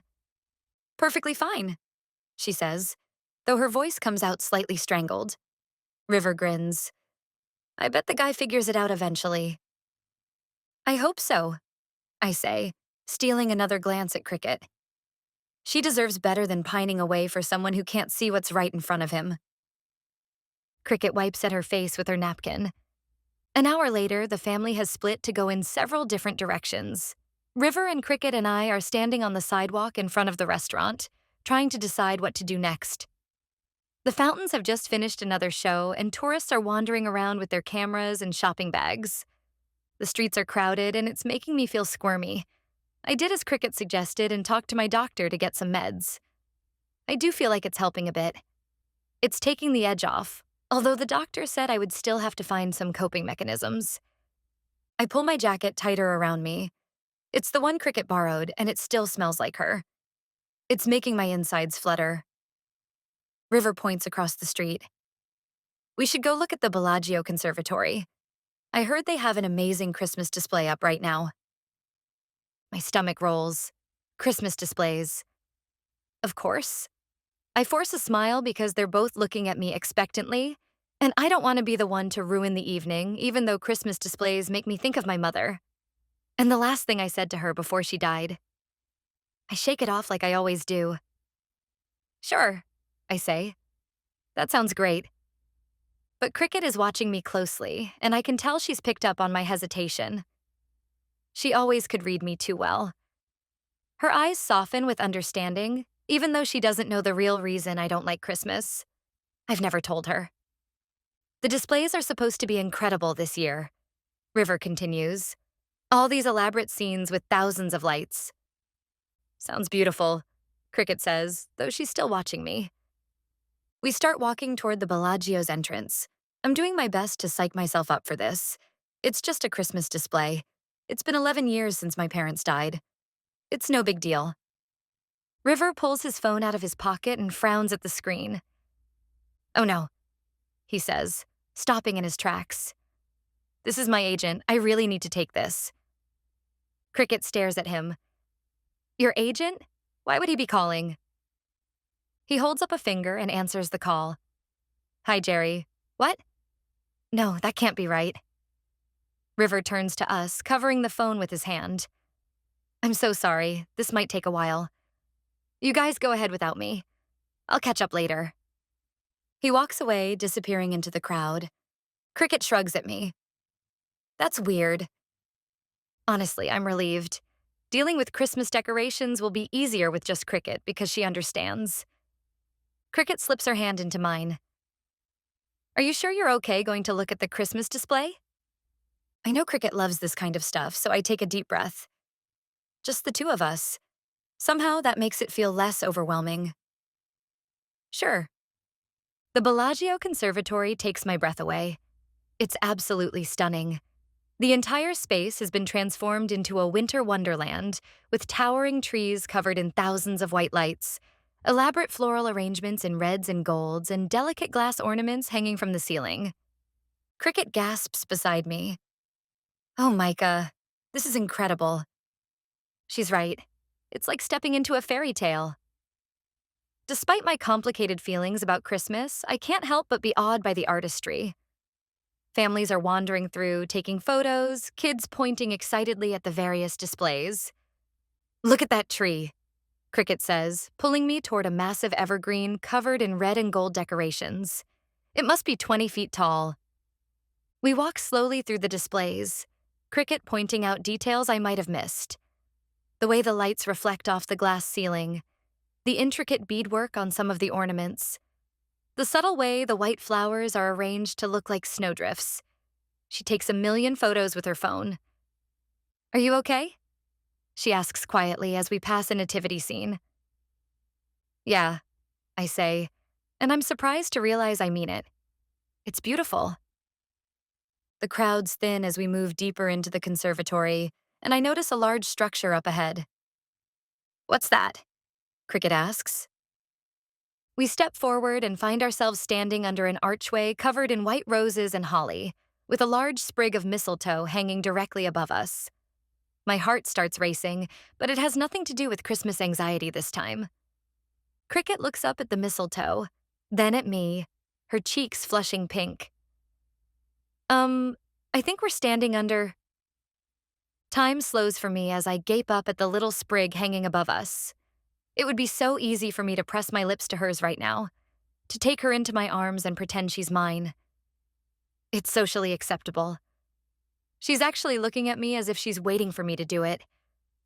I already know it would be amazing. Maybe even better than last time because I want it so badly. My heart picks up speed as I stare into her bright blue eyes. I could so easily take advantage of this situation, but I know I can't. A little voice inside me argues, "It's no big deal. It's tradition. Everyone expects it." She wouldn't think anything of it. My lips tingle in anticipation. Just one kiss. That's all. I mentally shake my head. I can't kiss Cricket. Not while she's so enamored with River. It wouldn't be right. No matter how great it would feel, it wouldn't be real. Yeah, I say. We'd better move on. It's hard for me to read Cricket's expression. It almost seems like she's a little disappointed, but that can't be right. I stare at her. She smiles and nods, the disappointed look vanishing. Yep, she laughs. We can't get caught under that. She shoves me out from under the archway. I keep walking with her through the rest of the display, but I can't think about anything else now. That kiss we shared was everything, and I feel so stupid for not seeing it before. How completely, utterly blind I've been to what was right in front of me this whole time. Cricket. My best friend Cricket, who knows my favorite soda is cherry Coke and remembers that Christmas is hard for me. Cricket, who laughs at all my jokes, reads every song I write, and makes me feel like I'm the most interesting person in the world when she looks at me. Cricket, who I let slip away from me because I was too much of an idiot to see that I was already in love with her. Chapter 26. Cricket Jenkins, Friday, December 4th. As we step outside the Bellagio, River appears, like he's been waiting for us to come out. Hey, how was it? It was cool. Want us to go back in with you? I ask, pointing. He shakes his head. No, it's okay. I grabbed us tickets for the high roller observation wheel. We should head over there. River holds out tickets, and we each grab one. Okay, cool. Is it far? I've never been to Vegas before, and I'm not even sure where we are. Just a few blocks. See? He points to the huge Ferris wheel, all lit up. I've always wanted to go on that, Micah says. River grins. It's fun. We filmed here once, and the whole cast went on it. You can see everything for miles. As we walk, River slides his arm around me and whispers, "How's it going?" How's what going? I whisper back. My plan to get you two together. I trip over my own feet, and River has to practically pick me up. Micah turns around. Are you guys okay? River pulls me closer to his side. Fine. We're good. Micah turns back around and grunts like he's upset about something. I totally should have guessed what River was doing. He did tell me he wanted to make Micah jealous. I just don't see that it's working well. Although Micah kind of looked like he wanted to kiss me back under the mistletoe. Is it working? He prods. Maybe? I raise my eyebrows at him because I'm just unsure. He nods. When we get a little closer, I'll fake another call and let you two get on the Ferris wheel alone. I start to feel a little uncomfortable about this. I mean, I'm basically lying to Micah, and that doesn't sit right with me. But we're almost to the high roller, and I kind of do want to go on it with Micah. All right. River winks at me. He stops walking and pulls out his phone. Oh, hold on. He says loud enough for Micah to stop and turn around. My mom's calling. He pretends to answer his phone. Hi, Mom. What? Really? Right now? He covers the phone and whispers to us. Family emergency. I need to take this. You guys go ahead without me. I watch him walk a few steps away, talking into his phone, and I can't help but smile. What a faker. Micah shoves his hands into his pockets. Another call? He's sure popular today. I fidget with my ticket. Looks like he might be a while. Micah frowns. Should we wait for him? No, I say quickly. I mean, if he's handling family stuff. I trail off and look at the high roller. He said to go ahead. We make our way through the short line, and soon we're settling into one of the pods. It's spacious, big enough for about 20 people, but since it's just the two of us, it feels almost too big. We're surrounded by glass and can see all around us. The wheel starts moving so slowly I can barely tell we're ascending. This is nice, I say, moving to the windows. The strip stretches out below us, all bright lights against the desert darkness. River was right. You really can see everything. Micah joins me at the window, standing closer than he usually does. It's beautiful, different from home. Very different. I glance at him sideways. I always got the impression you wanted to make it big in the music industry and leave Willow Shade Island. At least that's what you said growing up. Is that still true? I don't know. He's quiet for a moment. I thought I wanted more, but leaving home and going to school was so different from what I expected. Now I'm not sure I want to leave Willow Shade. He looks at me. There are people there I don't want to leave.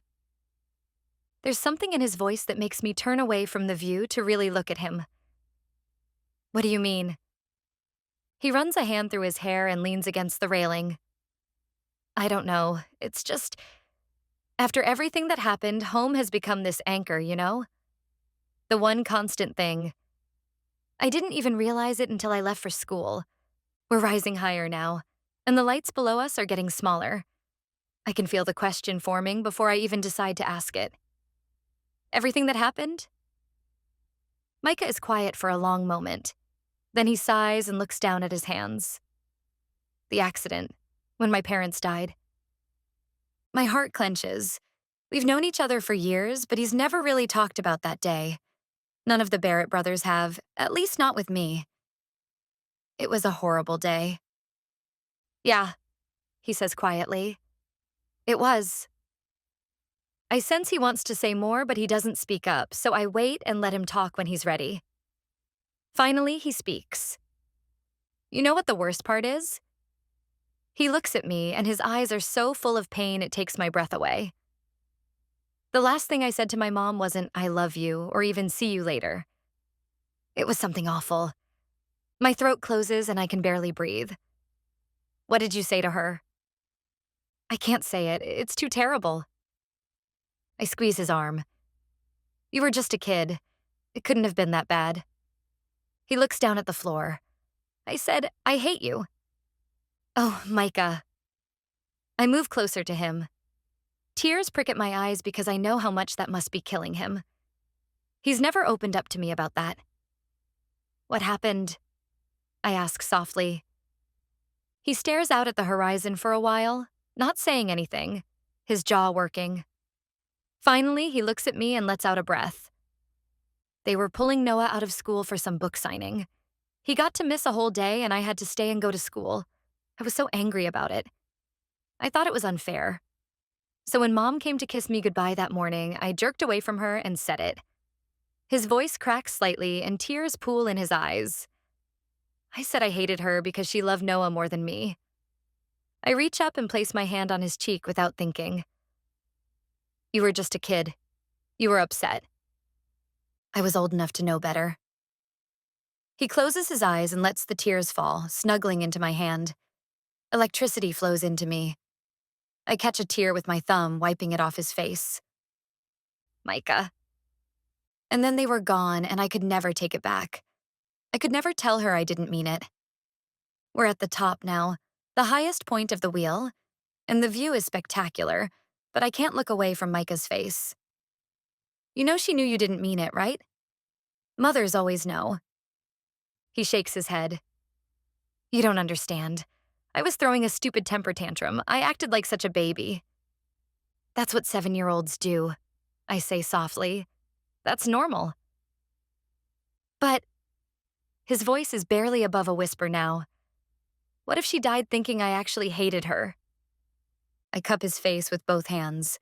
I want to take away this pain. I want it so bad it hurts. Micah Barrett, look at me. He meets my eyes reluctantly. Your mom knew you loved her. She knew because of all the other times you showed her, all the other things you said and did. One moment of 7-year-old anger doesn't erase all the good times. You were her son, her baby. She loved you. You don't know that. Yes, I do. My fingers graze his skin, because I know you. I've known you for years, and you are the most loyal, protective, loving person I've ever met. You take care of everyone around you, sometimes to your own detriment. He's quiet, staring out at the lights of Vegas spread below us. And another thing, I continue, my voice gaining strength. You getting mad about having to go to school doesn't define your entire relationship with her. You were her son. She carried you, fed you, rocked you to sleep.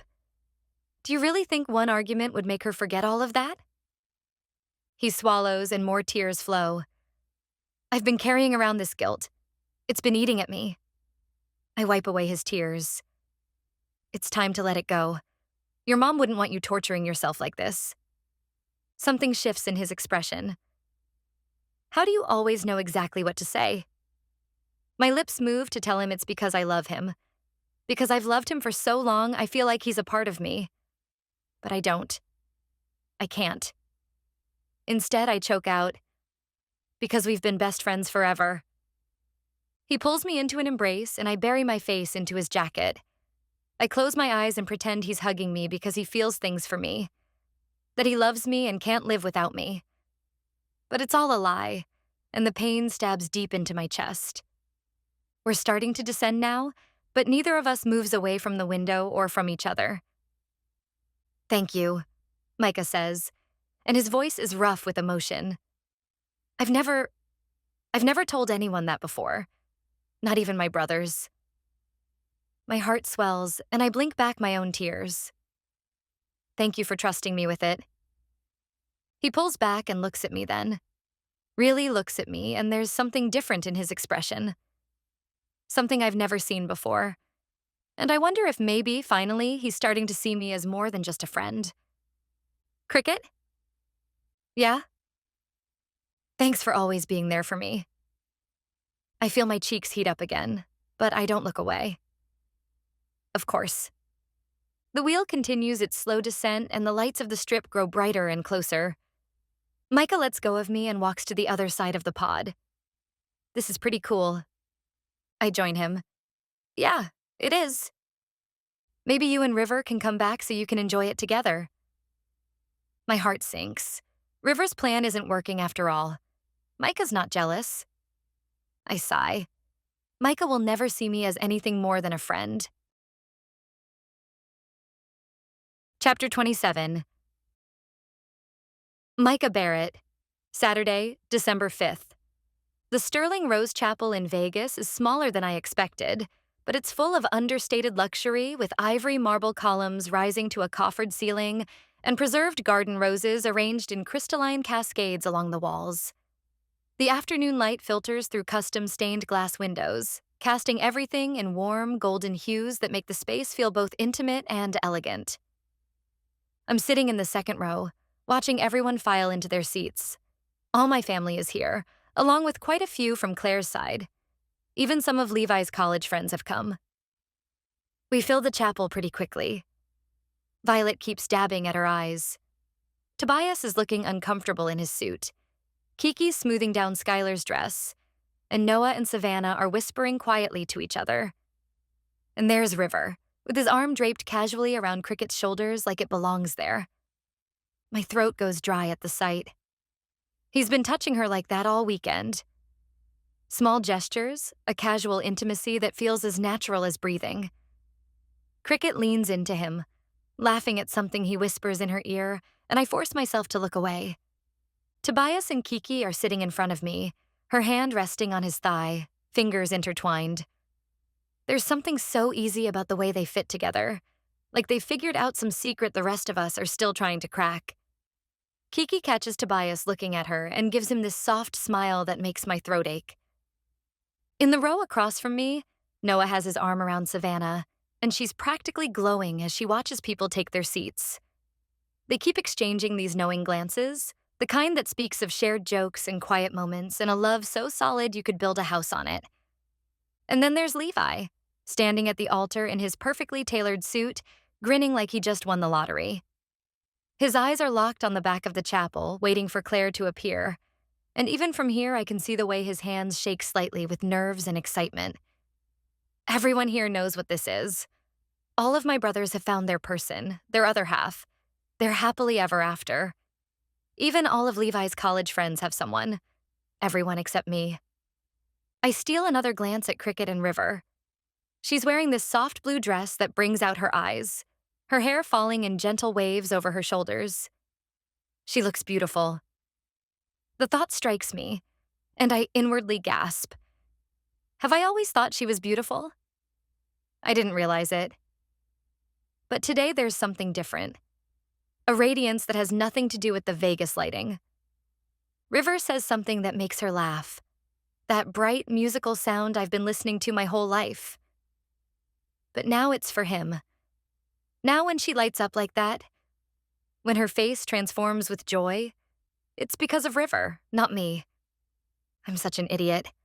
All those years, all those moments when it was just Cricket and me against the world, when she'd comfort me through my panic attacks, when she'd stay up all night helping me with song lyrics, when I would cling to her like she was my lifeline. I thought that was just friendship. I thought that was just me and my best friend. I never realized I was in love with her, and by the time I figured it out, it was too late. The music starts, the wedding march that gets everyone's attention. Claire appears at the back of the chapel, and I have to admit she looks stunning. Her dress is simple but elegant, her usually severe expression softened by pure happiness. But what really gets me is Levi's reaction. I've never seen my brother look like that. Like he's witnessing a miracle. Like every breath he's ever taken has led to this moment.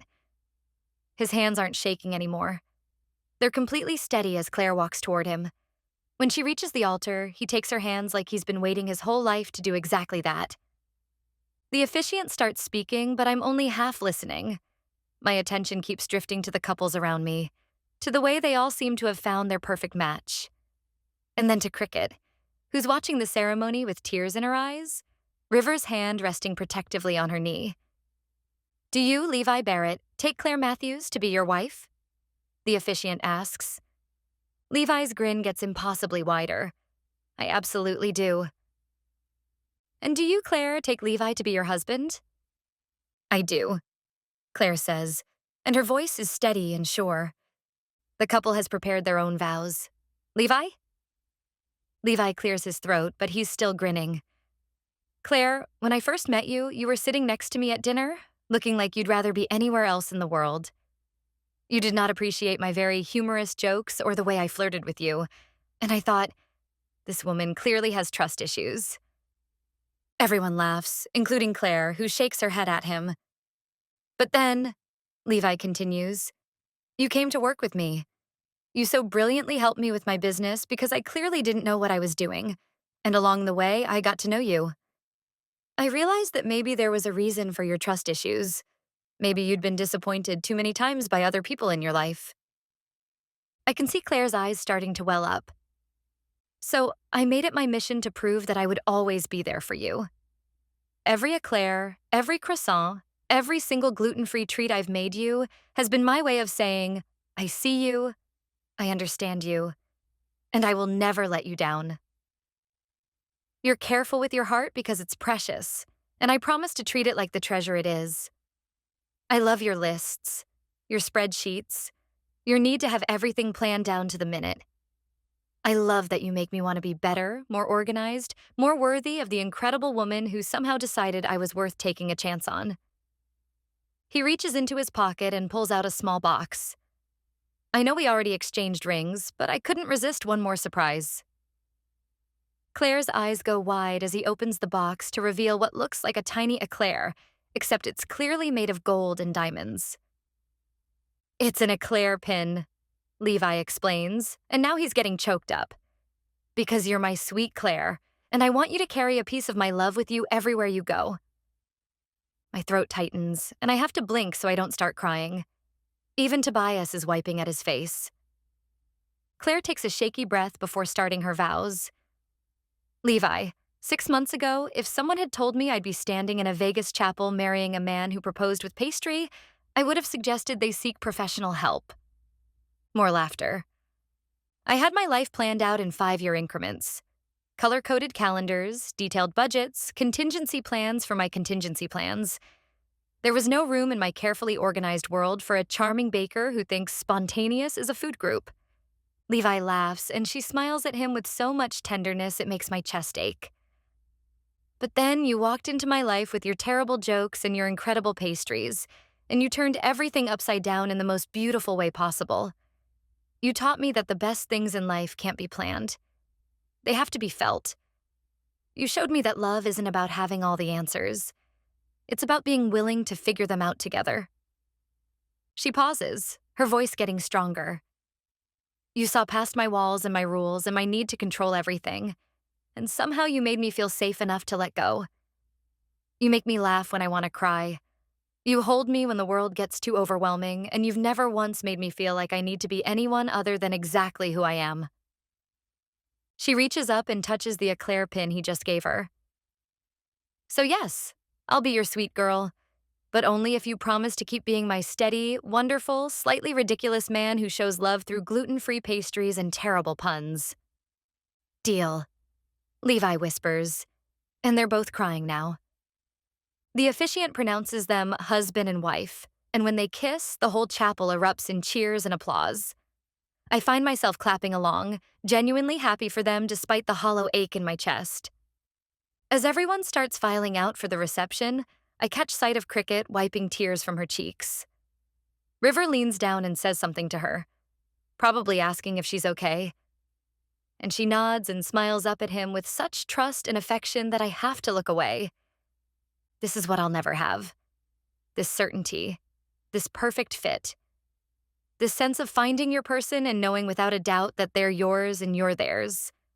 I had my chance with Cricket, and I was too blind, too scared, too stupid to see what was right in front of me. Now she's found someone who sees her the way Levi sees Claire, the way Tobias sees Kiki, the way Noah sees Savannah. Someone who makes her laugh and holds her when she cries and doesn't take her incredible, generous heart for granted. I should be happy for her. I am happy for her. But I'm also devastated because I know I'll spend the rest of my life wondering what could have been if I'd just opened my eyes a little sooner. As we head to the reception, Cricket falls into step beside me, River having been pulled aside by Skylar, who wanted to show him something. That was beautiful, she says, still a little teary. Levi's vows were perfect. Yeah, I manage. They're good together. She looks at me sideways. You okay? You seem quiet. For a second, I think about telling her everything. About how I realized too late that I love her. About how watching her with River is like slowly bleeding out. About how I would give anything to go back and do it all differently. But then River appears at her other side, sliding his hand into hers with an ease that speaks of growing familiarity, and Cricket's face brightens like he's the sun. I'm fine, I lie. She squeezes my arm with her free hand, the same comforting gesture she's made 1,000 times before, but now it feels like a goodbye. Come on, she says. Let's go celebrate your brother finding his happily ever after. We get into the limousine that takes us to the reception at the Golden Mirage Ballroom. The venue is decked out for Christmas, with tinsel and golden balls decorating the walls and a giant crystal chandelier hanging from the ceiling. The venue fills up, and I can feel my anxiety heighten. I take in a deep breath and let it out slowly like my doctor told me. I do it several times, and it actually helps a little bit. I walk to the wall, away from the people dancing. I watch as River spins Cricket around on the dance floor. She throws back her head and laughs, like she doesn't have a care in the world. And I try to be happy that my best friend has found her fairy tale ending, even if it means mine is over before it ever really began. Chapter 28. Cricket Jenkins, Saturday, December 5th. The DJ plays a slow song and River pulls me to him, grinning at me. I think Micah's insanely jealous right now. He says quietly in my ear. I glance over at him. He's scowling in our direction.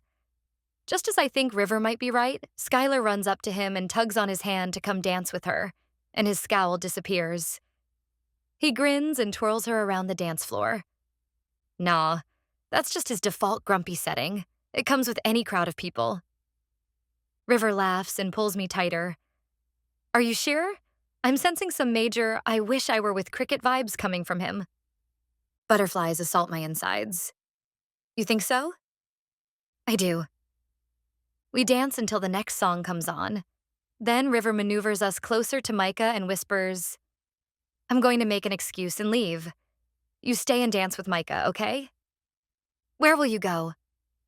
I saw Kira leave, and I want to make sure she's okay. All right.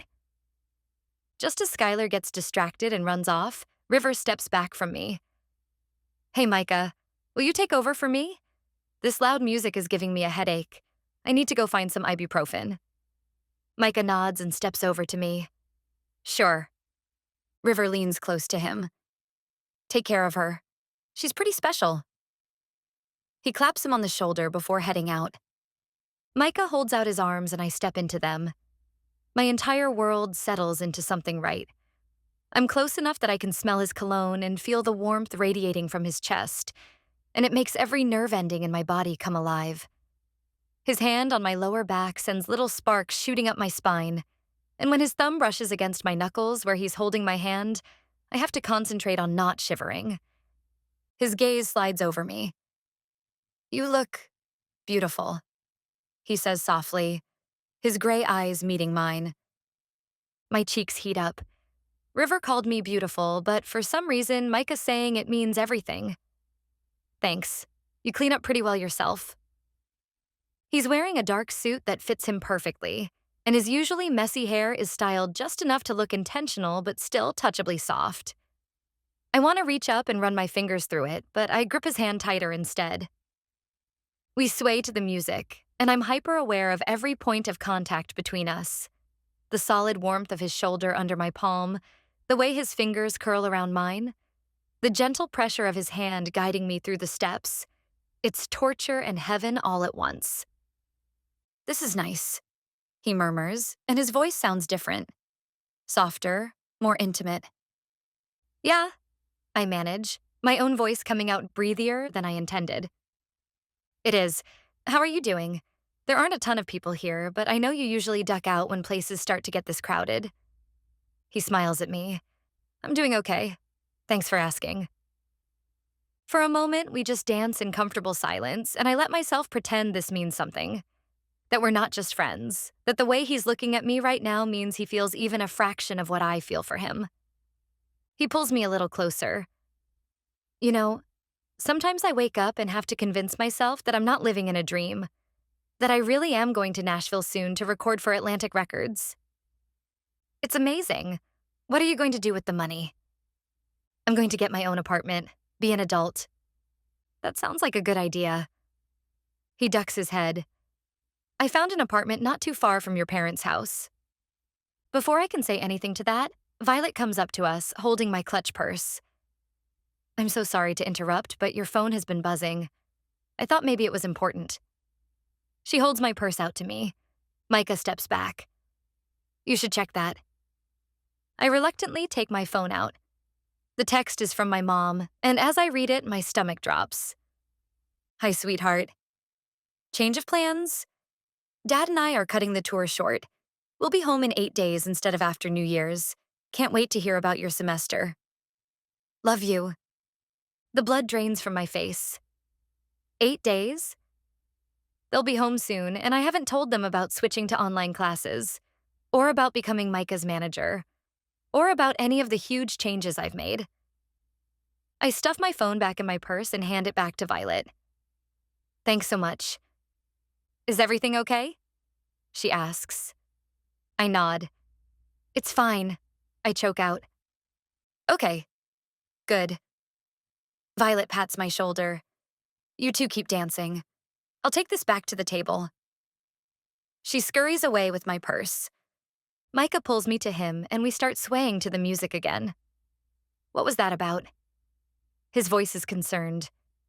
You look like you've seen a ghost. My parents, I whisper.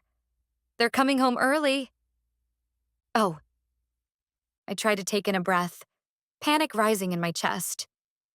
Micah stops dancing, his brow furrowing with concern. What's wrong? I haven't told them anything. About being your manager, changing to online school, any of it. Cricket, it's going to be okay. They'll understand. No, they won't. The words come out sharper than I intended. My father, especially. He's going to think I'm throwing my life away. Micah grips my arms. It's going to be okay, Cricket. I look around the reception, suddenly feeling claustrophobic. Can we get some air? Without waiting for an answer, I head toward the exit that leads to a small balcony overlooking the strip. Micah follows, his hand warm on my lower back as he guides me outside. The December air is crisp and cool, and I wrap my arms around myself, more from nerves than cold. Micah misunderstands and shrugs out of his suit jacket, placing it over my shoulders. I pull it tight around me just to ground myself, to smell his scent wrapped around me. Cricket, Micah says gently, turning me to face him. Are you sure it's not the right time to stand up to your father? I take a shaky breath. I want to. I really do. It's just, he controls my tuition money, so I shrug helplessly. And now I've not only switched to online classes without asking, but I've agreed to manage your career instead of focusing on getting a real job in marketing. Managing my career is a real job, Cricket. You're incredible at it. I laugh bitterly. Try explaining that to my father. He thinks anything related to music or entertainment is frivolous, just like my writing.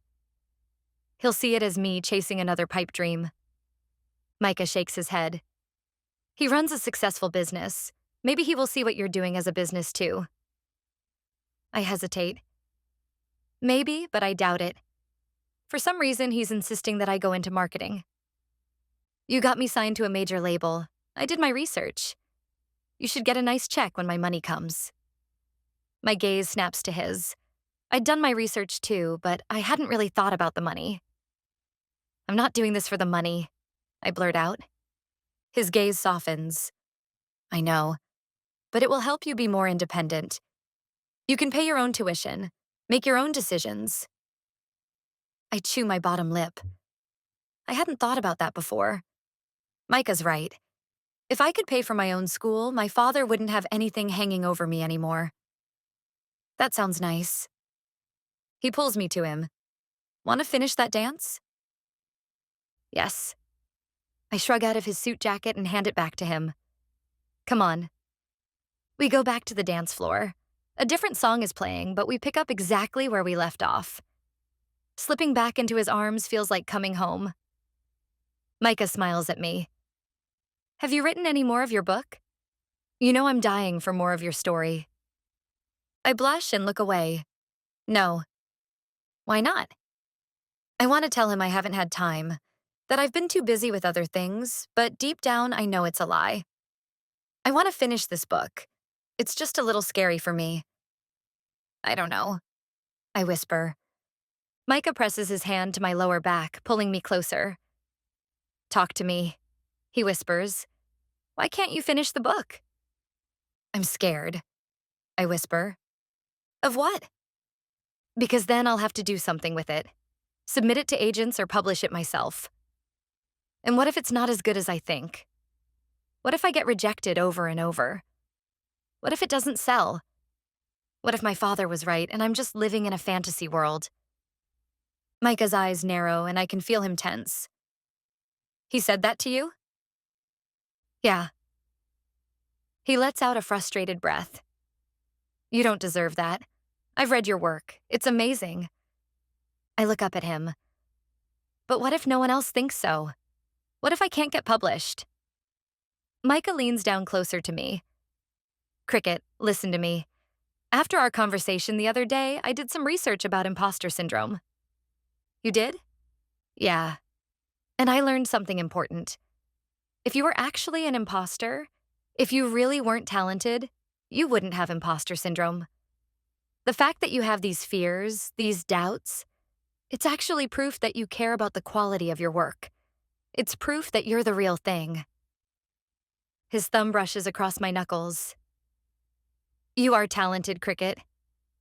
You are going to make your dreams come true. I have complete faith in you. How can you be so sure? Because I know you. I've watched you pour your heart into your writing. I've seen the way your eyes light up when you talk about your characters. I've read your work and felt every emotion you wanted me to feel. His voice drops to almost a whisper. You have something special, Cricket. Don't let anyone, not even your father, convince you otherwise. For a moment, we just stand there on the dance floor, his gray eyes intense and sincere. I want to tell him everything. How much his belief in me means. How I've been in love with him for years. How being this close to him makes me forget how to breathe. Instead, I just whisper, "Thank you." Always, he says softly. He stands there, staring into my eyes. He slowly leans down and my breath catches. The world stands still as his gray eyes bore through me, seeing into my soul. For a second, I think he might kiss me. But then the moment breaks as the song ends, reminding us of where we are.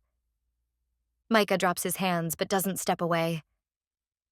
Your parents love you, Cricket. Even if your father doesn't understand your dreams, he wants you to be happy. I hope you're right. I am. And if he gives you any grief about being my manager, I'll set him straight. You're the best thing that's happened to my career. I manage a small smile. You're just saying that. I'm saying it because it's true. You believe in me when I don't believe in myself. You see potential I can't see. You make me brave. He pauses, his expression growing more serious. I'm lucky to have you. My heart does a little flip at his words. I don't speak because I'm afraid of my voice giving my emotions away. He smiles, that soft, genuine smile that makes my knees weak. Come on, let's go get something to eat. I'm famished. As we head toward the table of food, I feel lighter somehow. My parents are still coming home early, and I still have to face my father's disappointment. But knowing Micah believes in me, knowing he has faith in my dreams, makes everything seem a little less impossible.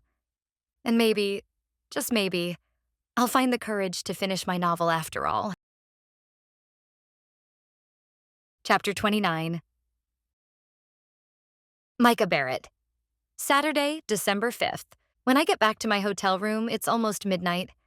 I unlock our hotel suite and walk in to find River sitting on the couch in front of the television.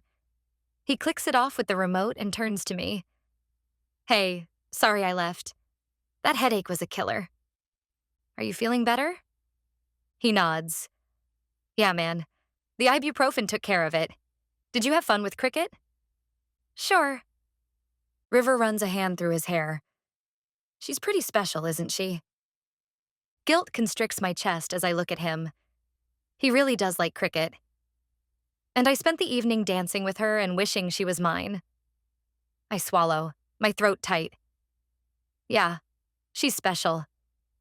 I'm glad she has you. I'm not sure what he means by that, but it makes me feel even more guilty because River is a nice guy. And I'm supposed to be just a friend. But I'm having thoughts about Cricket that are far from friendship-like. I nod at him. Of course. We've been friends for a long time. I take a step toward my room. Well, good night. See you tomorrow. I go into my bedroom and plop down on the bed. My phone rings, and I pick it up. It's Cricket. I quickly answer it. Hey, I say, trying to keep my voice casual despite the way my heart picks up speed. Hey, she says, her voice bright. I hope I'm not calling too late. I couldn't stop thinking about tonight. I close my eyes, letting her voice wash over me. It's not too late. River says his headache is better. Is Kira still up? No, she was asleep when I got in. Thank you for staying with me after River left. I know you probably wanted to go back to the hotel too. No, I pause, realizing I'm about to say something that would reveal too much. I had a great time dancing with you. She laughs, and the sound makes my chest ache. Remember when we were kids and your mom made us take those ballroom dancing lessons at the community center? Despite everything, I smile. Yes, you were so mad because I kept stepping on your feet. You were terrible, and I was wearing those new white shoes my grandmother bought me. By the end of the first lesson, they looked like they'd been through a war zone. Hey, I got better, I protest, settling back against my pillows. Eventually. Eventually being the key word. Remember the recital? When we had to do that waltz in front of all the parents? I groan. How could I forget? I was so nervous I forgot the entire routine halfway through. I wasn't sure what to do when you just stood there. She's giggling now, and I can picture her curled up on the couch in her suite, eyes bright with laughter. You were perfect whispering the steps to me, but I still managed to spin you the wrong way. Poor Jake Henderson. She laughs. That was my fault. I totally didn't mean to knock into him like that. I wanted to crawl under the stage and hide. I was so embarrassed. I couldn't tell, I say softly. You got up, helped him find his glasses, and we finished the dance. You were always braver than me. There's a moment of quiet, and when she speaks again, her voice is gentler. We made a good team, though, didn't we? Even when we were disasters. The words hit me right in the chest because, yes, we did make a good team. We always have. In school projects, family gatherings, even navigating the awkwardness of growing up. She's been my constant, my other half, and I've been too much of a coward to tell her that somewhere along the way, friendship stopped being enough. Yeah, I manage. We did. I'm so lucky to have you, Micah. Really, you're the best. She doesn't say it, but the word friend is implied. Her words should comfort me, but instead they feel like a door slamming shut. I stare up at the ceiling, throat tight. You too, Cricket. I should let you get some sleep. Right. Thank you again for tonight. For everything. Sweet dreams, okay? Sweet dreams, I echo. The line goes quiet, and I hold the phone against my ear for a few seconds longer, listening to the silence where her voice used to be. Then I set it on the nightstand and stare at the ceiling. The guilt is eating me alive. River is a genuinely good guy who cares about Cricket and treats her well. And here I am, lying in the dark, replaying every moment of tonight. The way she felt in my arms when we danced, the sound of her laugh, the way she looked at me when she confided in me about her fears, like I was the most important person in her world. But I'm not. I'm her best friend, her safe harbor. And River? River is the one she chose to take that leap with, to try something new and scary and beautiful. I should be happy for her. I am happy for her. She deserves someone who will cherish her, and River will do that. But it hurts to step back and watch, to smile and be supportive when all I want to do is tell her that I'm in love with her. I turn onto my side and punch my pillow, trying to get comfortable. Tomorrow I fly back to reality, where Cricket and River will continue building something together, and I'll continue being the supportive friend who pretends his heart doesn't shatter a little more each time she mentions his name. The worst part is that she's happy. Really, genuinely happy in a way I haven't seen in years. How can I even think about disrupting that? How selfish would I have to be to risk her first real relationship just because I finally worked up the courage to acknowledge my own feelings? I can't. I won't. Cricket deserves better than that. And so does River. But as I finally drift off to sleep, it's her laughter I hear echoing in my head, and the memory of her hand in mine as we danced. Chapter 30. Cricket Jenkins, Sunday, December 6th. I wake up to my phone chiming, alerting me that a text has come through. I groan and roll over, not wanting to wake up just yet. The hotel sheets are silky against my skin, far more luxurious than my cotton ones at home, and I burrow deeper into their cool embrace. I was having a wonderful dream.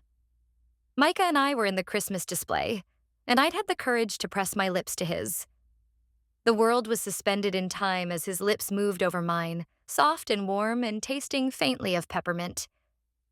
But I'm awake now, and my dream has dissolved like sugar on my tongue, leaving only a bittersweet ache in my chest. I grab my phone from the nightstand, squinting against the bright screen in the dimly lit room. It's River texting. I think it's time to break up. I rub my eyes, unsure that I'm seeing his text clearly through my grogginess. The words blur and refocus as I blink. And then I remember the charade, making Micah jealous. I text him back. Are you giving up trying to make Micah jealous? No, it's time for phase 2. I slowly nod as I text him back, my fingers still clumsy with sleep. What's phase 2? His text comes quickly. Where we break up in front of Micah, so he's there to pick up the pieces. A sadness envelops me as I think about River's plan. Could that work? I'm not even sure his jealousy plan worked, but I'm tired of pretending to be with River in front of Micah, so I text back. Sure. When should we break up? Today. I'll let you down easy, but you can still be upset about it. Guilt constricts my throat for lying to Micah, but it's too late to go back on it. All right. I roll out of bed and shuffle to the bathroom, the plush carpet soft beneath my bare feet. We fly home this afternoon, and we made plans to walk to the Venetian and see the gondolas before we head to the airport. I shower, letting the hot water wash away the remnants of sleep, and get dressed in comfortable jeans and a soft sweater that still smells faintly of home. Then I meet River and Micah. The Horseshoe's lobby is all marble and gold accents, designed to impress, but it feels cold compared to the cozy charm of Willow Shade. We walk through the casino to get outside, passing rows of flashing slot machines and the soft chinking of coins dropping. The air is thick with cigarette smoke and artificial air freshener, and I wrinkle my nose. Las Vegas in daylight is a strange contradiction. All the lights seem somehow muted under the harsh desert sun. The famous strip stretches before us, and while it was fun, I'm ready to go back home to the quiet beaches and slow pace of life where the only sounds are seagulls and waves lapping against the shore. As we walk, dodging tourists and street performers, a group of 3 teenage girls stop Micah. Are you Midnight Velocity? One of them asks. He blushes and shoves his hands in his jacket pockets, his shoulders hunching slightly. Yeah. The girls squeal, the sound sharp enough to make nearby pedestrians turn and stare. We just love your music, the tall one says. Can we get your autograph? I watch closely, cataloging the signs I've learned to recognize. The tight set of his jaw, the way his breathing changes, the slight tremor in his hands. I step closer and put out my hand. Micah can sign a few things, then we need to get going. Micah gives me a grateful smile. I get their names and Micah signs their backpacks. I make sure they keep their distance so Micah's not overwhelmed. After they get autographs, they take a photo with him, then disappear into the crowded streets, their excited chatter fading into the urban din. Micah clasps my arm. Thanks. I smile at him. You handled that well. You didn't freak out or anything. He blushes as we join the throng of people walking down the street. Because you helped. Still, you didn't seem to get as anxious.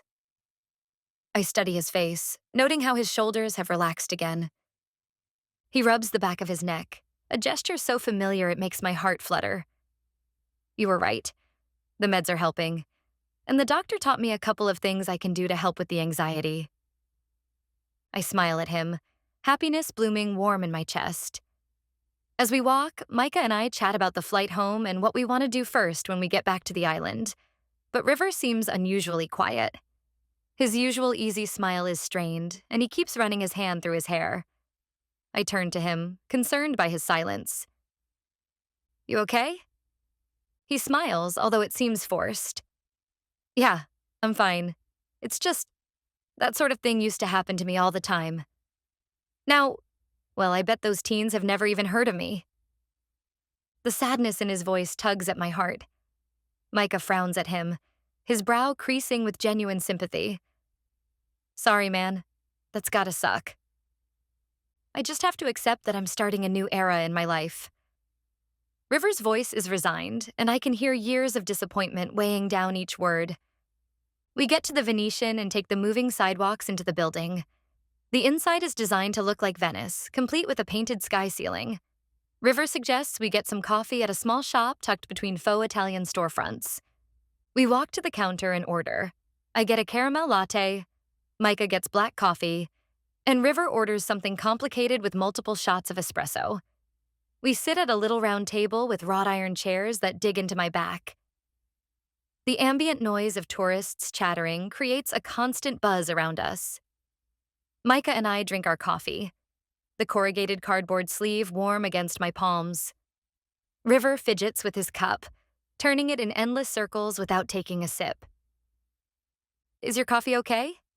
I ask him, noticing the way he keeps staring into it like it might hold answers. It's fine. He sets it down, then sighs deeply, the sound heavy. He reaches across the small table and takes my hands in his. I need to be honest with you, Cricket. This is it. He's going to do the breakup. Guilt once again assaults me, but I nod at him like I don't know what he's going to say. Okay? This isn't working out between us, River says, his voice soft. I blink at him, unsure how I should act. I can't cry on purpose. I'm not an actor. So I put on a frown and try to look sad. River goes on, his eyes glistening with what looks like real emotion. It's nothing you did. I'm just going through a rough patch right now, and I think it's best if we stop seeing each other.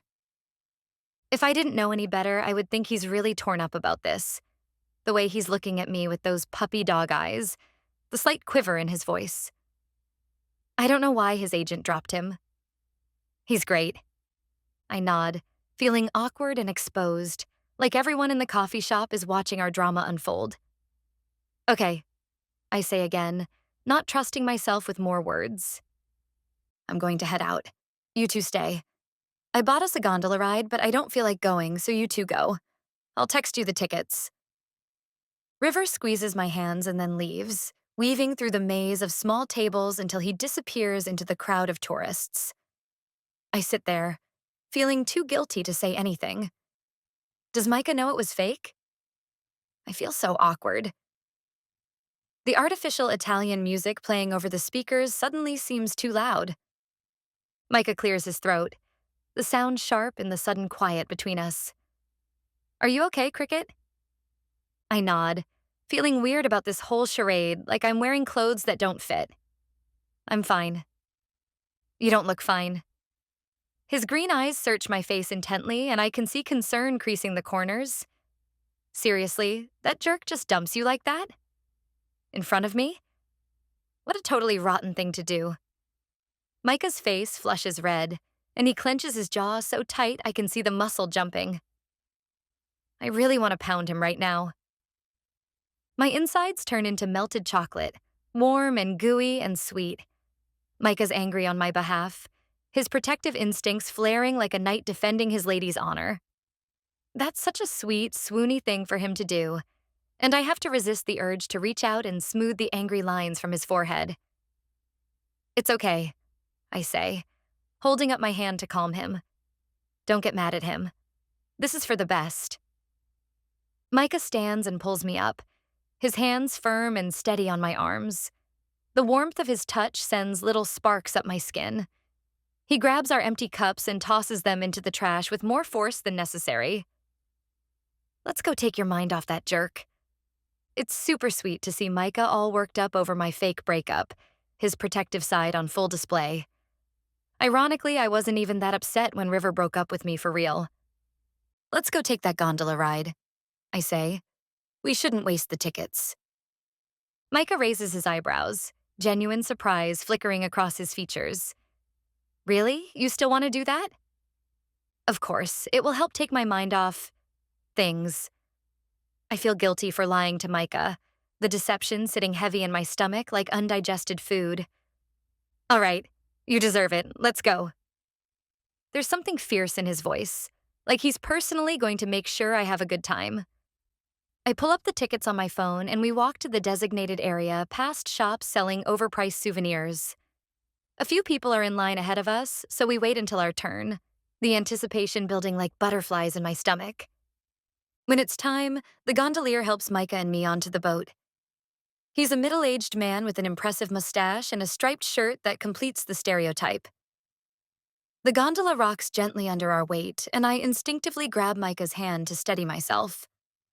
We settle in on the cushioned bench seat, the worn velvet soft beneath us, close enough that our thighs are touching. The gondolier rows us down the fake river with practiced strokes, his oar cutting through the surprisingly clean water, and begins singing something in Italian, his rich baritone echoing off the walls and painted ceiling. The whole thing is romantic, designed to mimic rowing through the canals in Venice, and the gentle motion of the boat is soothing. Micah puts his arm around me and I snuggle into him, breathing in his familiar scent of sandalwood soap and something uniquely him that I could recognize anywhere. His body is warm and solid against mine, and I feel safe. He kisses the top of my head, his lips soft against my hair. I'm so sorry River broke up with you. The kiss warms me to my toes, but it's his tenderness that nearly undoes me. Thanks. It's okay if you're really upset about it. You don't have to pretend to be okay around me. You know you can cry if you need to. His voice is soft and understanding, full of care and concern. I tear up, not because I'm broken up about River, but because Micah's being so sweet right now, so tender toward me, like I'm something precious that needs protecting. The shops on either side of us blur as moisture gathers in my eyes. I blink back tears as I look up at him, studying the concerned expression on his beloved face. You're sweet. He pulls me tighter to his side, his arm a comforting weight around my shoulders. That's right. Let it out. I won't judge you. You know that. I do know that. He's charming and a great support to me. And lately, he's been listening to me more. Really listening instead of just waiting for his turn to talk. Really caring about my writing, asking thoughtful questions about my hopes and dreams. He's been there for me in a way he hasn't in the past, present and engaged instead of distracted by his music or his own problems. I don't know why, but this realization makes me cry even more. Probably because I know what a wonderful boyfriend Micah would be if he could just see me as a woman instead of the girl down the street who he's played with since we were little. If he could look at me the way River did, with desire and possibility instead of comfortable familiarity. An ache forms in my chest, sharp and persistent like a bruise that won't heal. I'm used to feeling pain when I think about how much I want Micah to love me. But this is different. This is a bone-deep sorrow because the man that I want to hold me and love me is right here beside me, his arm around me, his lips pressing gentle kisses to my hair. But he feels nothing for me. To him, I'm just Cricket, the girl next door who's always been there, as familiar and unremarkable as the furniture in his childhood bedroom. The gondolier's singing grows more passionate, and the romantic mood mocks my unrequited love, highlighting everything I can't have despite how close it seems. Chapter 31. Micah Barrett. Sunday, December 6th. I shift on the gondola bench, my heart in my throat. I can't believe that jerk dumped Cricket right in front of me. What a tool. I want to punch the guy. Cricket is a person with real feelings, and here she is sitting beside me, tears running down her face. I clench my hands into fists. It's killing me not to be able to fix this for her. I want to wipe away her tears and tell her she's better off without him, that she'll find someone else.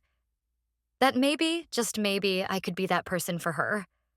I want to tell her how I feel about her. But I can't.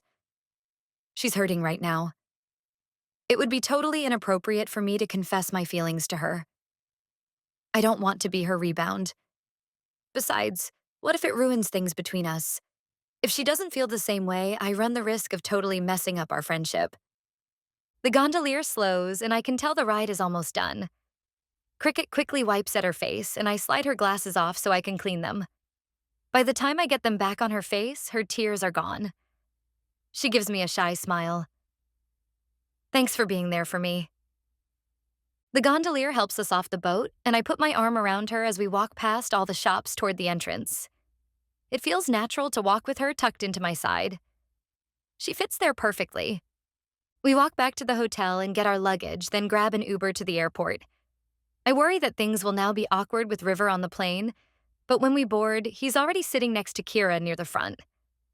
They look comfortable together, heads bent close as they chat about something on Kira's phone. He smiles at us, and for a second, I swear he winks at Cricket. But when I take another look at him, he's focused on Kira, and I figure I must have been mistaken. We walk to the back of the plane, and Cricket sits next to the window, her fingers already gripping the armrest. I sit beside her and take her hand in mine, weaving our fingers together. I squeeze it, just so she knows I'm there for her. That no matter what, she's got me beside her. Skylar boards the plane and breaks away from Kiki, running back to us with her little backpack bouncing against her shoulders. Her pigtails are slightly lopsided from the busy morning, and there's a chocolate stain on her shirt that Kiki probably hasn't noticed yet. Can I sit with you guys? Mom said it was okay.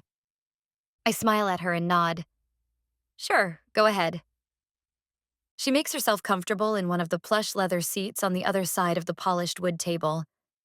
Kiki and Tobias settle into the chairs across the aisle from us. Tobias pulls out his phone to check work emails while Kiki digs through her purse for hand sanitizer. After clicking her seatbelt, Skylar takes a coloring book out of her backpack. The page is already wrinkled and well-loved. Mom says if I'm good, I can have M&Ms. Cricket rubs her hands together, her face brightening. Chocolate is the best. Skylar pulls out a purple crayon and starts coloring what looks like a unicorn. I can share with you guys. I give her a thumbs up. Thanks, little pup.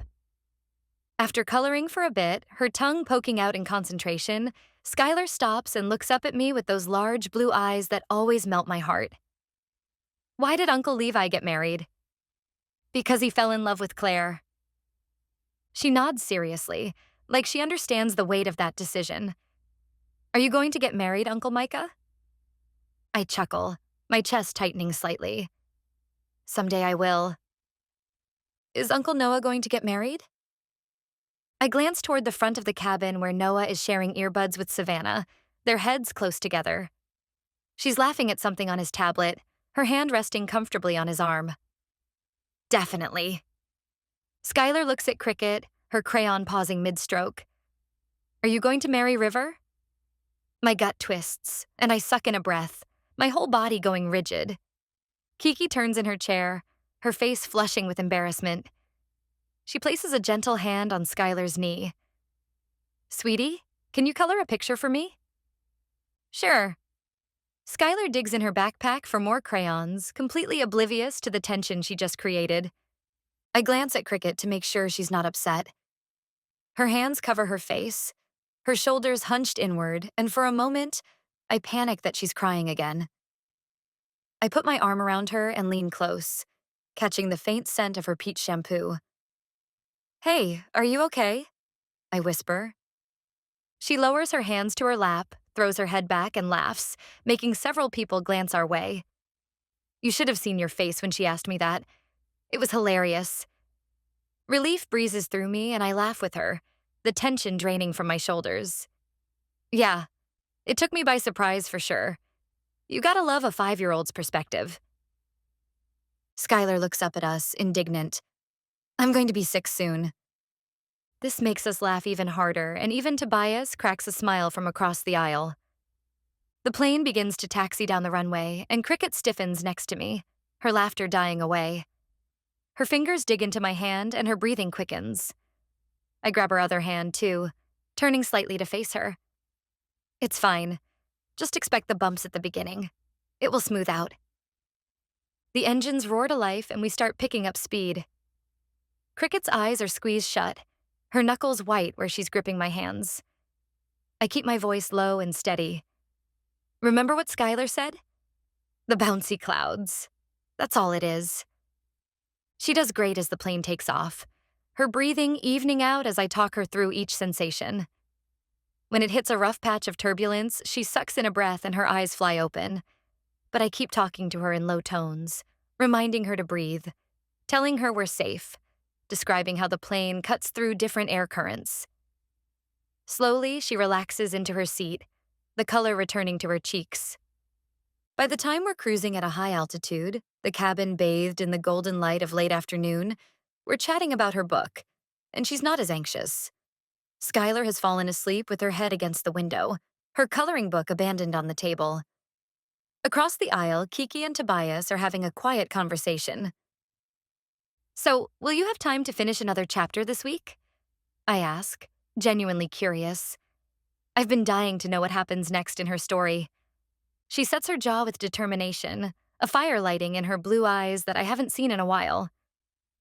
My goal is to write the next chapter tonight. Yes, that's the way to do it. I lean forward, excited for her. Let me know what I can do to help. Cricket gets a funny look on her face, something between surprise and confusion. "What can you do?" I shrug, thinking through the practical things. "I don't know. If you're thirsty, I can get you a soda.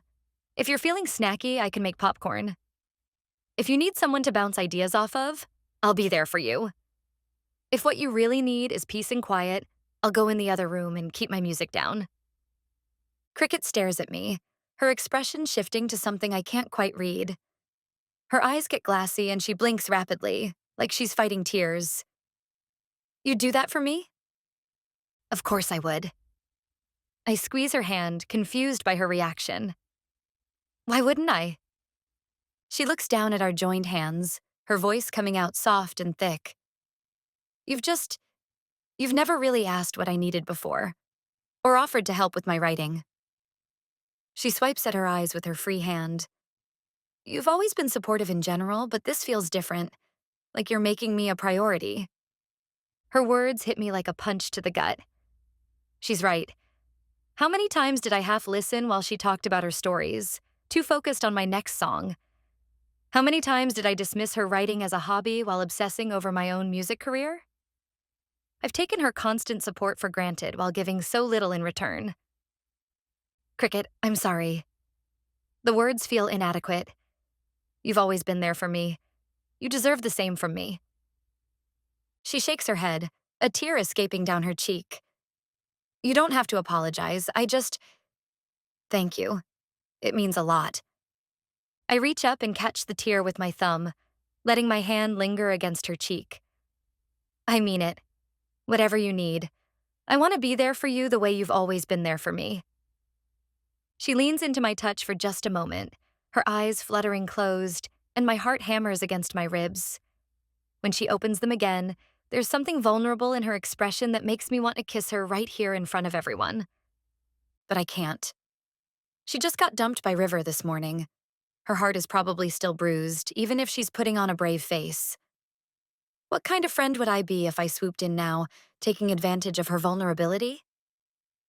"Thank you, Micah," she whispers, pulling back slightly and wiping her eyes. "That really means the world to me." We settle into a comfortable silence, her hand still in mine as the plane cuts through the sky toward home.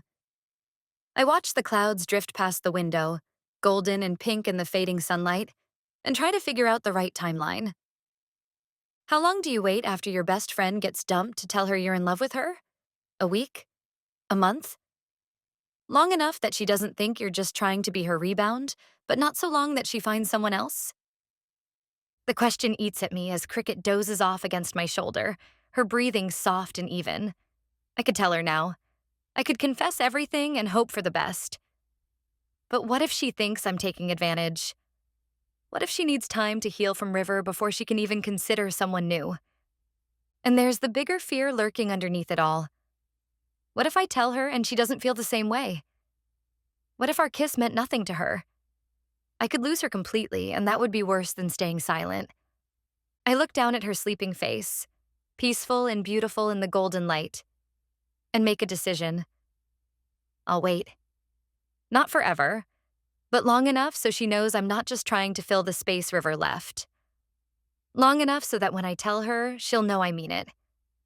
That this isn't about timing or opportunity, but about the fact that I've been falling in love with her all along and was just too blind to see it. The question is, how long is long enough? Chapter 32. Cricket Jenkins, Friday, December 11th. I pick up a box full of Micah's old notebooks and schoolwork, the cardboard corners digging into my palms as I navigate the stairs. The weight of it makes my arms burn, but I push through, careful not to trip as I head outside. The December air is crisp, carrying the sound of waves crashing against the shore. Micah's shoving a garbage bag full of hoodies into the back seat of his car, grunting with effort as he tries to wedge it between his guitar case and a box of books. He gets it settled, then turns and takes the box from me, his fingers brushing mine for just a second, long enough to send that familiar electric current up my arms. Thanks for helping today. I know you have a ton of schoolwork to finish. Of course, it's your first big move. I wouldn't leave you hanging. I watch as he sets the box in the trunk, rearranging things to make it fit. Besides, all the homework is from my consumer behavior class. I'll do anything to put that off. I make a gagging noise and Micah laughs, the sound warm and genuine. You should drop that class. It's done nothing but give you heartache. I shoot him a look that says stop trying to get me to confront my father and turn away from him, although I know he's right. I have to do it eventually. I want to follow my own path. But the thought of that conversation with my dad makes my stomach twist into knots. I go back into his house, the familiar layout feeling strange now that it's being emptied of Micah's presence. I pass by Kiki and Tobias, bringing out more boxes as I climb the stairs to his room. When I reach the doorway, I stop and stare. There's only one box left, sitting in the middle of the floor. The room that was so completely Micah just this morning is now stripped bare. Gone are the posters he'd tacked up, the pictures of us and his family scattered across the dresser, the guitar picks that always seem to migrate to every surface. The walls are blank, the closet empty. Even the faint scent of his cologne is fading. It feels like a ghost room now. A space that used to pulse with life and music and Micah's energy, now hollow and waiting to be filled by someone else. I pick up the last box, heavier than I expected, filled with framed photos and personal items, and look around one more time. My throat tightens. This room has been his sanctuary, the place where he wrote songs late into the night, where we watched movies together, where he held me when I cried and made me feel like maybe, just maybe, I was more than a friend to him. But I wasn't. I'm not. I walk to the window and look out at the seashore, the endless stretch of sand and waves I've known my whole life. The beach where we would sit on a blanket and he would sing to me. The beach where I fell in love with him. Micah is going to be a superstar. I know it with the same certainty I know the sun will rise tomorrow. He's too talented, too special, too extraordinary not to be. His contract with Atlantic Coast Records is just the beginning. Soon he'll be recording in Nashville, then touring, then performing in venues I can only dream of. His face will be on magazine covers. His songs will be on the radio. Women will scream his name and throw themselves at him. And where will I be when he's a major rock star? Still by his side, clinging to him, still wishing he would see me as a woman instead of his faithful sidekick? Still crying myself to sleep at night, knowing he's the perfect man for me but will never love me the way I love him? The thought crashes over me like a wave, and suddenly I can't breathe. Tears spring to my eyes and I furiously blink them back, my vision blurring. This is not the time to be wallowing in my self-pity. This is supposed to be a happy day. Micah's moving into his first apartment, starting his adult life, living his dream. I should be celebrating with him, not falling apart because I'm terrified of losing him to a future in which I don't belong. But the tears come anyway, hot and insistent, spilling down my cheeks before I can stop them. I swipe at them angrily with the back of my hand. Cricket? I spin around to find Kiki and Tobias entering the room. Tobias's eyes go to the box in my arms, but Kiki's lock onto my face, and I'm sure she sees my tears. Tobias looks around the empty space, oblivious to my distress. Is this the last box? Yeah. My voice comes out rough and thick. I'll get it, he says, crossing the room and taking it from me. He leaves without another word, and I'm grateful he didn't ask questions.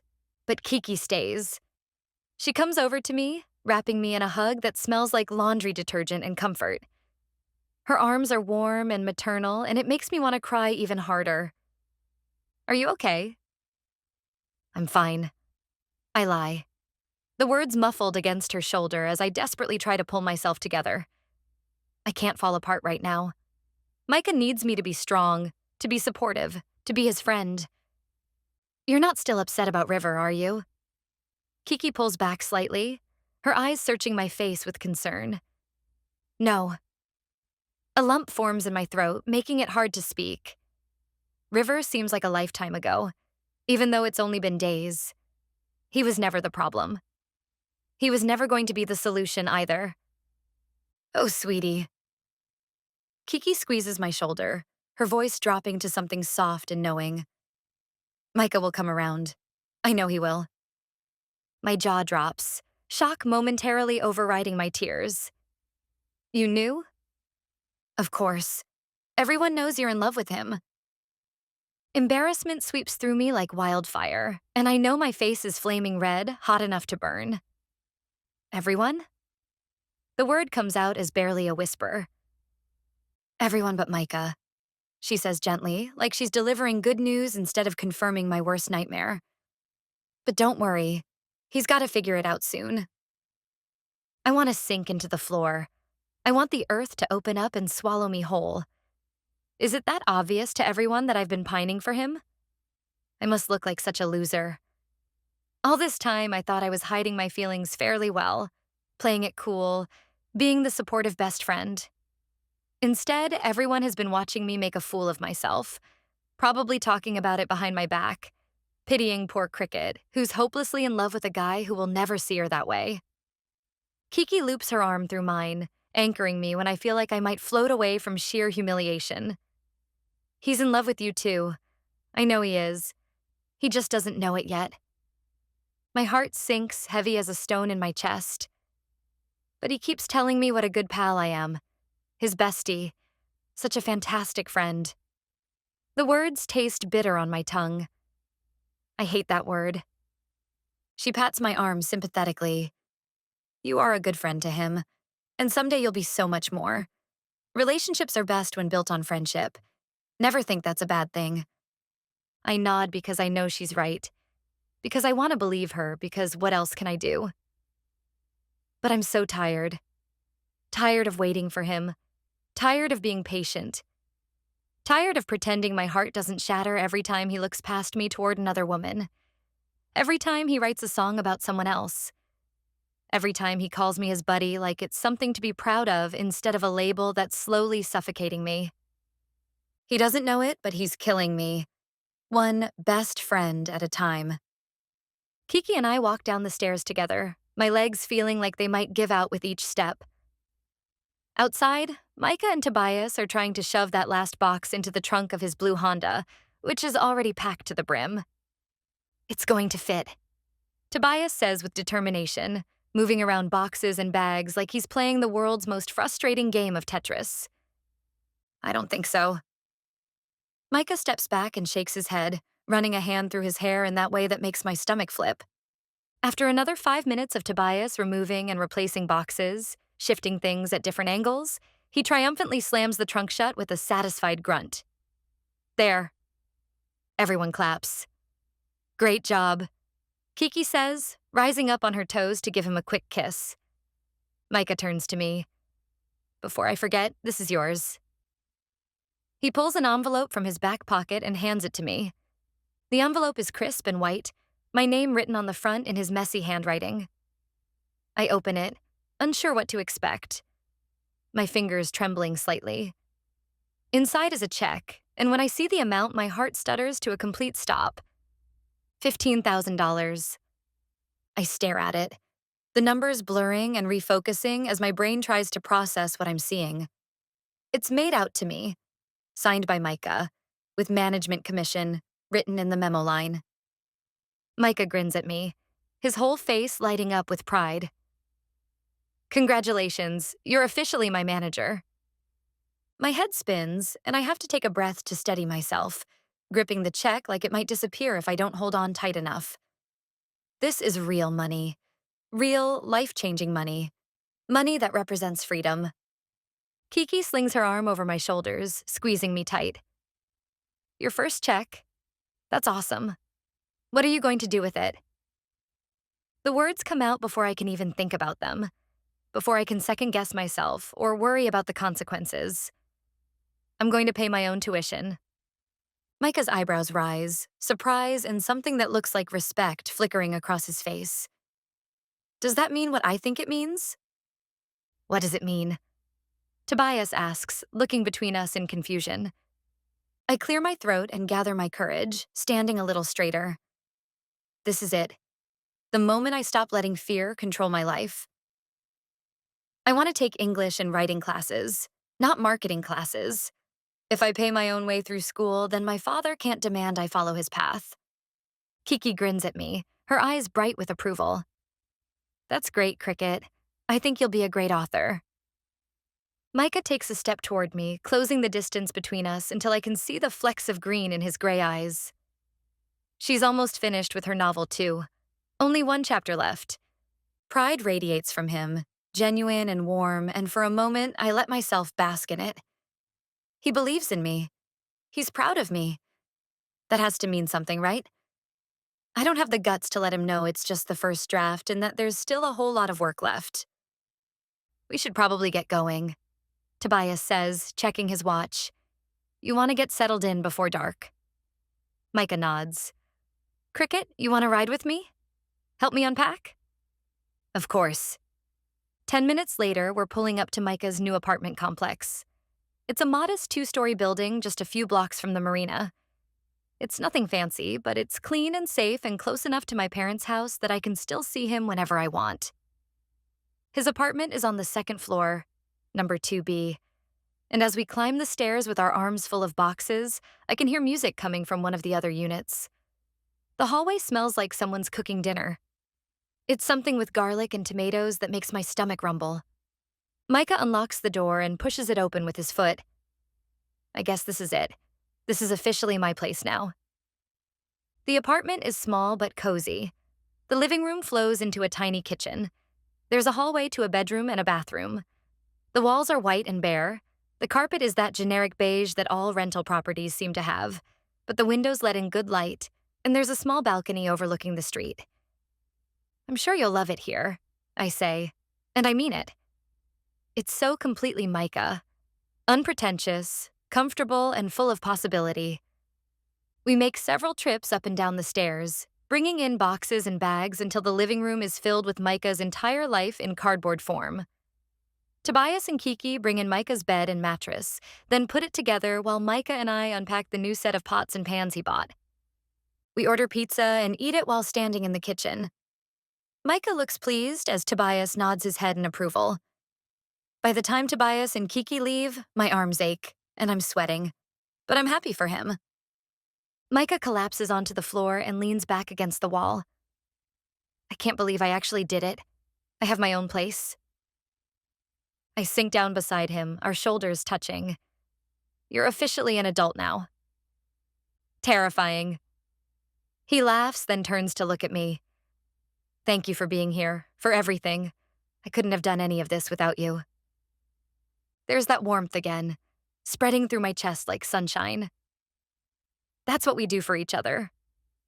He looks at me, his gaze penetrating through me, almost like he has something special to say. Because we're good friends. My tongue tastes like ash, but I force a smile anyway. Yeah. Micah reaches over and takes my hand, threading his fingers through mine. He presses a kiss to my forehead, like he's done several times in the past few weeks, which makes my heart thump, despite the F word he just said. I'm really proud of you, you know, for standing up to your dad, for choosing your own path.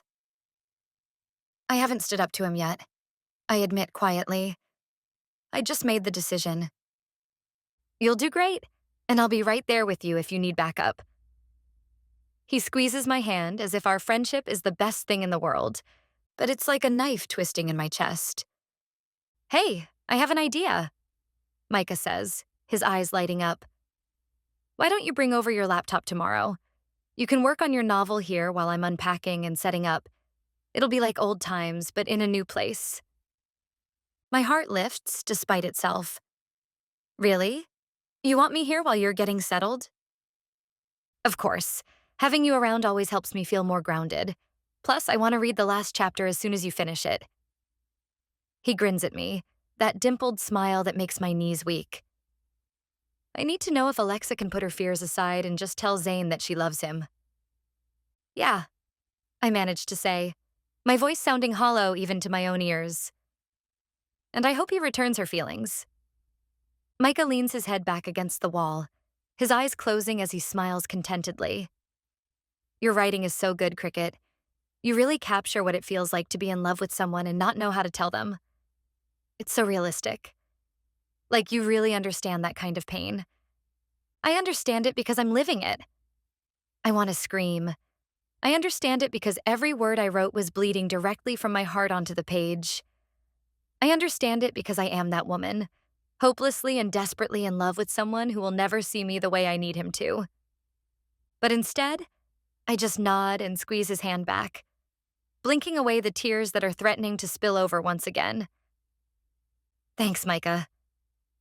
We sit there in his empty apartment, surrounded by boxes full of his life, holding hands like we've done 1,000 times before. And I realize with devastating clarity that nothing has changed. Nothing will ever change. The despair that washes over me is so complete, so absolute, that I almost can't breathe. This is my life now. Loving Micah Barrett from the sidelines while he breaks my heart over and over again without even knowing he's doing it. I stare at the wall, unable to see a solution. I'll always want Micah, as long as I'm with him. I blink. Maybe that's the solution. Maybe I need to leave. Chapter 33. Micah Barrett, Saturday, December 12th. The knock on my door wakes me out of a deep sleep. I glance at the clock, and I'm astonished to see it's already almost noon. How could I have slept in that late? I stumble out of my bed and nearly trip over a box of books I left in the middle of the floor. Coming, I call out, my voice still rough with sleep. I pull the door open to find Tobias and Kiki standing there with matching grins. And behind them in the parking lot, I can see a truck loaded down with furniture. Surprise, Kiki says, holding up a sack containing lunch from the burger place. We brought reinforcements. And actual furniture, Tobias adds. Skylar runs inside my apartment and around my empty living room. I run a hand through my hair, knowing it's sticking up everywhere. You guys didn't have to do this. It's no big deal. Kiki brushes past me into the apartment and sets the food on my kitchen counter, the only surface not covered in boxes. I don't want you sitting on the floor and eating cereal out of mixing bowls. That's not... I've learned it's best to just say thank you, Tobias says. I shrug sheepishly. Thanks, Kiki. Tobias grins at me. Come on, let's eat and then get started on getting everything up those stairs. We quickly eat, then the next hour is spent hauling furniture up the narrow staircase while Skylar climbs on each item we bring in. The couch requires all three of us and some creative angling to get it through my doorway. I thought you said this would fit. Tobias grunts as we finally wedge it into place. I measured. Kiki protests, though she's laughing. Mostly. The two chairs come next. They're matching armchairs in a soft blue that Kiki insists will brighten up the space. I love them even though I didn't think my apartment needed brightening. I'm just happy to have 4 walls and a roof. Once the furniture is in, Kiki disappears back down to the truck and returns with bags from Target. Plates, bowls, silverware, glasses, dish towels, she announces, setting everything on the counter. The essentials. You really didn't have to buy all this. I'm overwhelmed by their generosity. Consider it a housewarming gift. Tobias claps me on the shoulder. Besides, I can't have my little brother living like a feral raccoon. It reflects poorly on the family. Kiki swats his arm playfully. What he means is we're proud of you. This is a big step. Something warm and uncomfortable swells in my chest. I've spent so long being frustrated with Tobias, with his rules and expectations and constant hovering, that I forgot he's also the guy who raised me when our parents died. Who made sure I had everything I needed, even when he was barely an adult himself. Thanks, I manage, my throat tight. Really, this means a lot. Kiki pulls me into a hug, then steps back and surveys the apartment with her hands on her hips. Did you unpack your clothes? I'll get to it. Kiki moves toward the stack of boxes against the wall, reading the labels I scrawled in marker. What have you unpacked? I was waiting for Cricket to come, I admit. She said she'd come over to work on her novel while I unpacked. I'm surprised she hasn't shown up yet. A glance passes between Tobias and Kiki. What? I ask. Nothing. Kiki says quickly. I'm sure she'll be here soon. Her parents got back today, right? Not yet. They're coming tomorrow. Kiki shakes her head. I saw their car in front of their house. I'm pretty certain they're back. Panic seizes me. Cricket's parents came home a day early? She's going to be freaking out. I've got to go over there. Tobias shifts his weight. We should probably get going anyway. We need to get ready for Skylar's birthday party next week. At the mention of her birthday, Skylar comes running over. I get a bluey party. I pat her on the head. That's awesome. I can't wait. They gather their things and head toward the door. Kiki pauses on the threshold and turns back to me. Micah? Don't be afraid to talk to Cricket about things. We talk. I know, Kiki says, her expression softening with something like sympathy. Just open up to her. She needs to hear what's in your heart. Before I can ask what she means, they're gone, their footsteps echoing down the stairs. I need to go be with Cricket, but I have no reason to go over there. Would it be stupid if I just show up? I pace the floor, trying to think of something. At the last second, I grab my guitar, thinking I could use the excuse that I need her help with my new song. I get in my car and race over to Cricket's house. As I pull up to the front, I see her parents' car. Kiki was right. They're home. Just great. I was going to be there when Cricket faced them.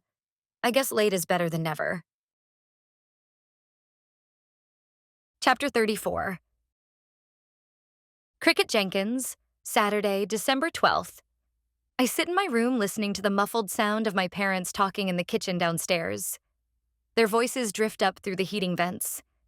They sound happy, relaxed after their trip to Asia. The sound makes my stomach twist into knots again. They came home a day early, pulling into the driveway just as I was finishing my lunch.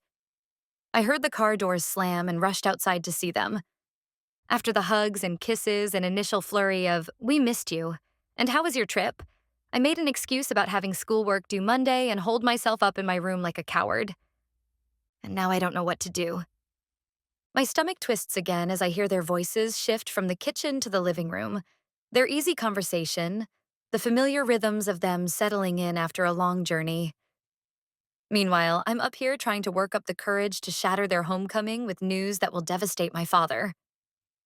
I pick up my phone to text Micah, because he said he'd be here for me, but the doorbell rings, and in my gut, I know it's him.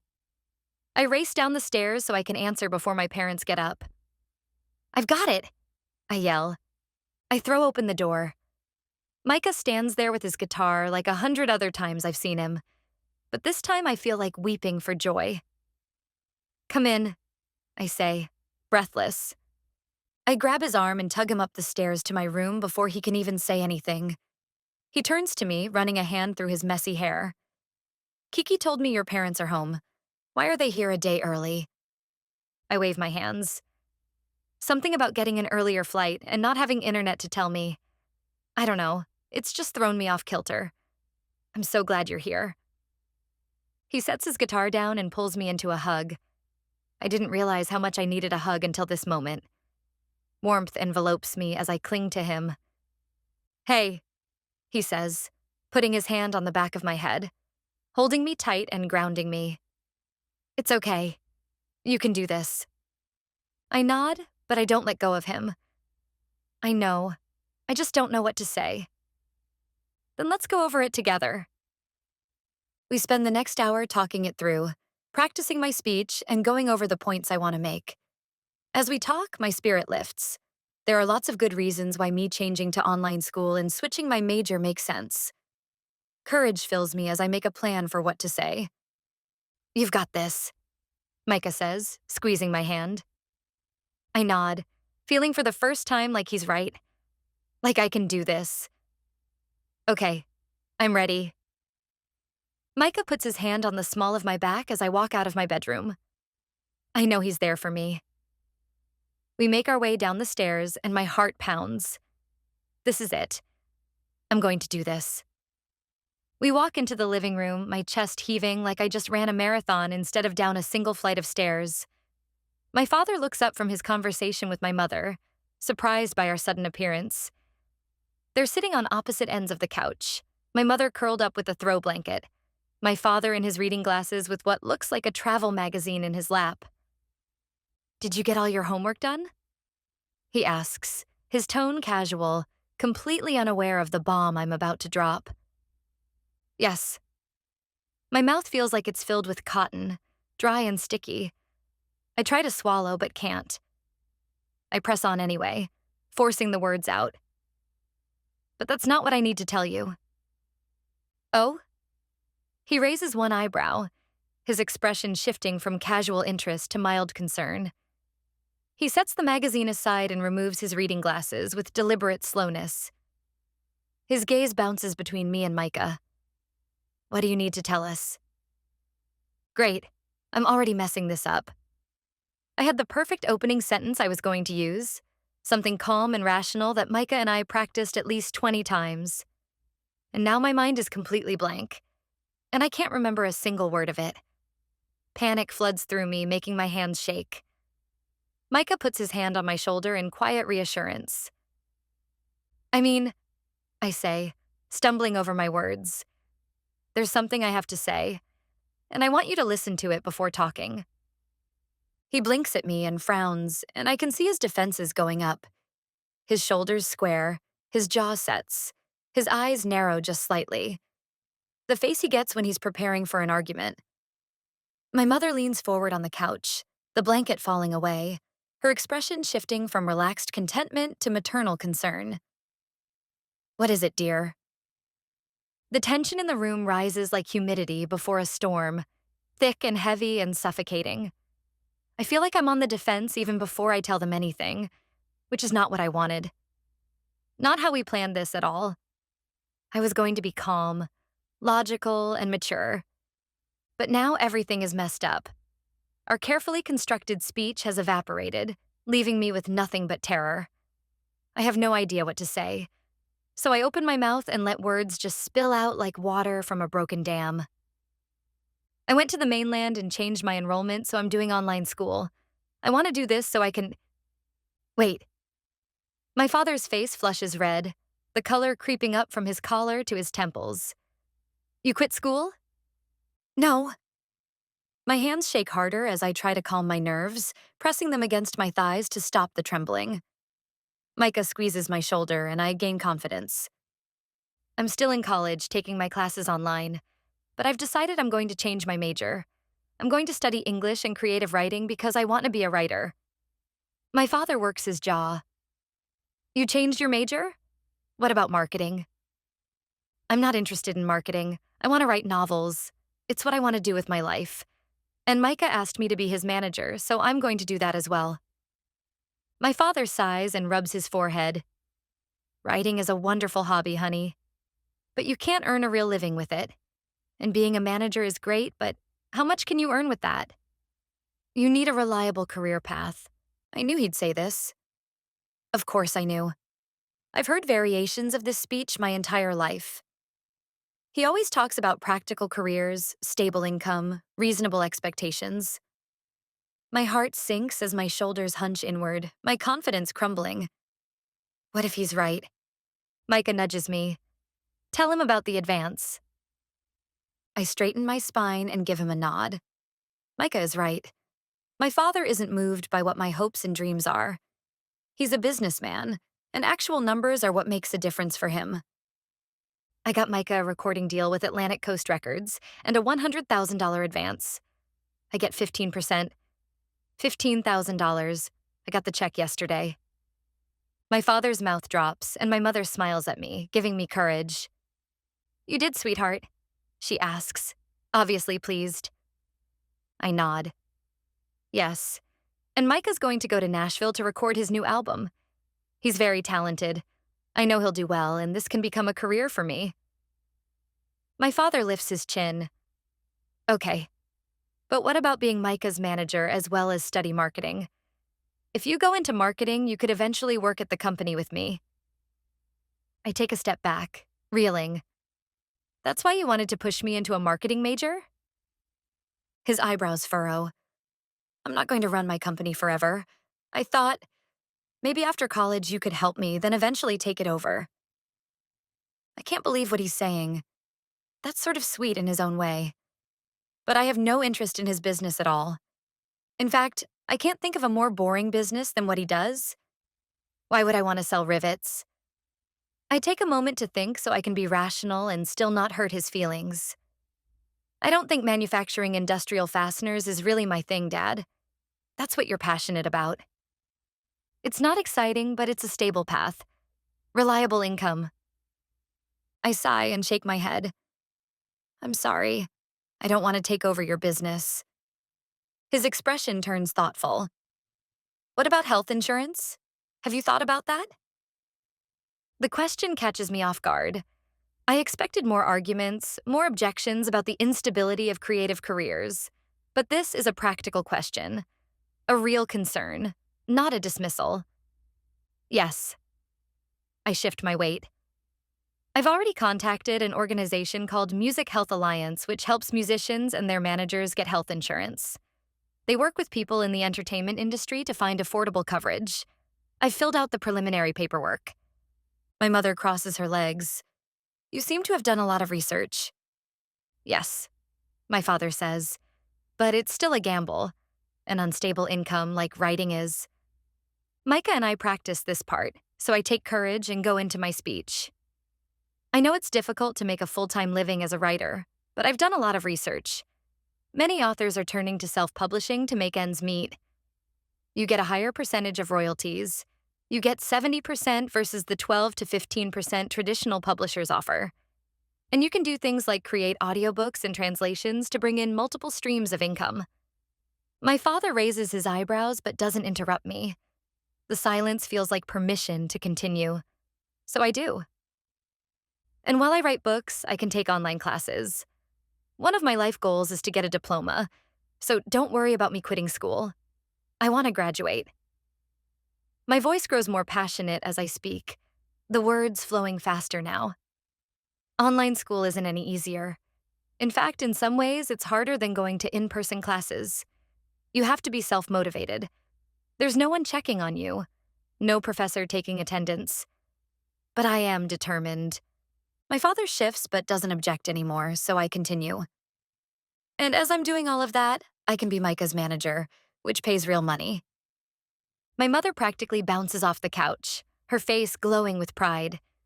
She crosses the room in 3 quick steps and envelops me in a hug. Oh, sweetie, this is so exciting. She turns to Micah. Congratulations, your hard work is paying off. Thank you, he says, ducking his head. I grin at her, tears pricking at my eyes, but I force them down. I can't fall apart now. Not when my father is still sitting there, silent and unreadable. My mother steps back. Her eyes are shining with unshed tears. I'm so proud of you both.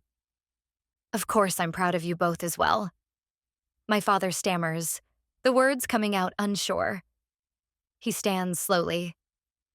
I just worry about you, he says quietly, and for the first time I hear the fear underneath his control, the love underneath his demands. I'll be fine, Daddy. The childhood nickname slips out without thought. I need to follow my dreams. He finally crosses the room and walks to me, his steps hesitant. When he reaches me, he wraps his arms around me, pulling me into a hug that feels awkward and wonderful at the same time. I just want you to have everything life has to offer, he murmurs into my hair. I can't believe it. I actually stood up to him, and he didn't force me into submission. He didn't threaten or manipulate or guilt me into changing my mind. He listened. He does love me. He's just been showing it by trying to protect me from failure, from struggle, from the uncertainty of a creative life. By trying to get me to take over his business. But I don't need protection anymore. And I don't need his manufacturing business. I need freedom. And for the first time in my life, I get to live my dreams without someone else's hand on the steering wheel. The relief that washes over me is so intense it makes my knees weak. I sag against my father, letting him hold me up, and finally let the tears come. Tears of triumph, of liberation. I did it. Chapter 35. Micah Barrett, Saturday, December 12th. I walk into Cricket's room and turn to her, my face splitting into a grin. You did great.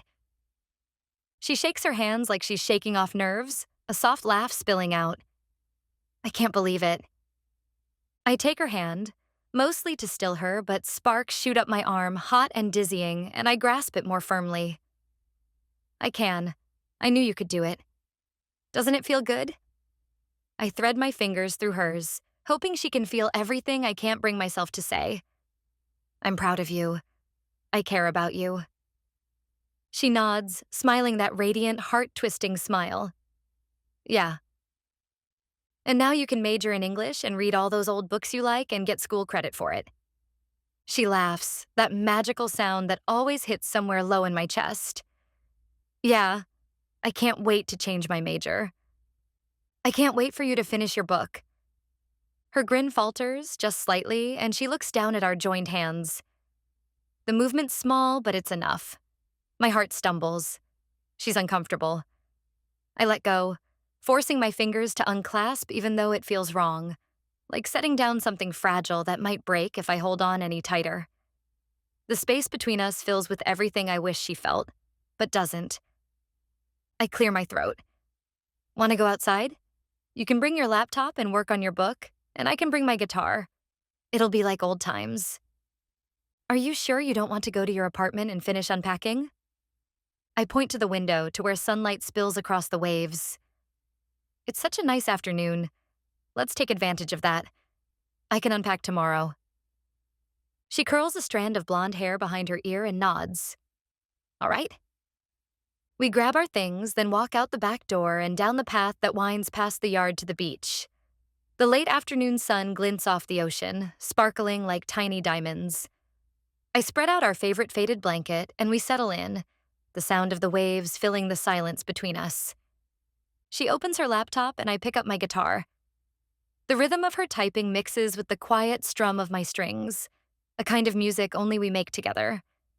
It's easy, familiar, comforting. And at the same time, it's torture. Because the longer I sit beside her, the more I realize how much I don't want familiar. I want more. Finally, she sighs and pulls the scrunchie from her hair, sliding it onto her wrist. Her hair falls loose and messy around her shoulders, and I have to look away before I do something stupid like reach out and tuck a strand behind her ear. All right, she says, a breathless kind of wonder in her voice. It's done. I grin, my chest tightening with excitement for her. Let me read it. She hesitates only a second before handing over the laptop. I skim through the last chapter, and it hits me in waves.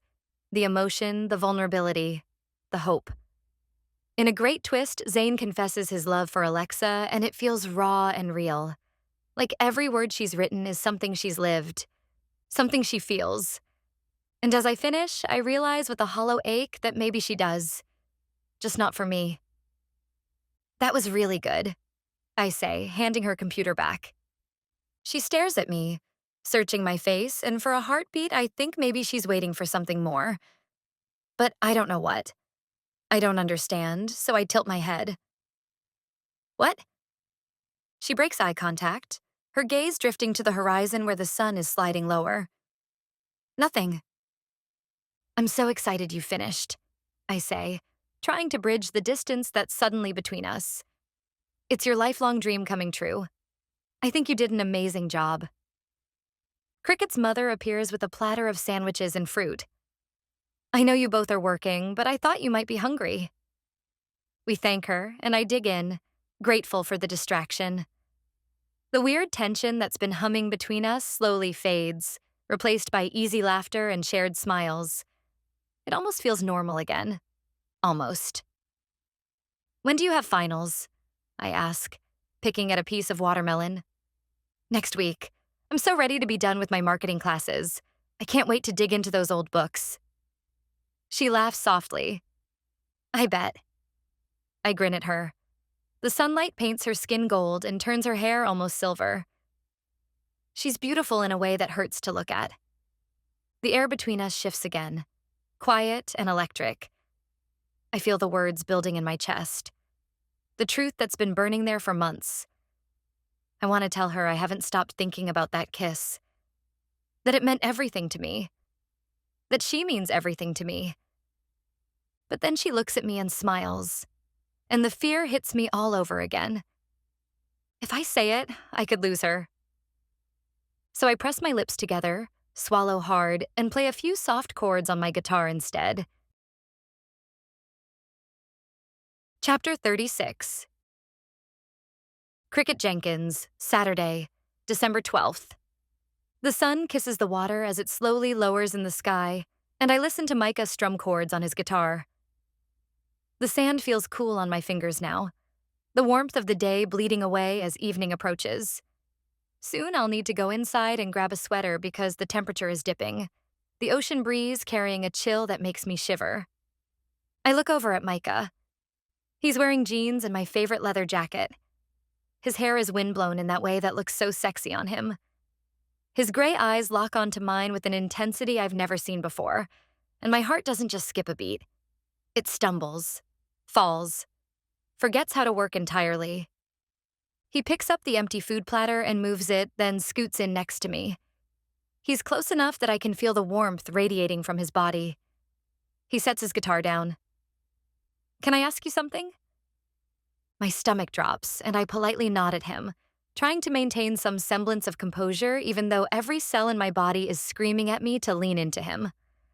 I don't know what he's doing, but I hate it because it's causing me physical pain to be this close to him when it doesn't mean what I want it to. Sure, I say, my throat dry. Are you still upset about River? His voice is soft and a little uncertain, like he's unsure what I'll say. I trace shapes in the sand with my finger, circles and spirals and nothing that means anything, as I try to gather my thoughts. No, I say quietly. Micah picks up my hand, almost absent-mindedly, like he's done a million times before.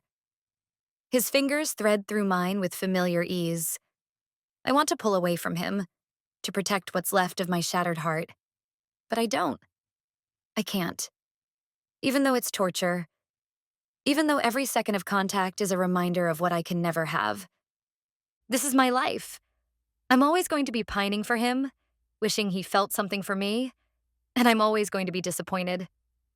I don't know if I can do this anymore. Being this close, so physically close it kills me, but knowing I'll never have him. I'm always in the orbit of Micah Barrett, where I'm destined to circle forever without ever getting closer. The ocean stretches out before me, endless and indifferent to my heartbreak. Somewhere out there, beyond the waves, is a whole world I've never seen, places I've never been, a life I could build that doesn't revolve around Micah Barrett and his gray eyes and his stupidly perfect smile. I need to leave Willowshade. I need physical distance.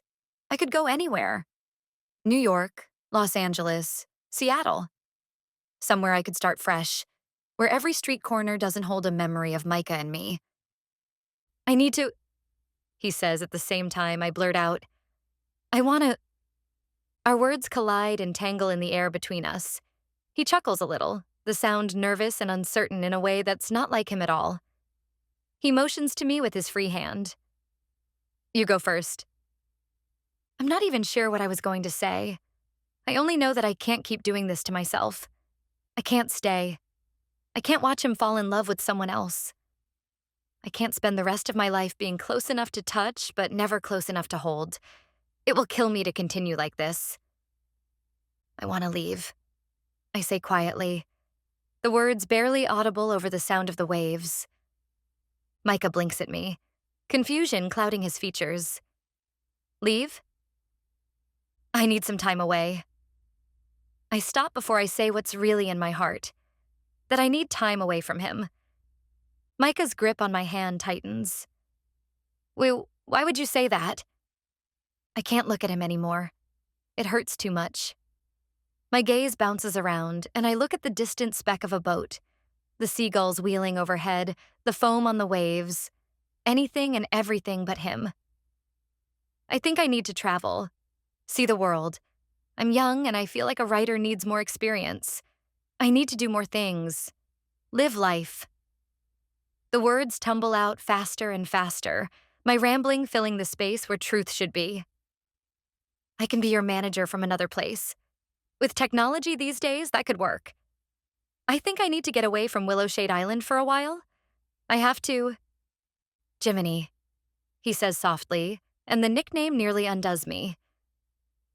I bite my lips hard to stop talking, to stop the words that want to spill out. I love you. I've always loved you. Watching you not love me back is killing me. I stare out at the ocean and the setting sun, watching the sky turn from gold to pink to deep orange. He squeezes my hand. Tell me what's going on. I can't look at him. If I do, I know I'll cave. I'll tell him to forget it, that I'll never leave. So I keep staring out at the water. I just need a break. Why? His voice is insistent. I want to pull my hand away from him. I want to put distance between us. Tears threaten, but I don't let them come. I can't do this anymore. I can't even answer him. I'm too upset. Please don't leave me. He squeezes my hand, and my heart doesn't just break. It shatters into a million glittering pieces that scatter across the sand. If only he wanted me to stay because he loves me. If only he felt even a fraction of what I feel for him, I would stay forever. But I can't. And I can't tell him why without destroying everything. Chapter 37. Micah Barrett, Saturday, December 12th. I clear my throat, but the words stick there like wet sand. I have to tell her how I feel. I can't let her just leave without me saying something. My hands are shaking, full-on earthquakes that I have to hide by pressing my palms together. The anxiety is a familiar weight on my chest, that crushing sensation that makes every breath feel like I'm drowning on dry land. My mind races through 1,000 scenarios. What if she doesn't feel the same way? What if I make her uncomfortable? What if this ruins everything we have? But then I think about Cricket walking away, and that terrifies me more than any rejection ever could.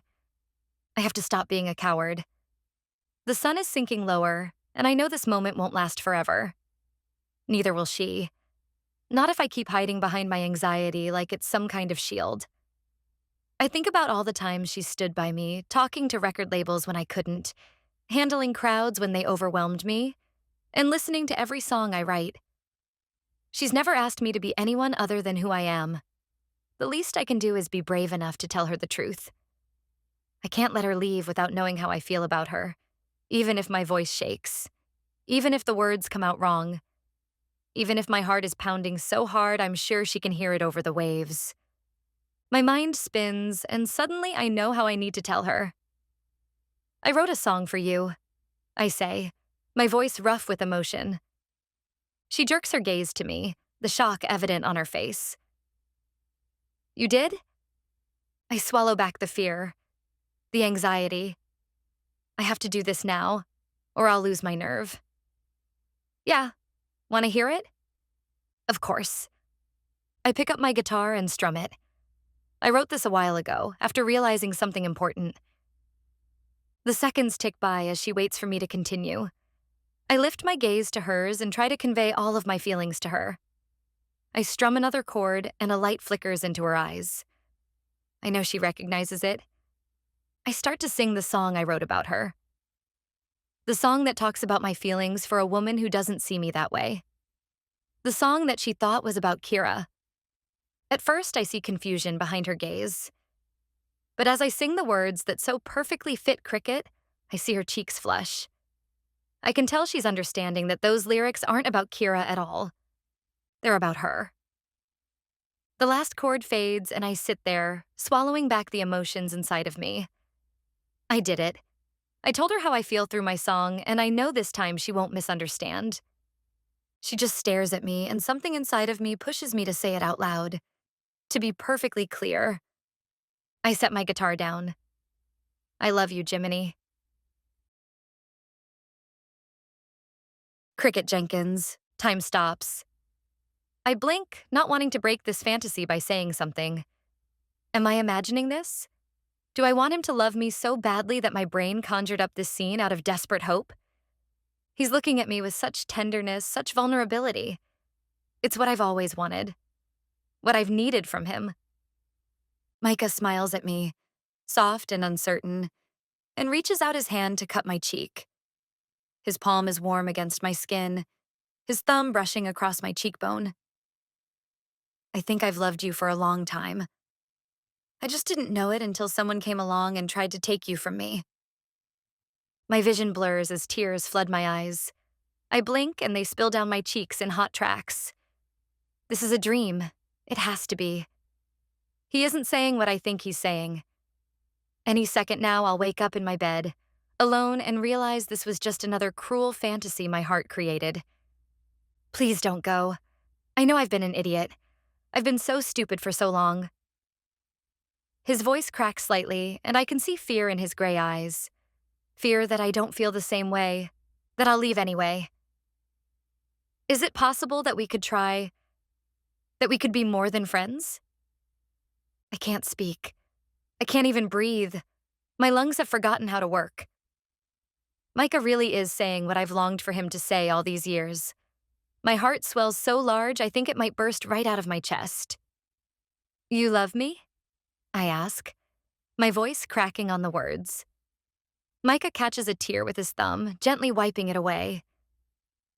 Yes, I love you. More than I've ever loved anyone. A shiver runs through me. Part cold, part overwhelming emotion that has nowhere to go but out through my skin. Micah shrugs out of his jacket and places it over my shoulders. The leather still holds his body heat, wrapping me in warmth and his scent. I hadn't realized how chilly it had become. The sun now halfway gone, the sky deepening to purple and indigo. I shove my arms through the sleeves and hug it to myself, drowning in the jacket and in the moment. I love you too, I say in a whisper, as if saying it out loud would make this magical moment dissipate like morning mist. You do? His voice is so hopeful it almost makes me laugh. Yes. I even wrote my feelings in my story and you didn't see it. He shakes his head. What? Your book? I laugh, a sound caught between a sob and pure joy, too elated to hold it in any longer. Yes, I was trying to tell you, but you didn't get it. I thought you looked at me like a sister. I did, until that kiss. Micah scoots nearer to me, pulling me into his warm chest. I snuggle against him, fitting into the curve of his body like I was made to be there. I was so confused when it was the most amazing kiss I'd ever had. His voice rumbles against my ear. I thought we were just friends, and that I was the worst friend in the world because I was suddenly very attracted to you, and you were dating River. I shake my head against his chest. We'd broken up by then, but River didn't want me to tell you. He wanted to see if you'd get jealous. Oh, I did. Micah's laugh is half embarrassed, half fierce. I kind of wanted to punch him in the throat every time I saw him put a hand on you. I don't know why, but this makes me even happier. The thought of Micah jealous, territorial, wanting me for himself sends a thrill through me. You did? Heck yeah, he was driving me crazy. I was seriously going nuts. I wanted you for myself so badly. Then his plan worked? Micah kisses the top of my head, his lips lingering in my hair. Yeah, it worked. I fell so hard for you, I don't think there's any going back. I pull back so I can look at him, needing to see his face when I ask this. What happens if... The question sticks in my throat, too terrifying to voice. If what? His eyes search mine, gentle and patient. If we break up, I say quietly, the words like stones dropping into still water. Micah shakes his head firmly. I don't know. All I know is I can't watch you leave without doing everything in my power to get you to stay with me. I need you in my life, Cricket. You're a part of me, in the most meaningful way possible. And I have a chance at having something most people only dream of. A love so deep and wide that nothing can hold it back. I'm not going to give that up. Warmth spreads through me, radiating from my chest to the tips of my fingers and toes as I stare into his beautiful gray eyes.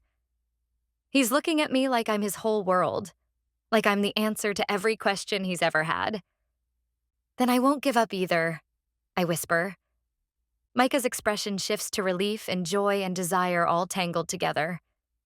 He slips his hand around the back of my neck, his fingers threading through my hair, and pulls me to him with exquisite slowness. He's giving me time to pull away, to change my mind, even though we both know I never will. His lips brush softly over mine, tentative, questioning, and the whole world goes still. The ocean waves fade to nothing. The cries of the gulls disappear. The breeze stops moving. Everything narrows down to this single point of contact, this moment I've been dreaming of for years. Then he deepens the kiss, and I'm lost.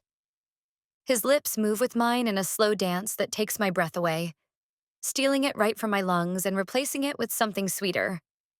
Hope, love, promise. One hand cradles the back of my head while the other slides to my waist, pulling me closer until there's no space between us. I grab fistfuls of his shirt as the world spins around us. This kiss is nothing like the demonstration. This is everything. This is confession and commitment and coming home all wrapped into one perfect moment. His lips are soft but insistent, his touch both gentle and possessive, and I melt into him completely. When he pulls back slightly, just enough to look at me, we're both breathing hard. His eyes are dark, his lips slightly swollen, and he's smiling at me like I'm the most beautiful thing he's ever seen. Like Mr. Darcy would look at Elizabeth. I've been such an idiot, he whispers against my lips. Yes, I agree, smiling so wide my face hurts. But you're my idiot now. He laughs and kisses me again, shorter this time but no less intense. When we finally break apart, the sun has set completely, leaving us in the soft purple twilight. Stars are beginning to appear overhead, pinpricks of light in the darkening sky. This is what I've always wanted. What I've needed from the time I realized Micah was my one true love. And now my dreams are finally coming true. Micah pulls me against his side, both of us looking out at the dark ocean. Then he turns toward me. Stay with me. He murmurs into my hair. Stay on the island. Be my manager and my girlfriend, and eventually, if you'll have me, so much more. My heart swells impossibly larger. I'm not going anywhere, I promise. I'm right here.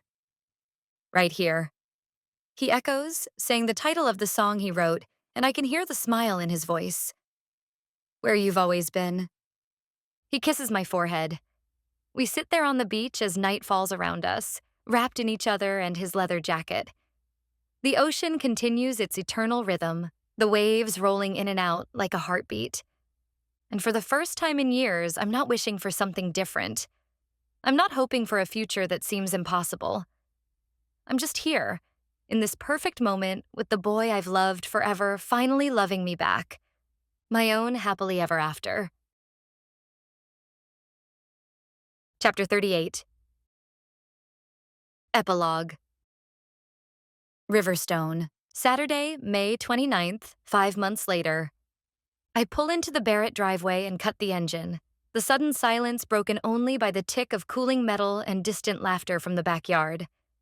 Through the windshield, I can see string lights already glowing softly against the late afternoon sky. I grab the graduation present from the passenger seat. It's wrapped in silver paper with a crease down one side from where I kept repositioning it during the drive. My palms are sweating. Ridiculous. It's just a graduation party. Just Kira. Except it's not just anything when it comes to her.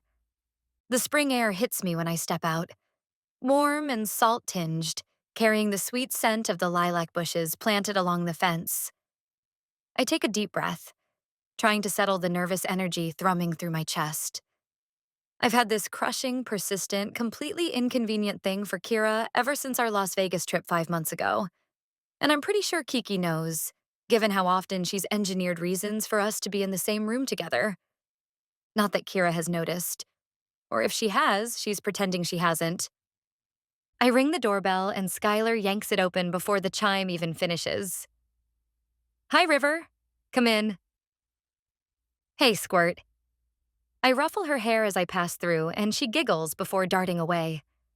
The backyard is transformed with tables draped in purple and white, Kira's school colors. There are string lights crisscrossing between trees and clusters of balloons bobbing near the deck. Music plays underneath the chatter of guests. River! Kiki waves me over to the dessert table where she's arranging plates beside a stunning 3-tiered cake. That's incredible, I say. Levi outdid himself. Gluten-free red velvet. Levi appears beside me, grinning. Took me 3 tries to get the texture right, but Claire can actually eat this one. I scan the yard and find Kira standing near the grill with Tobias and Noah, her pink-streaked hair catching the sunlight. She's wearing a simple sundress, but something about the way she stands makes my heart do that stupid flutter thing. She must sense my attention because her head turns and our eyes meet. For half a second, something flickers in her expression before she looks away quickly, tucking a strand of hair behind her ear. Right. Still keeping me at arm's length. I weave through clusters of guests, catching fragments of conversation and the smell of charcoal from the grill. Noah and Savannah have moved to stand by themselves near the garden beds bursting with early roses. Noah's hand rests on the small of Savannah's back with easy familiarity, and they're having one of those intense, quiet conversations, the kind where you can tell important things are being said, even if you can't hear the words. Savannah keeps looking down at her engagement ring, and I know she's looking forward to their wedding in a few months. It was so sweet how Noah proposed. It was so moving, even I got choked up. I push down the pang of longing and focus on Kira, who's now examining the contents of the appetizer table with intense concentration. Like the arrangement of crackers and cheese is the most fascinating thing she's ever seen. Hey, Kira. Congrats on graduating, I say as I approach. She turns to face me, her expression smoothing into polite friendliness. Thanks. High school was basically a 4-year exercise in not losing my mind, so graduating feels like a minor miracle. I laugh, holding out the wrapped present. This is for you. Her eyebrows lift. You didn't have to get me anything. I wanted to. She unwraps it slowly. When the chef's knife case comes into view, she goes still. Her fingers trace the leather before opening it to reveal the blade inside. River. She sighs, and for a moment the guarded walls drop. This is really nice. Too nice. You're going to need good tools if you're serious about cooking. I shove my hands into my pockets. I figured you could use it. She looks up at me, something softening in her expression before she catches herself. The walls slide back into place. Thank you. Really, this means a lot. Can we cut the cake now? Skylar comes barreling over. Uncle Levi said we have to wait, but I'm hungry. Kira laughs and ruffles Skylar's hair. Soon, little pup. Let me talk to River for a minute, okay? Okay, but hurry. Skylar races off. So, what have you been up to? Kira asks, still holding the knife box like a shield. I feel like I haven't seen you much lately. Editing. So much editing. I've been basically living in my apartment, staring at footage until my eyes cross. I have 3 film festivals I want to submit to this fall, and I'm not sure I have enough good material. That sounds stressful. It is, and I keep forgetting to eat, which probably isn't helping. I run a hand through my hair. I'll be in the zone editing, and suddenly it's 9 at night, and I realize I haven't had anything except coffee all day. Right, because nothing says successful filmmaker like passing out from malnutrition. She crosses her arms, concern flickering behind the snark. Very romantic vision of the starving artist. I try to redirect. What are your plans now that you've graduated? Are you going to school? Her expression shifts, and she's suddenly more guarded. She looks down at the knife. I'm just working at the bakery. Part-time. But? She glances around like she's checking if anyone's listening.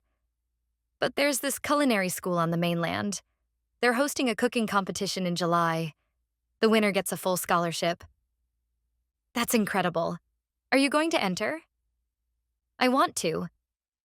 She says it quietly, like admitting wanting something is dangerous. But the competition entry fee is $250, plus ingredients. I'm trying to save up, but Levi doesn't need a full-time employee. An idea sparks. What if I hired you? Hired me? Suspicion creeps into her expression. To cook for me. I'm serious about the skipping meals thing, but if you came over a few times a week and cooked actual food, I'd pay you well. And you could practice your recipes on me, try out different things for the competition. Kira stares at me. You want to pay me to cook for you? Yes. Think about it. You need practice and money, and I need to eat like a functional human being. It's a win-win. You could experiment, get feedback. I'm a very honest taste tester. A short laugh escapes her, but there's wariness in her eyes. That's the most ridiculous job proposal I've ever heard. Is that a yes? She worries her bottom lip. How much would you pay? What do you make at the bakery? About 15 an hour. I'll pay you 30 an hour plus money for ingredients. Her eyes go wide, then narrow. 30? River, that's too much. It's not. You'd be saving my life, basically. Come on, let me hire you. You can use my kitchen as your personal culinary laboratory. She studies my face for a long moment. Finally, something shifts. Okay. Yes, I'll do it. Relief floods through me. Yeah? Yeah. When do you want me to start? Tomorrow? I say it too quickly. I mean, if you're available. Amusement flickers across her face. Tomorrow works. What time? 6? You could make dinner and we could eat together. 6 it is. She extends her hand, keeping this professional. You've got yourself a personal chef. I take her hand, and the electric awareness I've been trying to ignore zings up my arm. For a second, neither of us moves. Then she pulls her hand back a beat too quickly to be casual. Yeah, I should go make myself useful, she says, breathlessness underneath the snark. Can't have Kiki doing all the work while I stand around making dubious business deals. Tomorrow, then. Try to survive until 6. Tomorrow, I echo, watching as she walks away without looking back. Smooth, a voice says behind me. I turn to find Micah grinning with Cricket tucked under his arm. Very smooth. I don't know what you're talking about, I say, but I can feel the stupid smile on my face. Cricket laughs. River, everyone can see you're into her. Was it that obvious? Painfully, Micah says, but I think she might like you too. She kept looking over here earlier. Really? Cricket's smile turns sympathetic. Really, but be patient with her, okay? She's been through a lot and she doesn't trust easily. She's going to push back. Test you. I'm not going anywhere, I say. Good. Because she needs someone who'll stick around. I shift the conversation. I heard your album is finished. When does it drop? Micah lights up. July 15th. It's surreal, honestly. It's not a dream, Cricket says softly, looking up at him. You earned this. How's your book coming? I asked Cricket. I finished all the rewrites my content editor suggested. I'm self-publishing in August. It's terrifying and exciting. It's amazing, Micah says. I've read it probably 10 times. Watching them together makes that longing in my chest intensify. My gaze drifts to where Kira is helping Kiki at the dessert table. She glances over and holds my gaze a moment longer than necessary before turning back with the smallest hint of a smile. Tomorrow. It's a start. All right, everyone, Tobias calls out. Time to cut the cake. Kira, get over here. The yard erupts in cheers as Kira makes her way to the cake table, cheeks flushing pink. Skylar bounces excitedly beside her, and Levi hands her the cake server. Speech! Noah calls out, and others pick up the chant. Kira looks like she wants to disappear. She clears her throat. Thanks everyone for coming. And thanks to Kiki and Tobias for throwing this party, even though I told them not to make a big deal. Too late, Tobias shouts, making everyone laugh. Kira's smile grows more genuine. I know I wasn't always the easiest person to live with, but you took me in when I had nowhere else to go. You made me part of your family. So thank you. For everything. Kiki's eyes shine with tears. Skylar wraps her arms around Kira's legs in a fierce hug, and Kira laughs. We love you, Kira, Kiki says. We're so proud of you. As everyone clusters around for cake and laughter fills the warm spring air, contentment settles over me. This island, these people, they've become home in a way LA never was. And tomorrow, Kira will be in my apartment, letting me into her world, even if it's just a crack in the door. Later that night, I'm pulling out a frozen pizza when my phone buzzes on the counter. It's Kira. My heart lifts as I reach for it, but the message makes my stomach drop. Hey, I've been thinking about tomorrow. Maybe this isn't a good idea after all. I don't want to complicate things. Sorry. I stare at the screen, reading the words again. And again. She's backing out. Already. I start typing a response, then delete it. Start again. Delete again. Every word I come up with sounds desperate or pushy or wrong. My finger hovers over the keyboard, my mind racing. Whatever I say next could determine everything. Whether she shows up tomorrow, whether I get a chance to prove I'm serious about staying, whether this thing between us even has a shot. I take a breath and start typing. You have been listening to Can't Help Falling in Love by Victorine E. Liskey. If you want to read Noah and Savannah's engagement scene, you can get it free by subscribing to my newsletter. I'll drop a link in the description for you. Thank you for your support. It means the world to me. You can join my Patreon to further support me and my writing. I'll put a link to that in the description too. I drop chapters in my Patreon as I write them, so you get to read everything before anyone else.